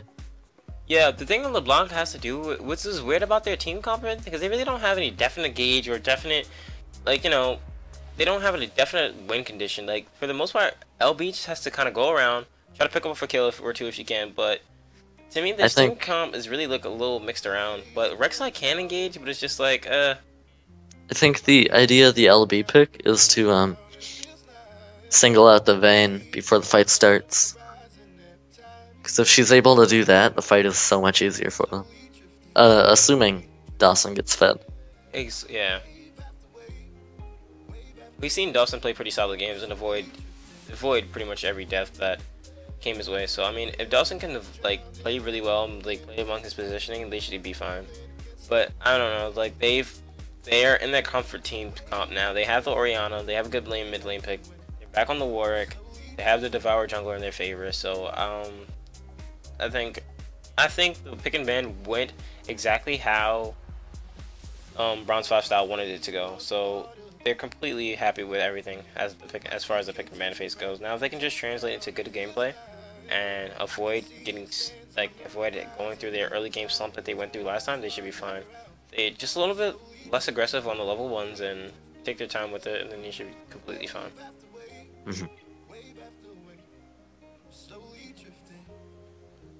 So, which comp do you think is going to take the win this game? Because of the fact that Bronze 5 style played this team comp before and we've seen it work well when they actually did have the Orianna, I'm gonna give it to Bronze 5 style. Yeah, same with me.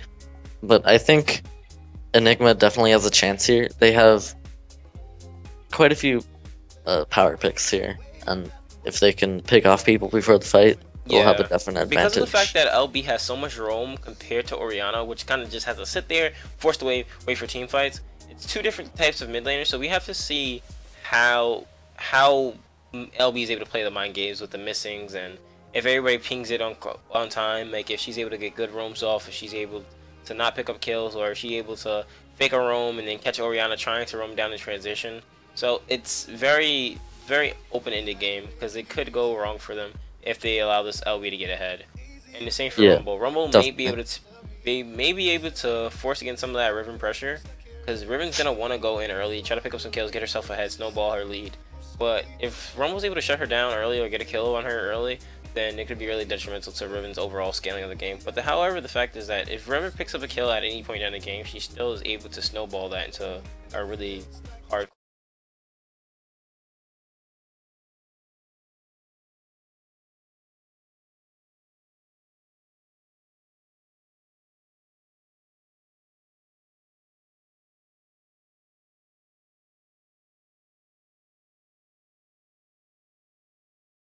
We've got Method showing off that Battle Bunny Riven, and Enigma eSports coming out with the 5 skins for wins.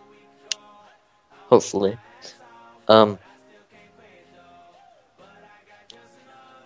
No odd summoner spells besides maybe the Orianna, who took a barrier. Yeah, but with the Orianna against LeBlanc, it's understandable. Yeah, because of the fact that her ball, like with the E, gives her so much shield. So barrier on top of that pretty much saves her ass all the time. So it's pretty good to just have that defensive barrier spell. So you can tell she's trying, she's gonna try to play this lane passively, gonna try to just stay ahead and farm. But we do as we spawn onto the rift here, we can see nothing because I don't know, League's weird and we just like to look at the rift. Let's go on a trip. Let's go on a trip to our rift journey. I'll go over the team lineups here. So on blue side we have Who Is This playing Orion in the mid lane, Method on Riven in the top lane, Kefka on Warwick in the jungle, the fan favorite, Dawson Dixon on Vayne in the bot lane, and Known as X on Alistar in the bot lane.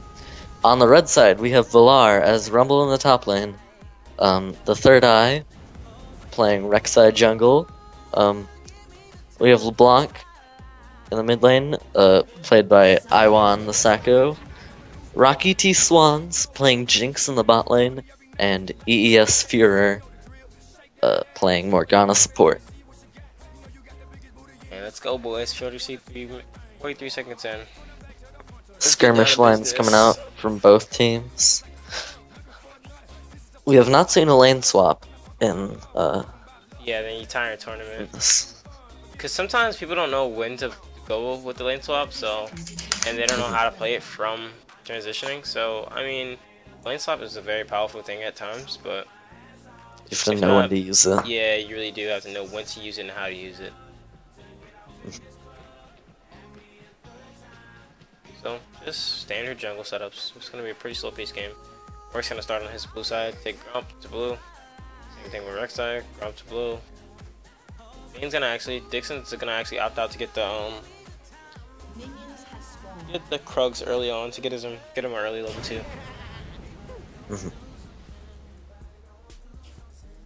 We actually haven't seen the Smite TP top laners either. Yeah, we haven't. Although it has been falling out of the meta quite a bit. Yeah, but with Sion, this really still is really strong.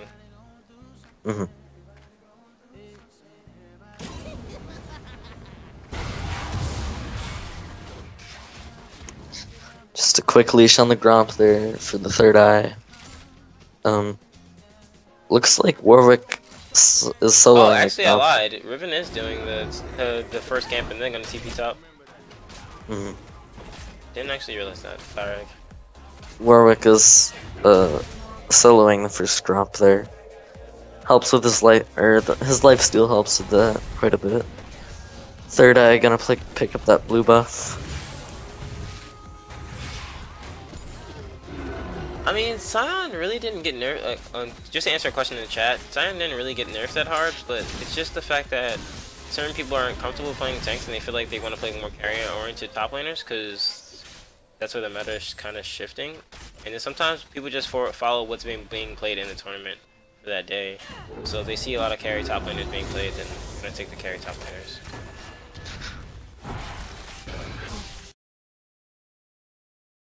I think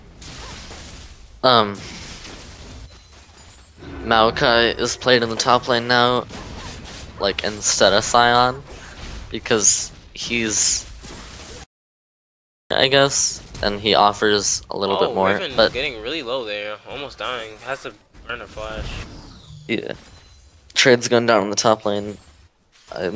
Oh, Riven's just gonna pop a few pots and oh, she's going out on Rumble. Yeah. All right, nice flash from Valar. Always, when there's a Rumble, there's always fights in the top lane.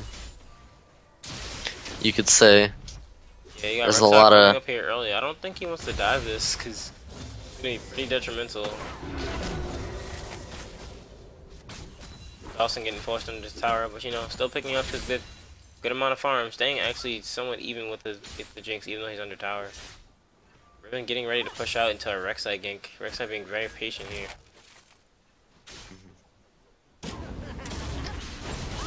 Oh, Riven's going in, and there's the Rek'Sai. And Riven has no flash here, but she Oh. does get a nice knockup. Alright, that's First blood All on right. Rek'Sai. nice by the third eye and Valar there. They burned a flash from Riven. They burned third eye's flash, but jungler flash for a kill is not that bad.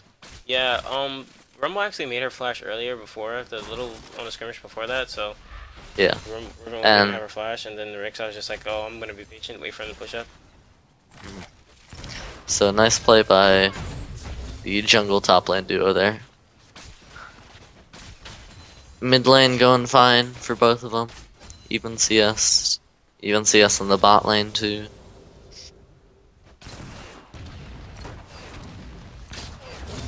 Even CS all around. It's pretty lacking in the top lane though. Not a lot of CS up there. Yeah, they're just pretty much trading, too busy trading to even worry about CS at the moment.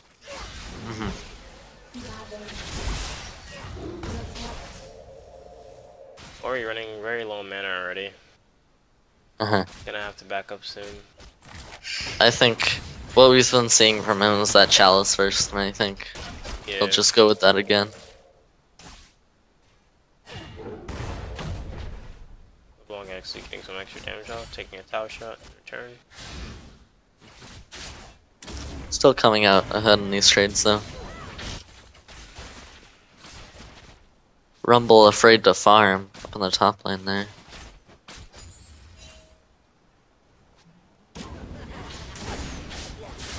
Ruin's going hard on Rumble. Looks like it's just gonna back off though. Riven's just repeatedly going ham and backing off quickly before Rumble can get the return damage. Like you can see it Rumble's here. taking some pretty. He has no way to deal with that. Yeah, Riven does get 6 here. Yeah. Rek'Sai is invading the blue side jungle though. Riven will actually dive this tower and get the kill. She's gonna go down Yeah, now. she's definitely gonna go down. Since it wasn't first blood, it's wasn't that worth it for Riven. Because Rumble gets the gold, like the shutdown gold. Or well, not the shutdown gold, but he gets extra gold from that, I believe.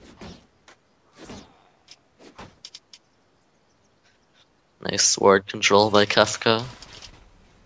Looks like they're setting up for an early dragon here.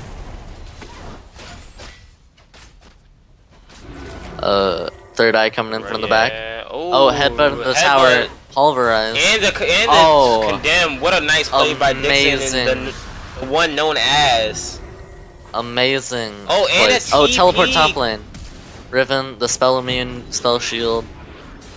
Just saving her life there. Such a strong ability, but amazing coordination by the bronze 5 bot lane. Riven sort of racing her TP here. She's trying to look for something because she doesn't want that. So they're gonna pick up Dragon. Almost gonna get a lot of CS advantages. top.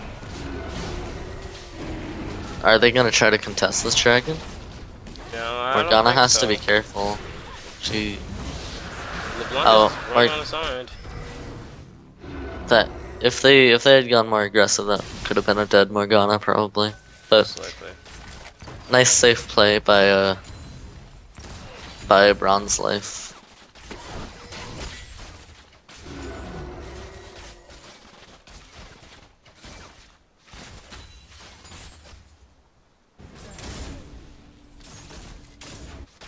Rumble's working this tower down slowly but surely.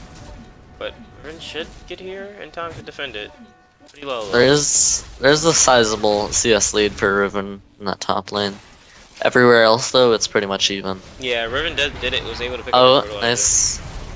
nice stopped back there by Morgana. It's interesting that Riven didn't actually opt out to go Hex Drinker against Rumble, so sticking to her fine guns.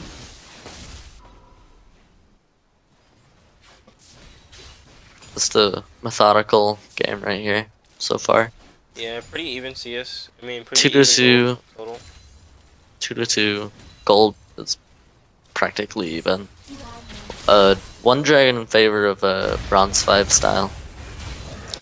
Third Eye's gonna be picking up this red buff for himself and maybe looking to gank someone with it. But you have to watch out for Warwick in the top lane. This could be counter gank. Oh, Warwick's Right. getting that speed buff from his E.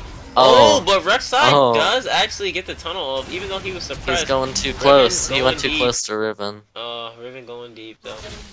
Able to He secure the kill. he channeled the tunnel before Warwick flashed and ulted. So overall, I don't think it's worth a two flashes and 2 ults for 1 kill. It depends if Enigma can take advantage of that. Oh, Riven. Oh. Rumble actually shooting off a pretty bad ult there. Let's see if Riven's able to get away. Riven pretty low health. Yeah. And we do have a skirmish going on in mid loop too. Rumble will have to burn flash, but there is a Jinx rocket shooting up top, and they do call that, and Just gonna miss. yeah. Alright. Call. If only Rumble had hit that ult. Yeah, it was a pretty shaky ult from Rumble. She tried to I guess she tried to stop her to get off a maximum amount of damage right away. I think Oh, he. flash. Oh, nice flash pulverize. The headbutt. Oh. Oh, okay. So right I don't there, even- what happened was that Jinx flashed right before he was able to headbutt. So he actually knocked her the way she flashed instead of.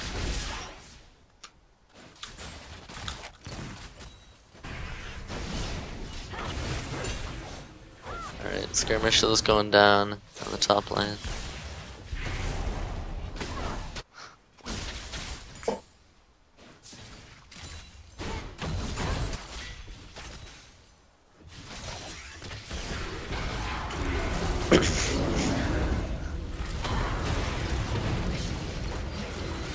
Oh, pretty interesting trades going down on Alistar. Alistar taking some pretty heavy damage, and that it's gonna be probably a double kill for Jinx if she can get it. Nope.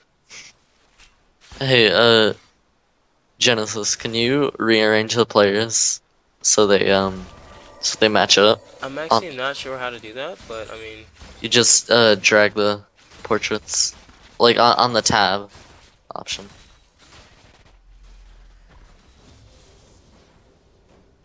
You know the thing that yeah, I pops got up. you. Oh, nice rocket by by Jinx. Solo killing that Vayne there.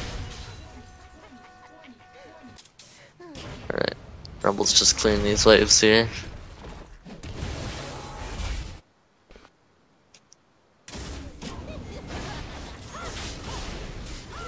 Krugs. Oh, they're going on to Riven. Looks like it's gonna be the knockup here. Oh, she's trying to turn. Rumble ult goes down. That's dead, Riven. Alright. Valar picks up on the kill on that one. 2-1-1 in this Rumble. Meanwhile, 2-3-0 on the Riven. Enigma showing that it's gonna take quite a bit to take them out of this tournament. Binding misses, and no fight has started there. Yeah, we do see Rumble inching up at this top tower. Got it pretty low before. But it does actually make Riven waste her TP on that. This Jinx already does so much damage. It's gonna be hard for Dawson to stay in lane here. Yeah, he's going trying to find a way out right now. Jinx Rocket is almost up. If she can aim it right, she'll just get another solo kill on Vayne. Yeah, but we have seen the one known as being able to block at least a couple of Jinx Rockets last time he played against the Jinx, so. And then Dawson also does have pretty good movement once with his tumble, whenever it's up. Yeah. He's been using tumble to dodge those Jinx W's a lot. Jinx has been very common in this tournament. Yes, so we have seen a lot of Jinx and Vayne as well. Yeah, Jinx and Vayne seem to be those top 80 carries for this tournament. Hotly contested ones. Yeah, we only seen Sivir like once, so Sivir's also really good for the team if you can play her well. Just the weak lane phase she has.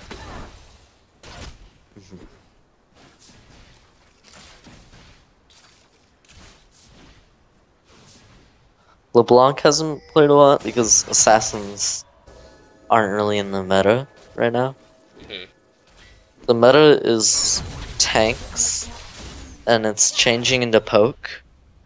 And I think we're gonna see a resurgence of assassins.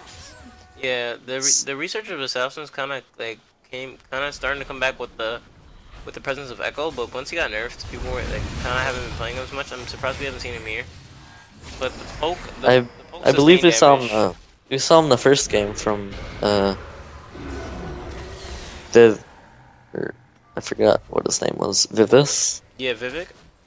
Vivek, yeah. Yeah, he played them that first game. We can see that. Oh, teleport coming in from Rumble. You're gonna peel off the dragon.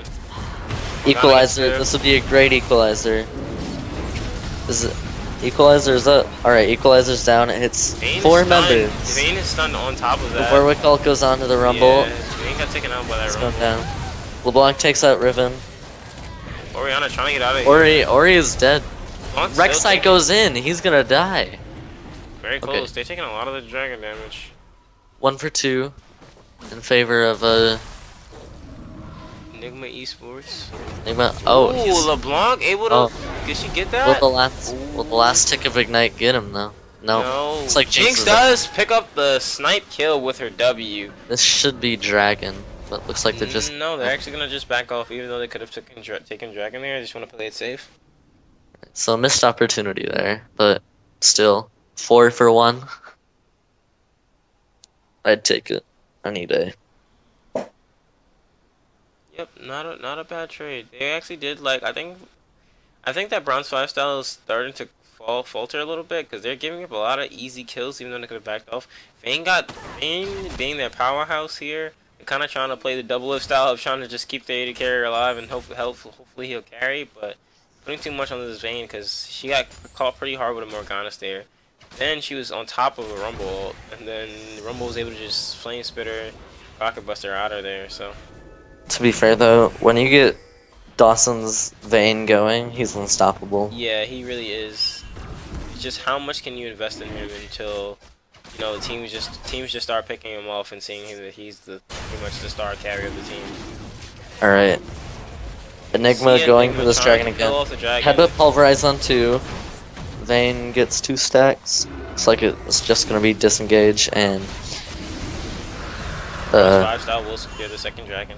Bronze 5 style will assert their dominance and slay the Drake beast thingy.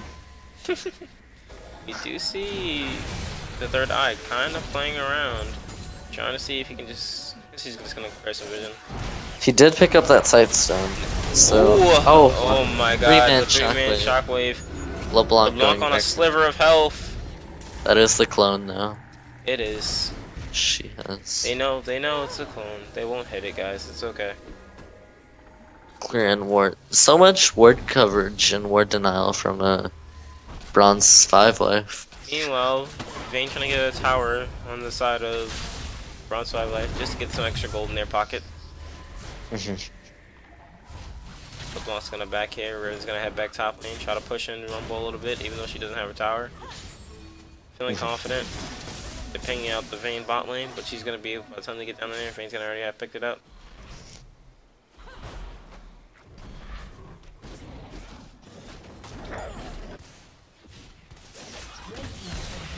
Vayne Oh, actually does Morgana's looking for the snare. Dodges it. Ooh, Nice condemn.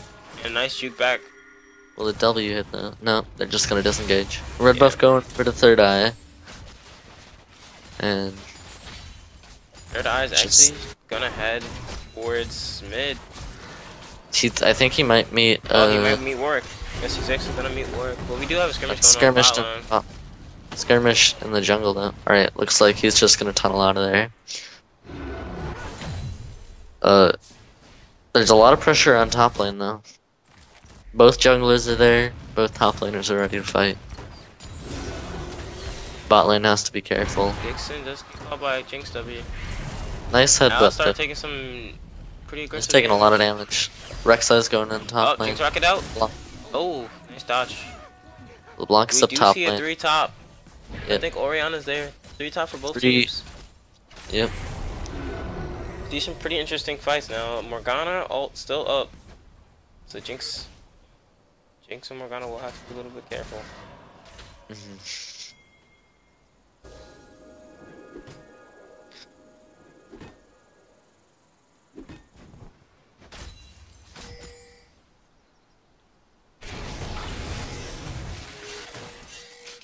Alright. Bronze 5 pushing in the minion wave there. Trying to make him miss a few CS under the tower. Yeah, Which both isn't teams are even trying there. to play really cautious, but at the same time, they're trying to assert their dominance, but no one's really finding a rhythm. But we can see Rek'Sai and LeBlanc heading over. We try to get this Riven once more. They're both pinging her out. LeBlanc's getting pretty deep around here. Let's go and see us head up. Let's go on to this top lane. Oh. LeBlanc is trying to get a kill on Riven. Equalizer goes down. Riven's still playing, staying Not the safe, best. and but- Riven goes down. I1 picks up the kill.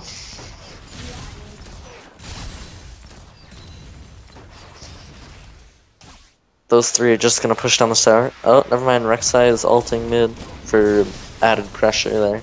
Yeah, they're gonna take the top. Start taking the top now. I don't know if they can take this. Yeah, they will be able to. Or he's coming around the side though. They have to be careful. Alright. I haven't Looks really like- seen a threat of a Warwick ulti this game. Yeah, Warwick not showing up as much as he has in past games. Enigma just playing around that Yeah. amazingly. It's kind of unexpected. This is where it comes into tournament play, where it's like you want to pick the same thing more than once, but then it's like the worry of another team preparing something else among you guys. Like people are gonna be expecting you to play the same thing over and over again, and if they do, if it's something simple to play get around, they will try to extort that and force you into picking that and playing around it really well, as Enigma's doing right now. Enigma taking a pretty solid kill lead, but still gold being very close team wise. And 2 dragons over to bronze 5 style. So, still a close game, despite the kills. LeBlanc really showing up. With that 3-0-1, she's gonna be able to take out Vayne if it ever gets busy. Flash pulverize. Oh, but the The pulverize. shockwave. Shockwave miss. misses. Yeah, just bad communication there, guys. Synergy, as Jinx pointed out there. Red team's turret has been destroyed. Did they get the tower done? I think they can probably. They're gonna try to push up this. Yeah, they're probably gonna be able to take 2 here, but the fear of Enigma engaging is pretty big, being that they have Oh, no shockwave. there's the engage. 4-man Morgana ult. Yeah, they split the team Doesn't really hard. connect to any of them. Vayne's still staying alive here. Vayne's Oh. down. Or is Not she? yet. Oh, they pick up a kill on LeBlanc and Rumble. Oh, this fight is so split. Yeah, Jinx is gonna be able to. Oh, They doubt back it. off early.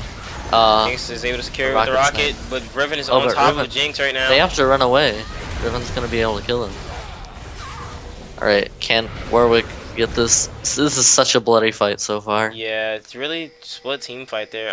They guys should have grouped up more together once they split the team with the Morgana ult. Gotta be more decisive in the calls they take there. That was incredibly split.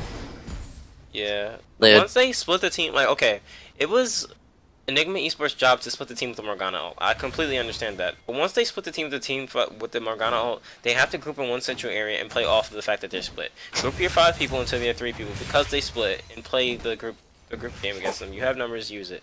I don't know why they chose to split away. So poor team fight composure. They should have just followed through with their plan. They did get the hardest part off, and then they weren't able to follow through with the easy part. Work a little bit in danger here as the rest of the team collapses. Yeah, oh, the burst from LeBlanc. That's gonna be a dragon. Smite is down for bronze 5 style. Yeah. As long as third eye can secure this. Looks like it's not even gonna be contest though. Yeah, bronze 5 style look like they're gonna be in another slaughter because it looks like the same way they were down a lot of kills last game, which ultimately fell down to their doom. Dawson getting picked off here. Dawson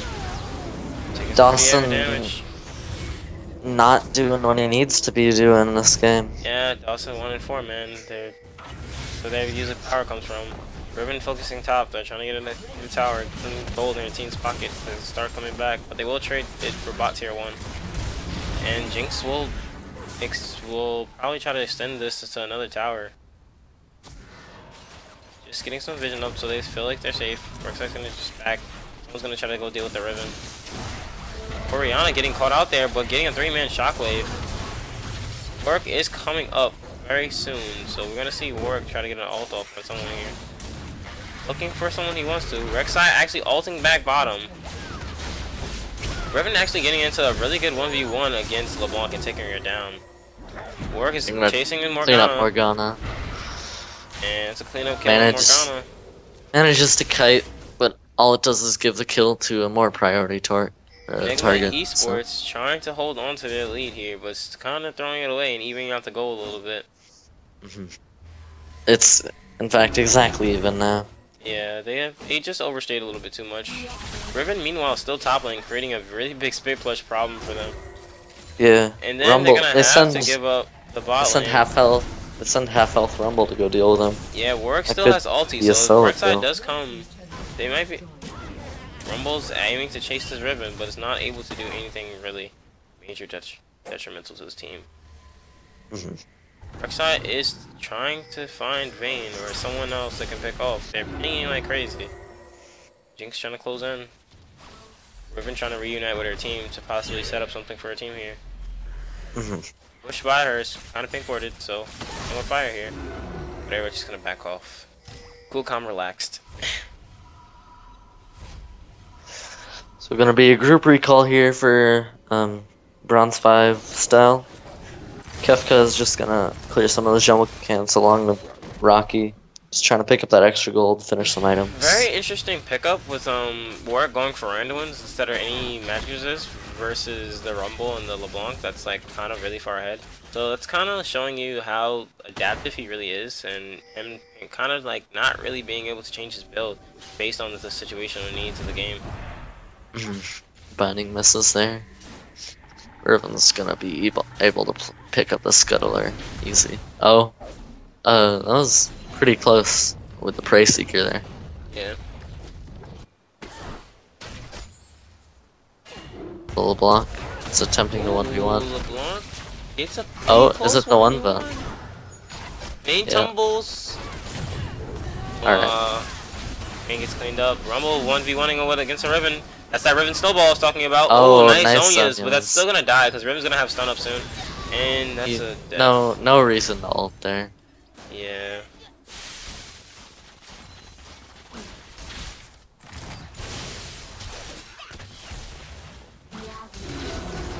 Oh, the whiffed shockwave. Close really, shockwave. Really not showing up this game. That's like 3 times this game. It's whiffed. Dawson really having a really tough game this game. 1 and 5 in this vein. Method trying to show up as much as he can, but it's just not enough.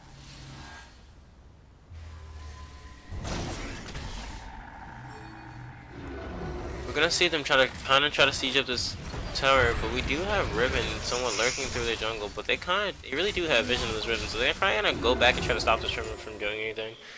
See, Bronze Enigma. 5. Bronze 5 life. This is gonna be a chase on Riven.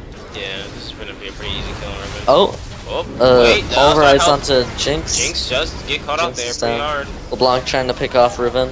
Riven actually, Warwick ult onto Dawson is alive here. He's going big. Gets a Dawson. double. Clean up Dawson. Goes for it, trying to go for it. He's gonna get into Rumble. He's got a lot of attack speed with that ult. Yeah, and then he does have the help from Orianna with the speed boost along with this Vayne's passive. Can he get the one more hit? Oh, the tumble for the last killing blow. They're gonna try to probably rush down Baron here. It's gonna be a positive. 4. It's gonna be a 4-for-1 for Bronze 5. And with Baron most likely. Yeah, they're gonna attempt the Baron. This late game team is starting to come out. That late game Although- damage. That Rek'Sai, does he have any tunnels near? He does. This is gonna be scary. Looks like Dawson it's still full health though. Oh, that was Ooh. really close. LeBlanc trying to pick up a kill and work. Nice smite by Kefka though. Yeah, nice secure. Alright. Bronze 5 is able now to secure a 5k gold lead here. Start transitioning into being able to get more into able to crack into their base soon.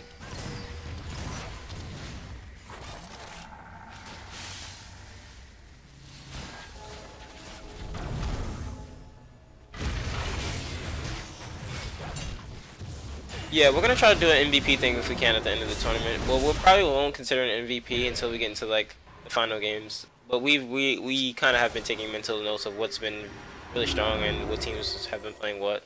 I think in like if we ever have special smaller tournaments for high level teams, it'll be much easier to do the MVPs. Yeah. Because in this, we're unable to because we've only seen like a few teams here. Exactly. So Dragon and Baron going over to, so let's start Dragon, gonna give them a little bit more movement speed to get where they need to go. Start transitioning their this Baron into towers or kills, depending on what they decide to do.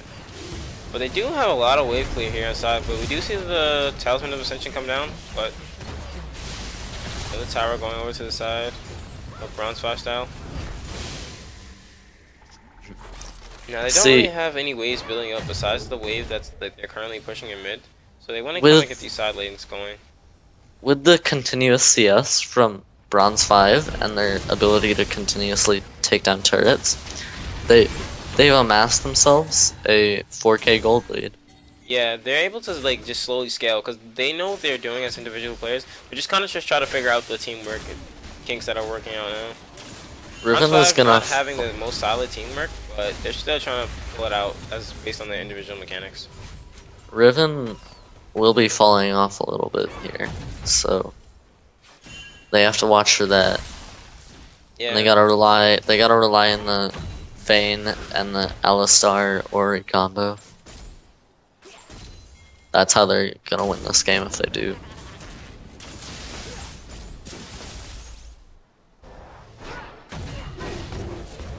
LeBlanc assassination attempt failed. Interestingly enough, we do see Dawson playing somewhat of an item advantage because of the fact that Jinx had to pick up QSS. So we do see a little bit of an item advantage on Vayne. They're still trying to use this Baron to push up mid. They have all the ultis up, including for both teams. So. Ooh, nice dissonance on Morgana to get her pretty low. They're just kind of waiting for the waves and trying to get into the gates here. They don't have Baron anymore, so it's gonna be a little bit harder. Ooh, Orianna does pick up a nice shockwave kill across the wall, so that was pretty sick. Alistar is going ham, gets a knockup pulverize. Yeah, he's diving pretty far into the tower. They just he's trying to get the Vayne. His ult is popped. He's not taking any damage. Yeah, plus the Orianna ball is shielding a lot of it. Great ult by known as Z or known as X. Can't read.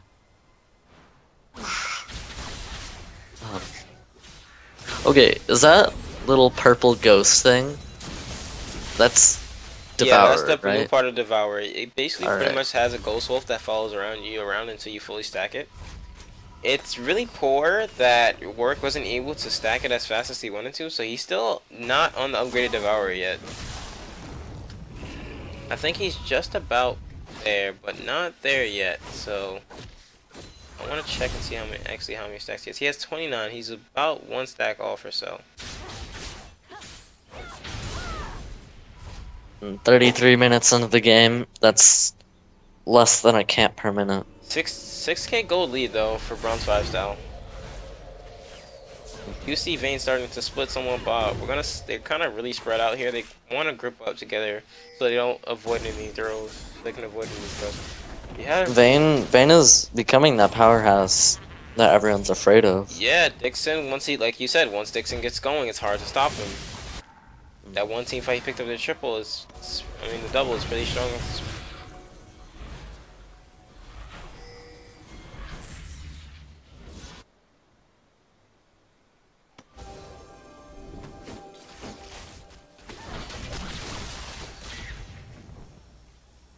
So we are going to see Jinx go bot wave, try to stop that bot wave from pushing. But we do see the Riven split push coming. So Riven does have her TP up, so she could end up baiting someone to come here and try to fight here. And being that Bronze 5 do have the Orianna, they can fight. They do have the potential to fight 4v5. And Riven does have 2 top. Riven's trying to 2v1. They are gonna call. Ooh, Oh, fancy feet. Riven. Oh, my God! pulling out the picking up 2v1. Big Amazing 2v1 play plays for Riven. But it won't matter. The shockwave goes out. Yeah, Dawson is just gonna pick up these kills pretty easily. Gonna Dawson shred that nice guy's armor. Yeah, this might be GG. This might be GG. Enigma eSports, we're gonna have to see you later, man. That 2v1 on Method. What a beautiful 2v1 on a LeBlanc. Enigma eSports, a great run, but weren't able to pull it through. GG to them. GG and Enigma eSports, man. Sorry you guys couldn't do it. We look forward to seeing you guys back in the tournament again. Of course we do. But solid game from Bronze 5 style. Having a little bit of a shaky start. Dawson did well and was able to pull it out. Great game overall by Bronze 5. Yep, so that does advance our bracket. And I think YEEBEEgames should be done. So now, next game is YEEBEEgames versus Bronze 5 style. This is what I've been waiting for all day. Thank you. It's finally here. Whoever wins this faces Dark Wave, and they face Dark Wave White, the reigning champions right now. Yep, Dark Wave White kind of going undefeated here this whole tournament, haven't lost a single game. We'll see if they can make it all the way through. So we're gonna take a quick break to get situated here. Yep. And we'll see you in a minute or two.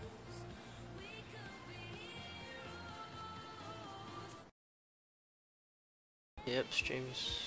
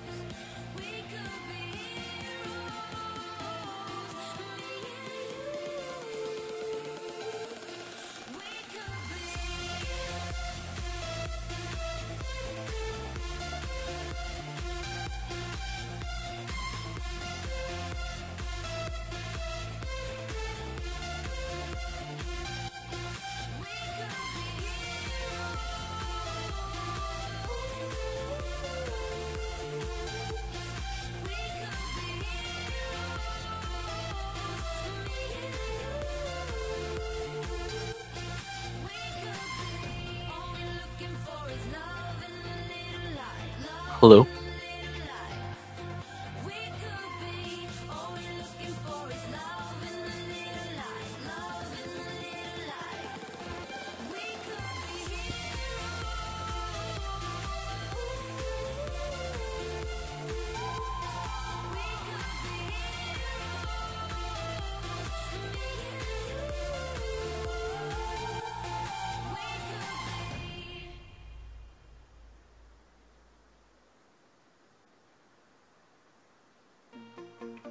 Flu.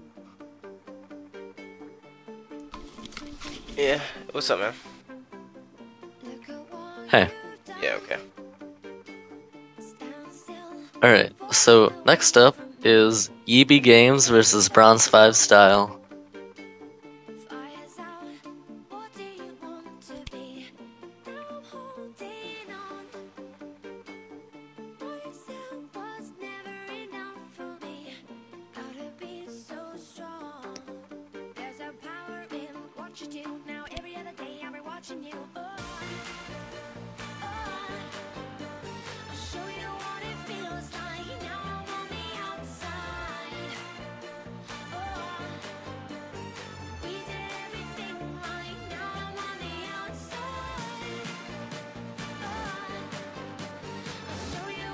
So, if EEBEEgames could invite Nitros and Genesis RM to their game, that'd be great. Yeah, I'd like to get this started as soon as possible. But till then, cool music, and just me and Nitrous just chilling out like we usually do.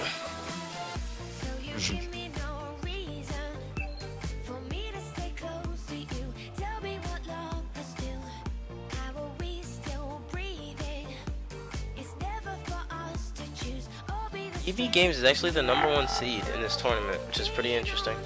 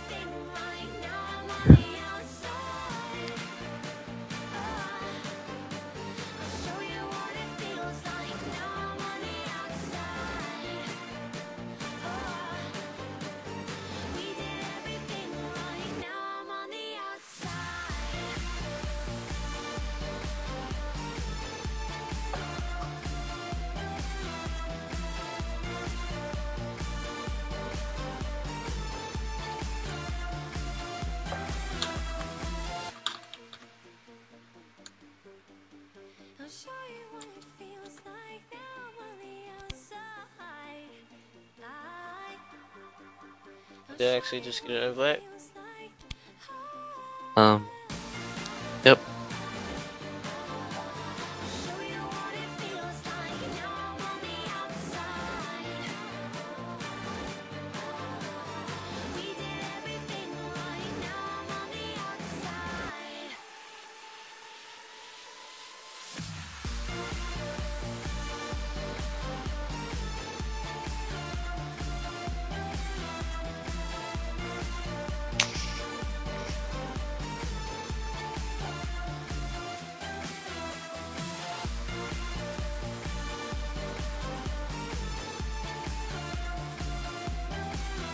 Just waiting there for everybody to get loaded up in here.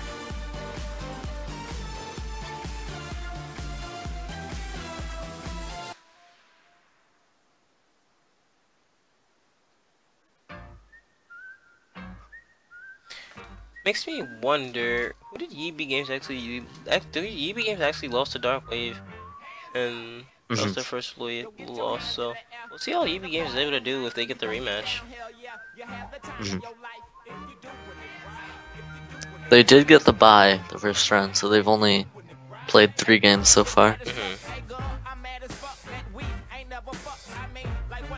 Meanwhile, Enigma, no, Team Runic played 5 whole games so far. Yeah. Fortunately, they were removed, but And Dark Wave's taking a nice rest for now. Hopefully you guys are able to stay warm. You have to sit through another game, another 2 games actually, until they have to play again. So they do get the advantage of seeing these games, yeah, so they can really prepping really well. Prep the draft. Yeah.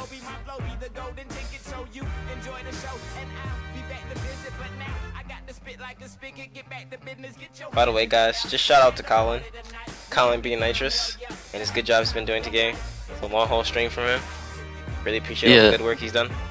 Shout out to Marquis, Genesis RM, for hosting the stream and all the good work he's been doing. Commentator fun. Watch, we're trying to work on the whole name combination thing. We need that nitrous I am hype. Alright. We're loading onto Champ Select here. Alright, so we do see the Warwick band, finally. Coming out for Kefka. We'll get to see him on another champion now. Yeah, let's see what else. I'm pretty sure it's another Devour jungler most likely. I would be surprised if it wasn't. If they can't get him on another Devour jungler, then we'll probably most likely see someone completely different. That could possibly throw him off his game. So we'll see what they decide to pick up. Riven band gone after they saw Method pull off that sick 2v1. Yeah, they don't want no parts of that. Lot of bands going towards Method. 2 bands going towards Method. Method, what else do you have in your champ pool, man? Let me know. I'm down to see it. Didn't you play a Rumble game, right? Yeah. We'll see if he pulls out another one. Oh, and then taking away Dixon's Vayne. This team is prepped to pick and ban. They're in their heads already. What are you guys going to do? They're taking away all you guys' strong champs. EBEEgames, finally, someone who actually prepared for this Bronze 5 style team. Yep, locking in the Vayne. Alright. Nice to see some strategy in the pick and ban. Yeah, we're seeing a lot of strategy come out from the pick and ban phase here, so. They should prioritize the Rek'Sai if Kefka can take it. It's also fair because if you really look into it, Summer Break does play a lot of Vayne, so it's also the scumbag of taking away a pick and getting it for yourself. So Summer Break also being a Vayne main here, so interesting concept. Let's see what Dawson, being that Dawson does play the champ a lot, it's going to be really interesting to see what he plays against it.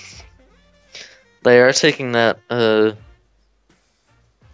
Alistar Orianna combo again. Yeah. They didn't have a great showing on that last game. Maybe they'll be able to pull off wombos this time though. Brandon Vi, 2 champions we haven't seen so far in this tournament. Vi being a very strong tier 1 jungler.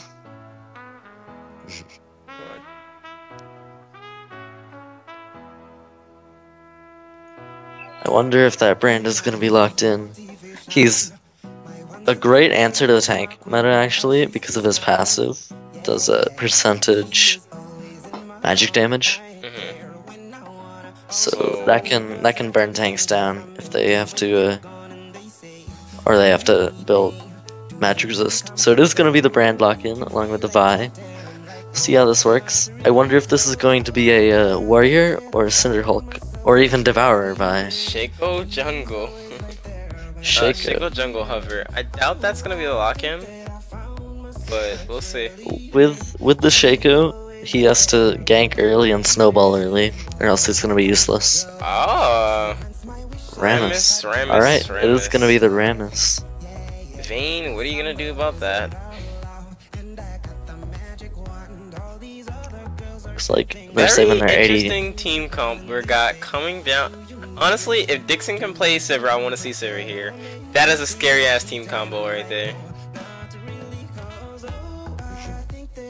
If you can, it's like ball onto Ali, pulverize, Oriel, Hacker Malt, Just and let like Rammus sit there somewhere. Yeah. And it's just like jumps in the middle. Pretty much. Although this team comp from EBEEgames looks like it's gonna try to avoid this hard engage and try to melt down those tanks with the Brand and the Vayne here. Yeah, they're trying to somewhat get rid of so much of the engage, like at least some part of the engage. But I'm not sure that John's gonna be able to stop much there. But we'll see how it's able to play out.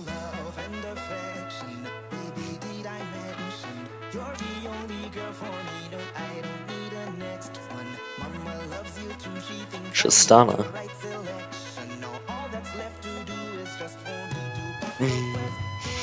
Tristana, interesting pick. The long range ADC. I'd prefer the Sivir here. I would too. I mean, she's thinking more personal than about. I mean, Dixon wants to get in a champion that he feels like he can carry with. The Sivir, he feels like he has to rely on team synergy, but I feel like the Sivir would be really good if this team knows how to play it out. But I mean, he knows himself best, so he's gonna try to pick up the Tristana, I guess, and try to just stay in the back line, use that range. Looks like it is the Tristana. So these are your team compositions. On blue team, we have Summer Break, ADC Vayne, Peridot, Brand mid, Multi-Rainbow playing Vi in the jungle, Akilo, top Maokai, and Bean the Thug playing Janna support. He's a gangster, son. On red team, you have Who Is This playing once again mid Orianna, known as X. I think this is like. Has he played Alistar every single game so far? Yep. Right, he's playing Alistar support. Method, first time we've seen it on the Hecarim top.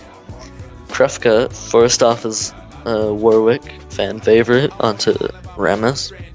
And Dixon taking a break from Vayne to pick up that Tristana. Yep. For ADC.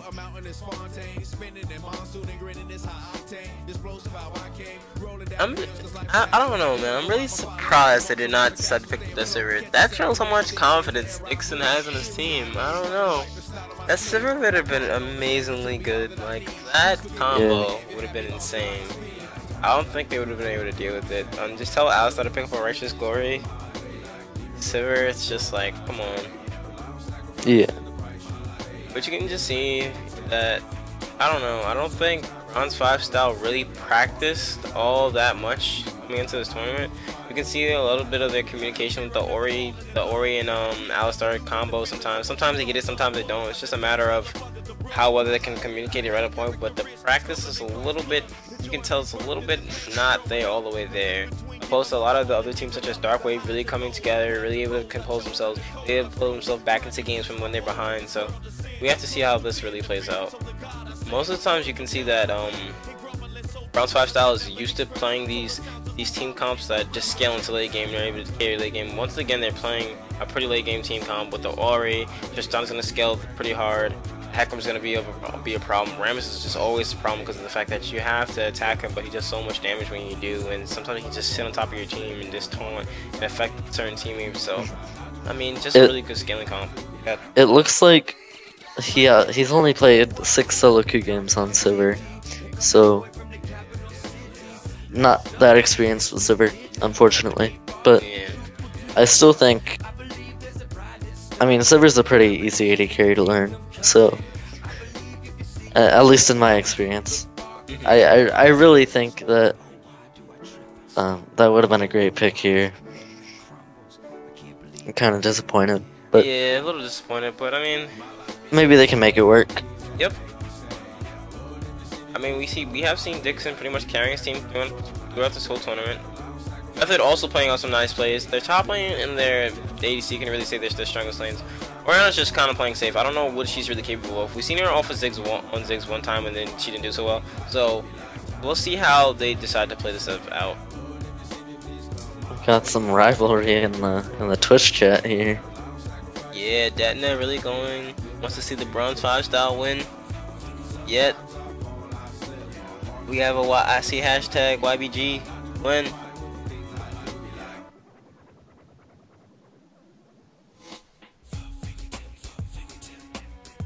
Thanks to everyone that's been watching the whole time. Just had a pretty much consistent amount of viewers during the whole tournament. Yeah. We started at like 43 when our low was like 39 and now we're at 46. So, Yeah. you know, pretty Doing- consistent. Doing pretty good. It's pretty good for the First time. first tournament. Yeah. Wish we had like a follower button so I can know how many.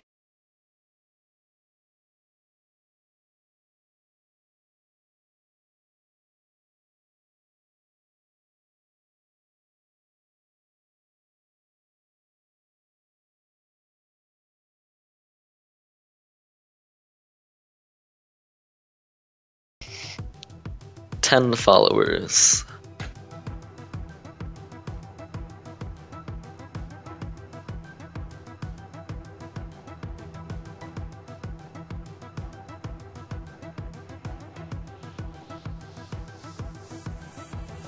Alright, as we load into the rift, these the first and second seed teams competing in a loser's bracket just for a chance to go to the finals. Who would have thought? So we'll see how this game goes for them.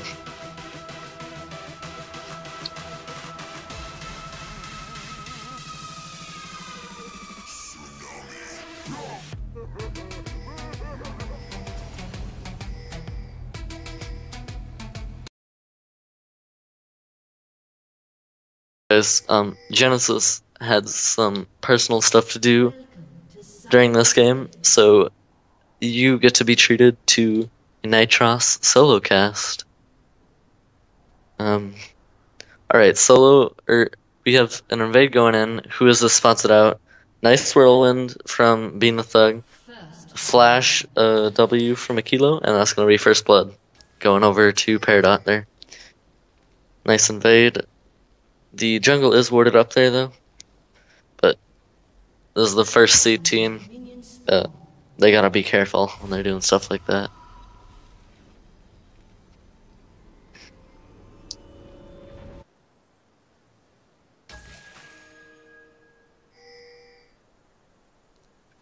Just some early protection there in the bot lane.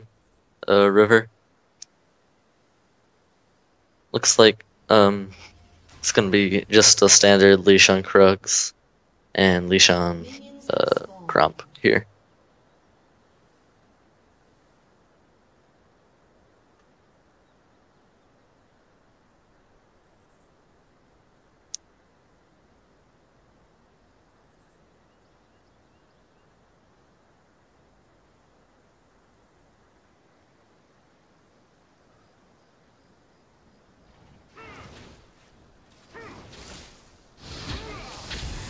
Alright, looks like Method is gonna take those wolves there.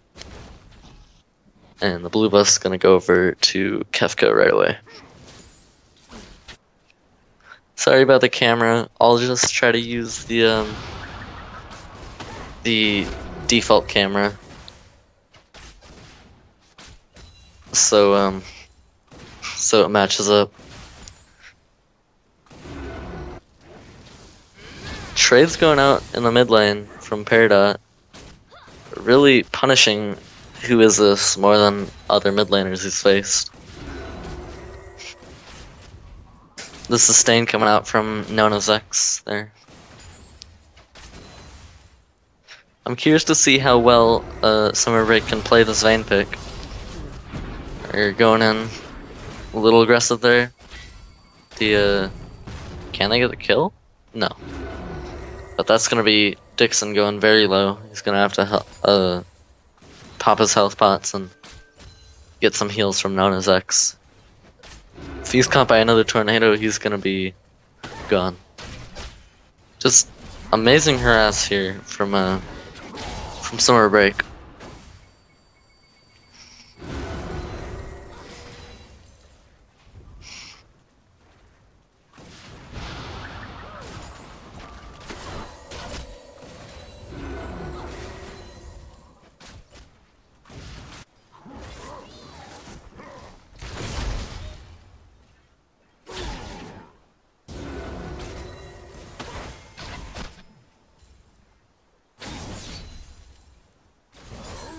Alright, Vi coming in for a gank.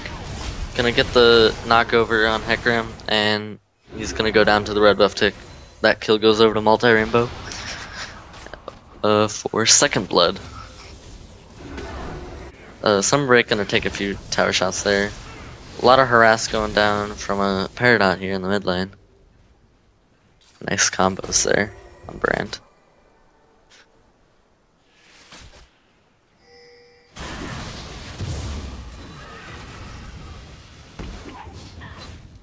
Skirmish here between Multi-Rainbow and Kefka. What he doesn't know though is Kilo's in that bush and he's a dead armadillo. Unless he flashes like that, in which case he gets out. Method skirmishing with Peridot here in the jungle. Lots of little skirmishes, but not a lot coming out of it. Method going in hard. Multi-Rainbow is going to try to counter that. He's going to go down to Method's Ignite. The Rammus comes in and hits Peridot, but he's just going to get out of there with a flash. So lots of sums going down. Pulverize misses, headbutts away Summer Break. And the capital letter bot lane is dissuaded for now. Yeah, a lot of early action during this game. Going kind of back and forth. You see Dixon taking a lot of harass on this Tristana, even though he can't really do much. He's really weak at 3-6, but it's just asserting a dominant against this Tristana, because knowingly that Tristana has the same weak early game problems that he does, but Vayne a little bit stronger, being asserting presence with those silver bolts early game.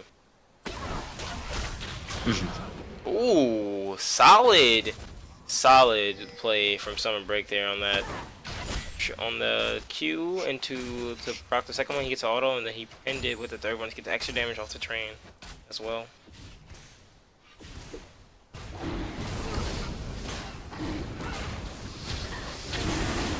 We can see YBG going for this dragon to pick up dragon number 1. 6 minutes in. That's a pretty early dragon, so they're planning to stack up these dragons as fast as YBG they playing can. really solid, very early, gonna take control of this game.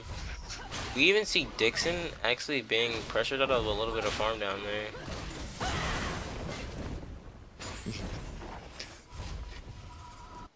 Farm lane going over to Summer Break in this case.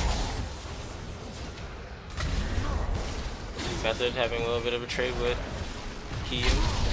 Ooh, Kyo putting up some nice damage with the ult, but Method showing him why this double buff Hecarim is a really big problem for him.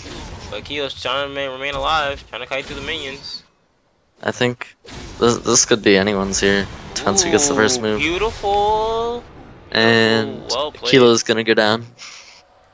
Yeah, he Kilo tried goes to, over to Method.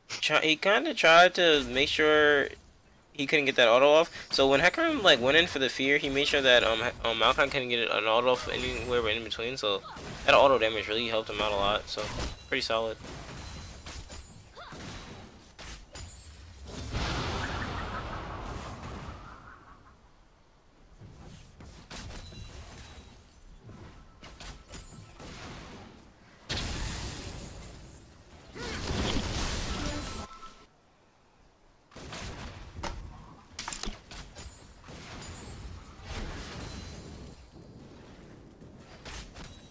Alright, well, unfortunately, Genesis was back for a limited time only. And you get the wonderful pleasure of the solo cast once again. I know how much you love that. Alright, so Dawson Dixon putting on a little harass on Summer Break here. Just trying to farm up, get to that late game just on a power. Or even the mid game just on it. Tornado goes out from Bean. Multi-Rainbow comes in, and they just deleted known as their teleport cancelled from Method. Vi ultis. And Rammus is coming in here, but he's not going to do much. Pick up a kill onto Dawson, and make that a 2 for 0 in favor of EBEEgames. Gonna harass and zone Rammus off this blue buff while they get it. Even off the ward there.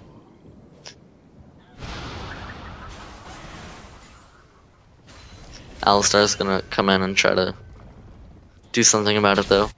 Won't really see any action there. Everyone's just sort of trying to farm up, make it to their late game state.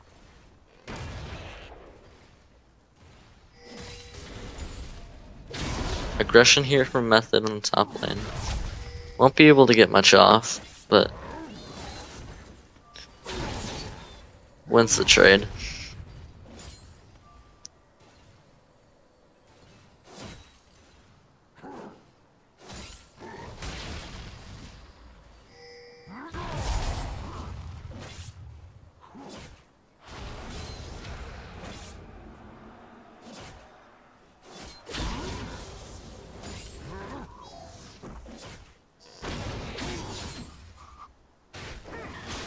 Alright, blue buff gonna go over to Peridot here. The first blue buff I've seen given to a mid laner all tournament. There's probably been more given, but I just haven't watched it.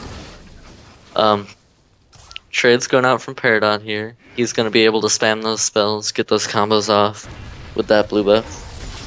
Just continual harass on who is this. Speaking of harass, more aggression in the top lane, but we don't have time for that. There's action in the bot lane again. Just melting. Oh, Bean. Beautiful, beautiful Monsoon there. Interrupting the Tristana jump.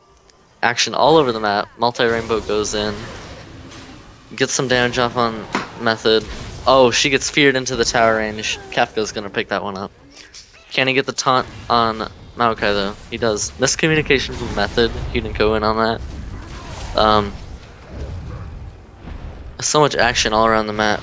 I just want to highlight that. Alright, another kill for Summer Break here. But I just want to highlight. Oh, I can't highlight anything. Alright, Alright, I just want to highlight that play by being the thug. Alright. Tristana was mid-jump, and he ulted and forced her back into Summer Break's auto-attack range, which allowed them to pick up the kill. They probably would have anyways, but just a great play by Bean right there. Also a good play by Method, fearing Vi back into the tower range. Summer Break did manage to pick up another kill on Nona's X there. And WelcometoYEEBEEgames quickly pulling ahead in this game. Pulverized headbutt combo down, a tornado goes out, and Bean's gonna get out of there safely. Rammus coming in though. Nice condemn. Can she kite back? There's multi-rainbow. Kefka's going down. Nona's X is going down. Teleport comes in. He's not canceling that. He wants blood. Teleport coming in from a kilo now, and he wants blood as well. They're gonna try to dive this. Go on to Method, burn him down quickly. Burn down the tower actually first, and that's gonna be Method being picked up by Summer Break. So Summer Break already, it's only 12 minutes into the game, and he is such a huge threat. 7-0-2 on this Vayne. He's a monster. So if they ever want a hope of winning this game on the side of a Bronze 5 style, they're gonna have to single out Summer Break right away before he can do anything. No. They can easily get killed here by Summer Break. But looks like nothing's gonna happen. Just gonna secure the scuttle.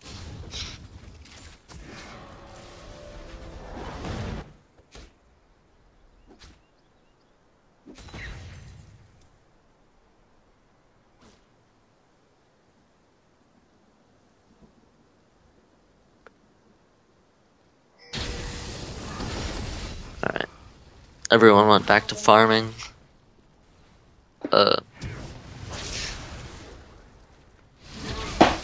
Bronze 5 style, desperately trying to claw their way back in this game. They looked very good for this whole tournament. But here they're just this opponent is just too strong for them. WelcometoYEEBEEgames.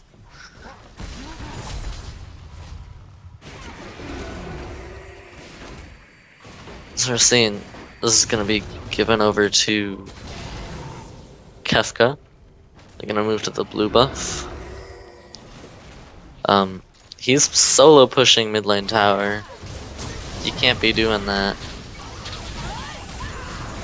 With no jungler support, nice shockwave, but with no jungler support there, and your bot lane is with your jungler doing a camp, you have no idea where their jungler is. It's not a good idea to do that. Especially someone like Vi who's at point and click lockdown. You can't miss a point and click.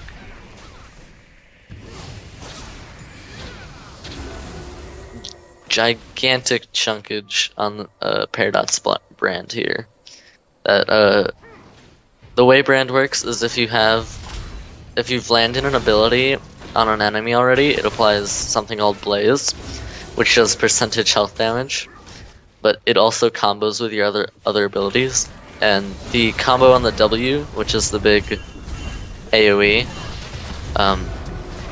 does 25% more damage, which is why he's able to chunk these people down so much.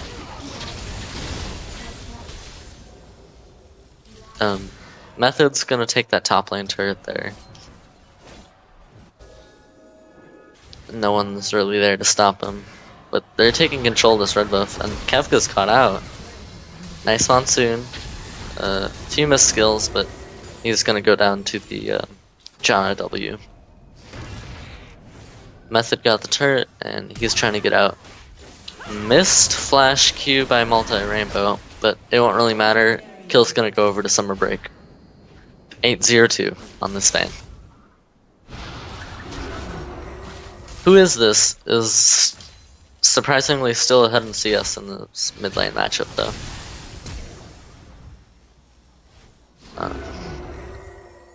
Just gonna get out of there as quick as possible.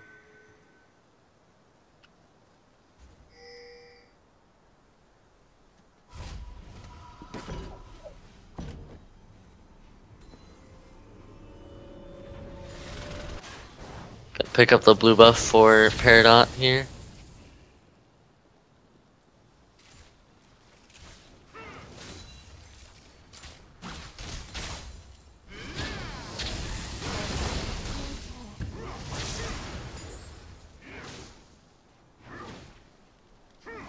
Looks like Rammus is going on.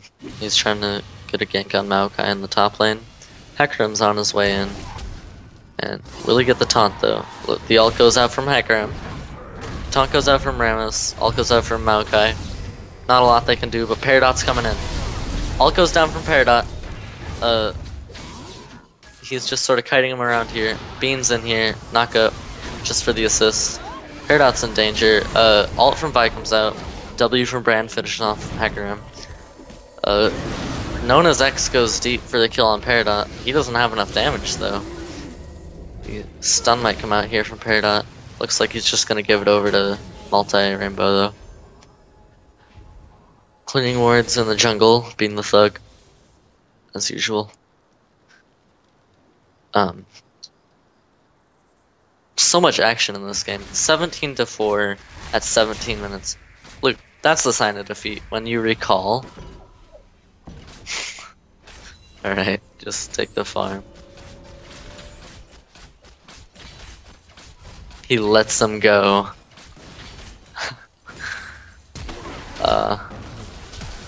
Oh, he got away. The BM was too much. Too much BM. Yes, there is such a thing as too much BM. Hecarim's gonna come in on summer break, see if he can pick up a kill. He's just gonna get kited around though. Oh, barely. Or doesn't even take summer break down. He's just gonna lifesteal off these creeps. And they're gonna take down this tower. Just absolute carnage here by WelcometoYEEBEEgames. They're assuming they're gonna win this game, which it looks like they're poised to do. It's gonna be a tough match for your Dark Wave. A Kilo pushing the top lane.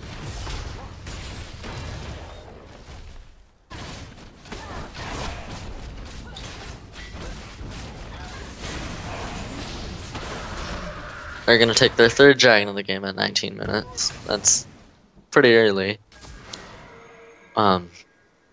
Just outstanding performance by YEEBEEgames here.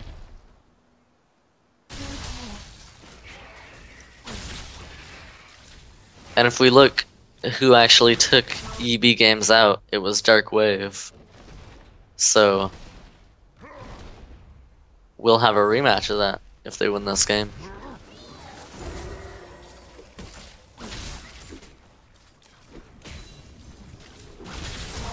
But 20-4 over a kill a minute in this game.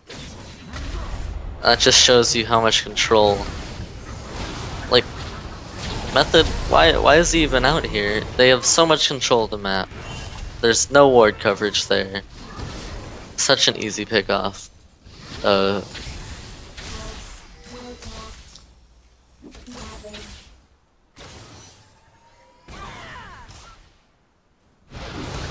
Yeah,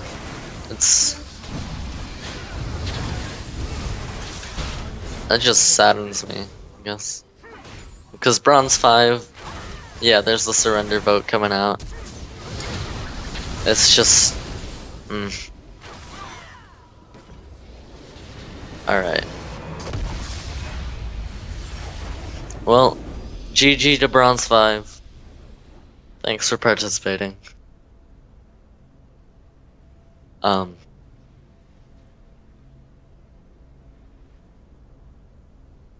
Alright.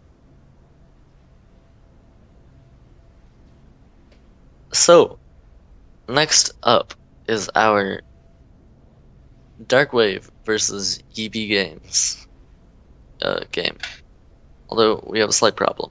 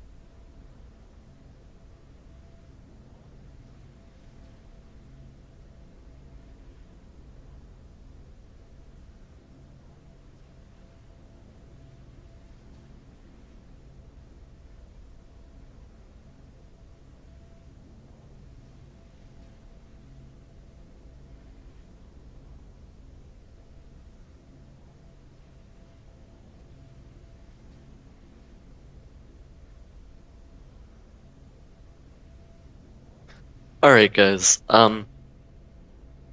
really sorry about this, but unfortunately Genesis had some personal things that he had to go do, so we'll be unable to continue the stream right now because I am lacking the appropriate tools to broadcast it. In future broadcasts, I'll have this stuff and we won't have to worry about this. But that's the end of the stream for tonight. Thank you for watching, and feel free to stay here and chat while you look at a victory screen. Thanks, guys. I'll see you next Saturday.